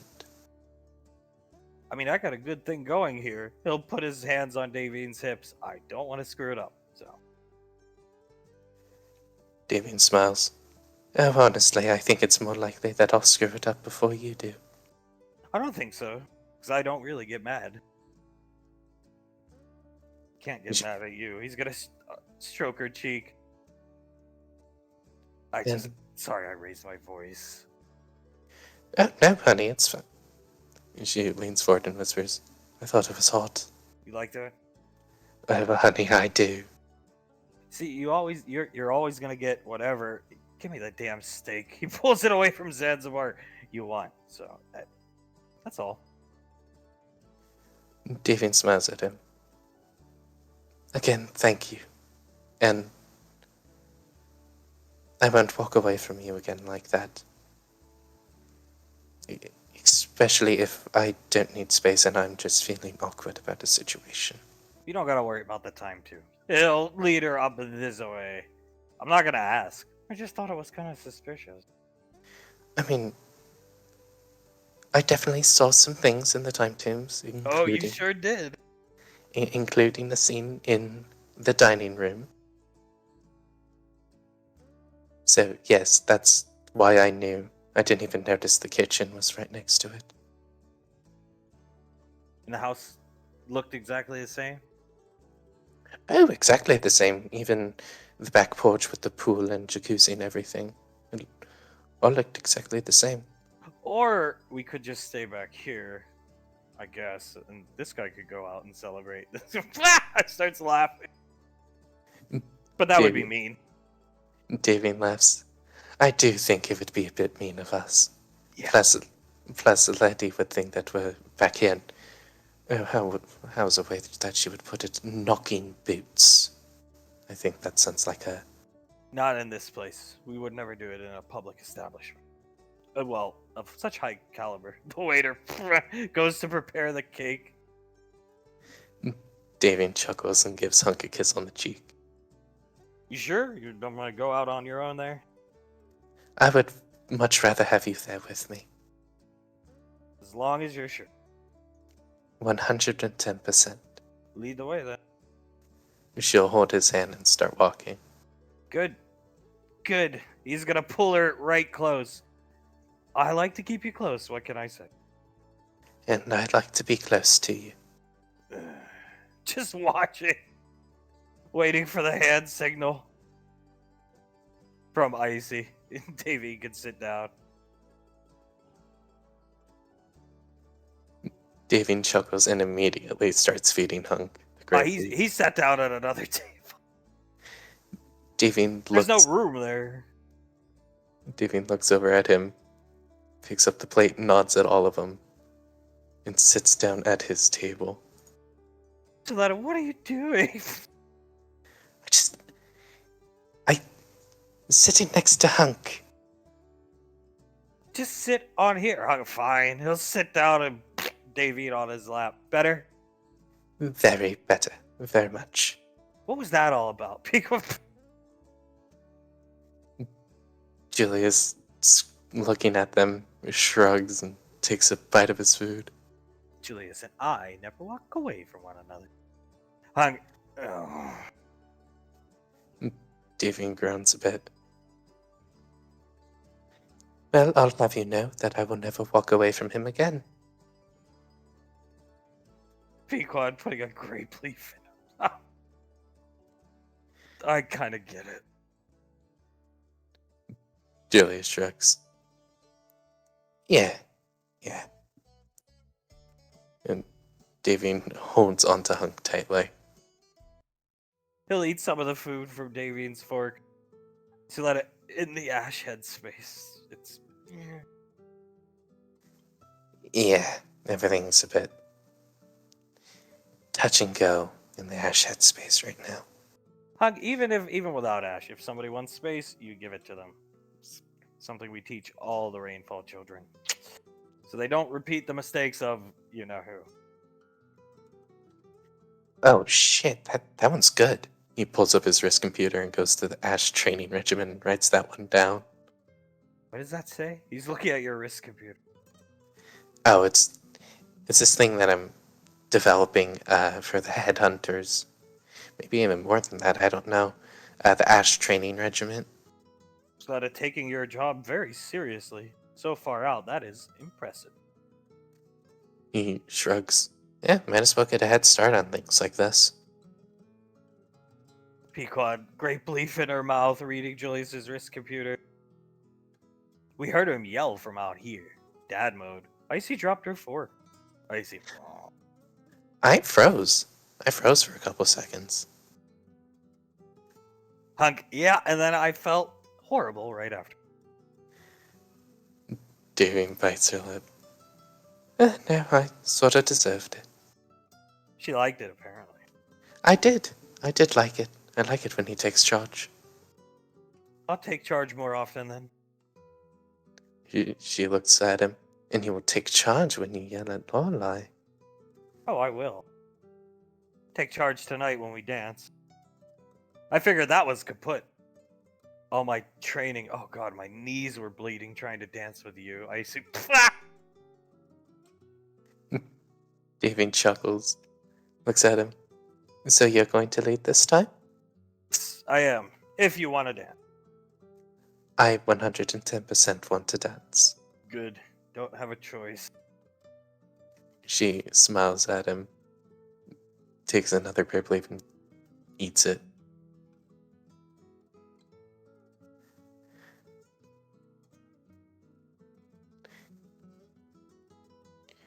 Julius smiles to himself. Well, this is another rainfall birthday. It is sort of serendipitous that like 3 of our birthdays happen right after another. Summer children. He shrugs. Yeah. And that 2 of the summer children have basically bright red hair or bright orange hair. Icy looking at her fork. Banksy, just take mine. Gives it to her. It did hit the ground. It did. You basically threw it. You jumped so high. It's scary. mean- It's not that scary. I mean, it's pretty scary. Oh, God. Should have stayed on Gateway. Davian looks at Hunk. I think we are perfect right here. I hope you think so. And I hope you think so too. Oh, I do, believe me. Tightens his grip around her. Don't like yelling at you. That just blah, came out. And again, I deserved it. I shouldn't have been stupid. Pequod, it's called being dysfunctional. Every family is. Hunk. Oh, yeah. Julius chuckles and smiles. I mean,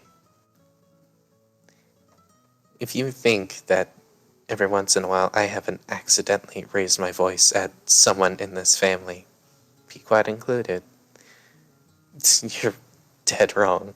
So, every once in a while, I think it's pretty okay. Zanzibar coming out here, lifting a drink to his mouth. Icy, I didn't know you liked alcohol. I didn't know that either. Ah! As the top hat starts rolling this. Uh-oh. Meow. Crawling out of the hat. Hunk. Oh no. Davian covers her mouth. Rolling out this direction is the egg. Zanzibar with the empty glass. Julius just leans his chin on his palm. Well, this is a pretty apt way to have the surprise. Zanzibar picking up another drink, putting the hat back on, Monkey Boy's tail sticking out of the hat. So is that Mr. Snuffles? Julius nods. Yeah, it's Mr. Snuffles. It's Mr. Snuffles and an egg. Soletta puts her hands out. Icy will hand her the cat. Meow. She almost death grips, hugs it, and starts crying. And this egg, still just holding on to the cat. Egg. Still holding on to the cat. Meow. Davian smiles at Soletta and then over at Icy. I'm sure she appreciates both gifts, just she's quite happy about Mr. Snuffles. Icy, ooh, with the egg, looking at Davy. Soletta's still crying over the cat. Meow. What an unenthusiastic. Julius nods. Yeah, it has a certain air to it, does it? It's sort of monotone in its meow. Sort of looks just like Auntie Soletta. Still crying over the fucking cat. Davy nods. It does. It really does. Hunk, we pulled some strings and had it resurrected for you. Soletta continues crying. I think this was a good gift, honey. I think it is the best gift we could have gotten her. Should a gift really make you cry this much, though? Davian thinks for a couple seconds. I mean, if I killed my cat and then suddenly got resurrected and I could hold it and hug it, I think I would be crying that much. Meow. I see. Looking at the cat. Julia's just staring at it. It is so good. It's more round than the egg. He was always this chunky. She starts sniffing. I overfed him. Julia smiles. And I'm sure he loved it. He certainly seems very happy right now. Lorelai did say she'd never seen a house cat that fat when we resurrected him. So that's squeezing. Thank you. Davian smiles. You're welcome, Letty. It really... Anything you want, we will always try and get for you, and we felt like you wanted your cat back. Cat looks around at everybody at the table. Meow. What the f- Julius covers his mouth and starts to snicker a bit. God, he'll be a good addition to Rainfall Lake. He leans over to Pequod. It is also probably the cutest cat that I've ever seen. He's definitely a chunky boy. We'll make a workshop miniature after him. Buff Silhouette or something like that. Buff Soletta, buff the rainfalls. Yeah, something like that. Causes a courage test to meow within 6 inches. Meow. Did that cat hear me? You know what? If it's Soletta's cat, maybe it did. I really couldn't tell you. Oftentimes I would pretend this cat was my sister instead of that hag. I see. Aww. Look at the cat. That is actually very sweet. That's really sad. I mean, sweet, yeah. He- Davine looks at Suletta holding the cat and puts her hand on her shoulder and starts rubbing it. I'm as long as you're happy. I'm very happy. Thank you. Like, good. Oh boy. Davine clears her throat a bit, trying to stop the tears, and leans over to Hunk. Well, we actually got her to cry tears of joy. I think that's a win in our book. That's the most emotion we've seen out of her in how long? Davine nods. I think that's the most emotion I've ever seen out of her. And this beautiful egg, yes, for us plesiosaur, I saw it many a times going through Davine's room. I see. Oh. Well, at least she had the heart to not tell me that she saw it.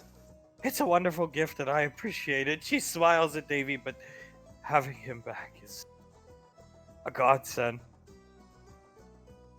She smiles at her. And he can stay with you at Rainfall Lane.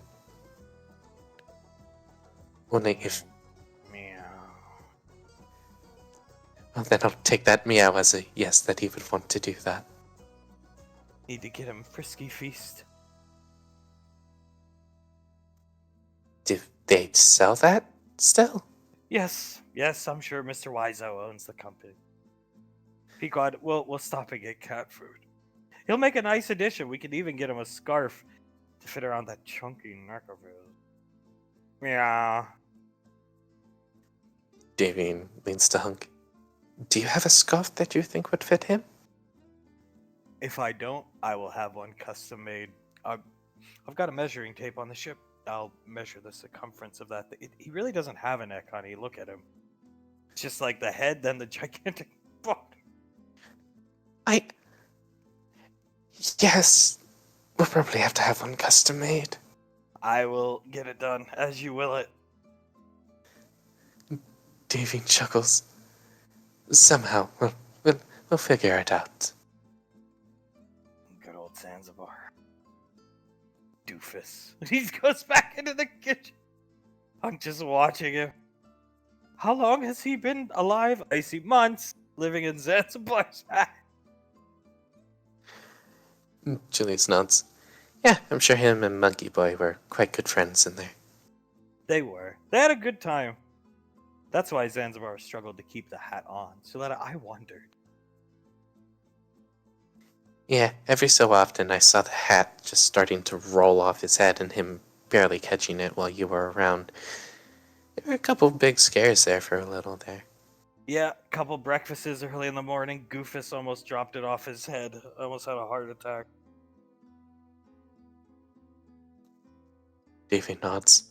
Yes, I remember a few.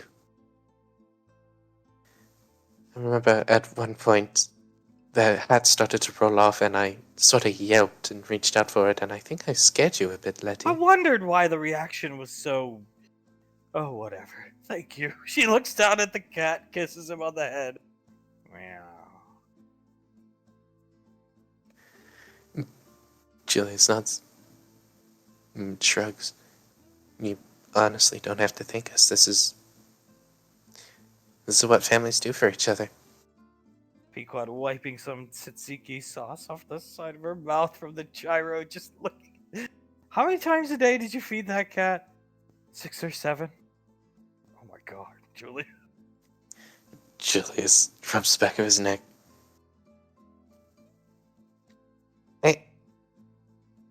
I thought you should only feed cats like 2 to 3 times a day. Hunk, should we maybe, take it to the... He whispers to Davine, should we have it checked by a vet if it keels over dead in the next 2 months? Davine's eyes widen. And just nods. We'll have to do it secretly. Let us squeezing the cat.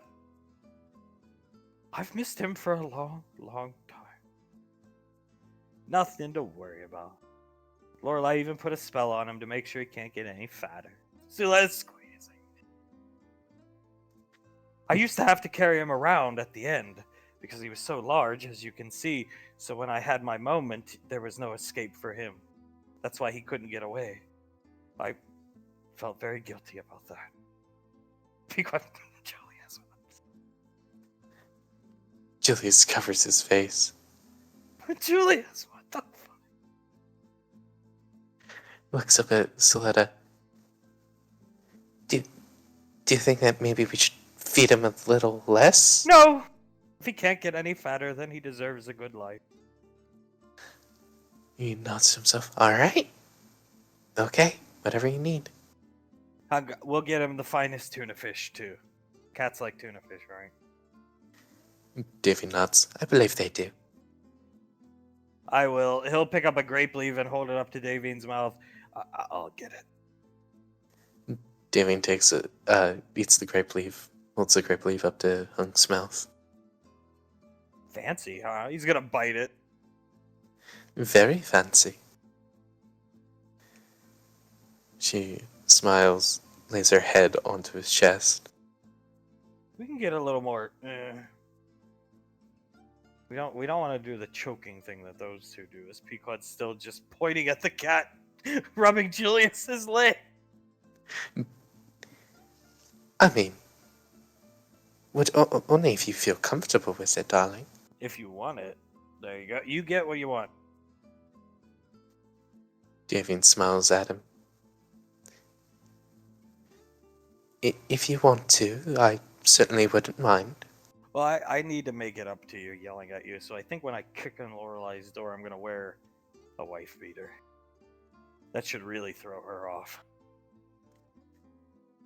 Davine's eyes widen a bit and a smile creeps across her face. I definitely would not mind that either. I'll do a pre-workout to get all hot and sweaty. And just kick the fuck out of that door. I shall assist you in this workout. Well, then that's what we're gonna do next Monday. As the lights in the place start to dim, the guy's getting the cake ready. Takes some time, but it's dance time.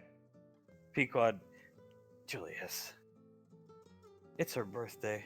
You offered to dance with her. Julius nods, stands up. Auntie? No, she swings around with the cat. Icy, oh my god. Julius nods. All right. Oh, well, then I guess you and I could dance, Julius. Like, meow. Yeah, we could definitely dance. He offers his hand out to her. She's gonna take it. Is she ever gonna let go of that cat? I don't think so, no.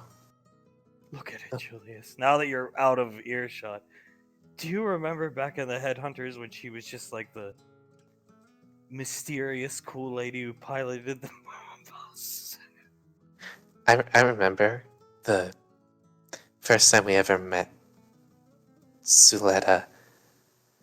Lazuli had me by my ankle, flying in the air up to the Ariel's face, or cockpit, and I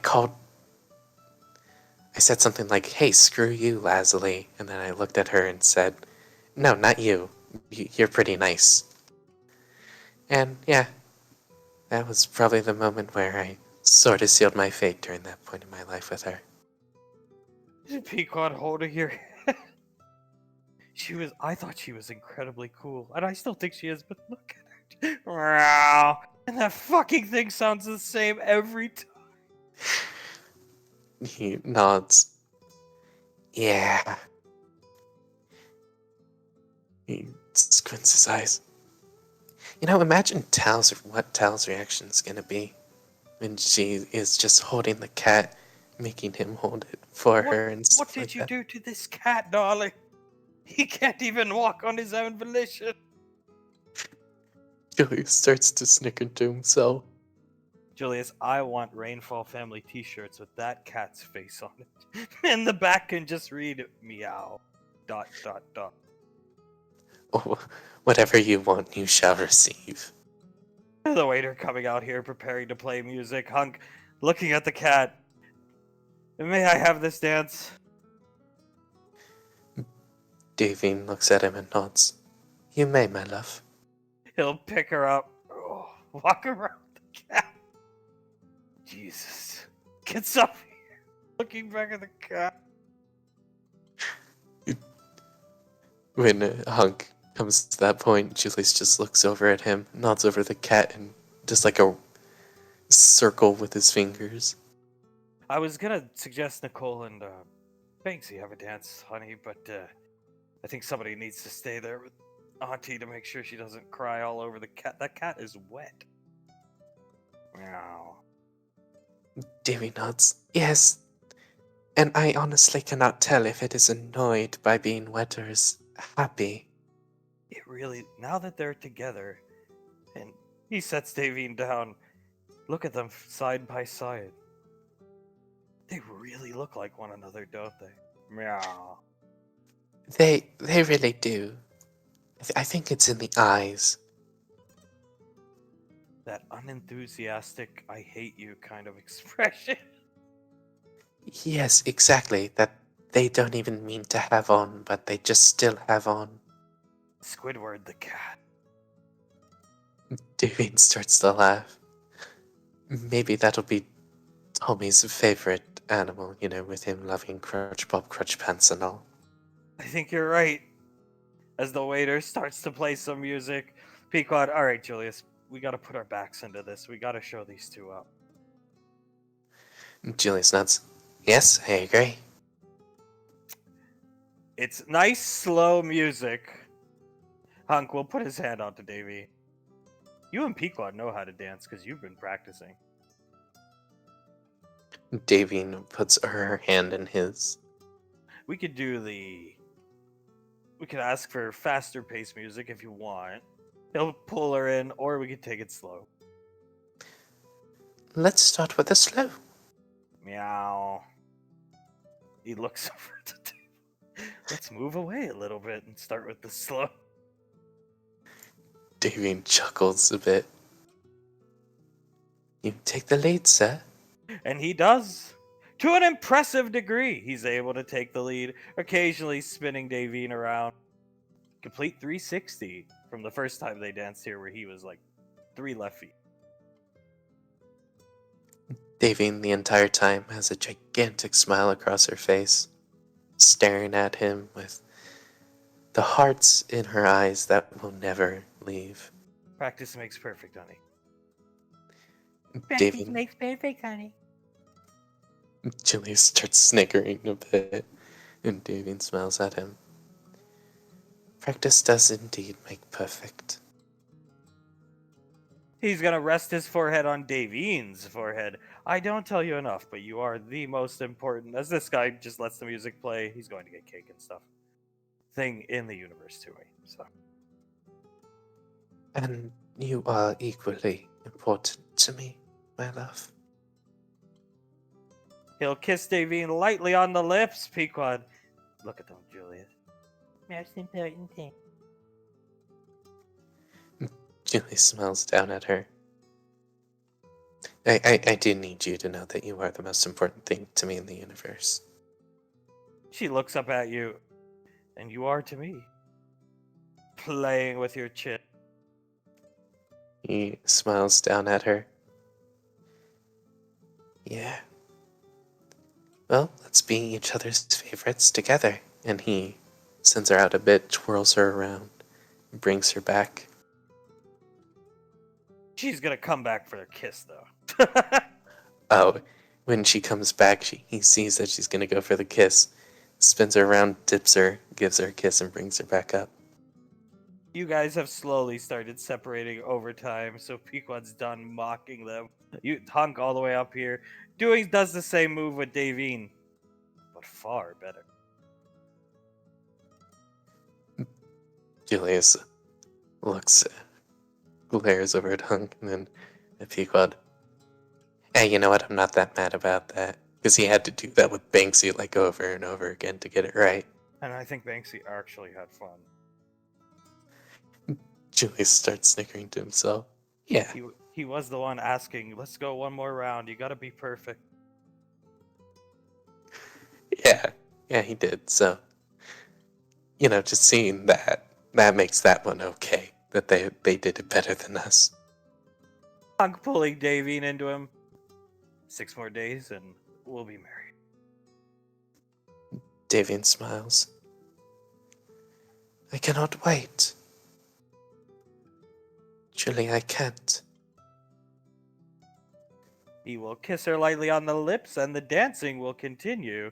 Smiles on faces, even down here. And one more unenthusiastic meow.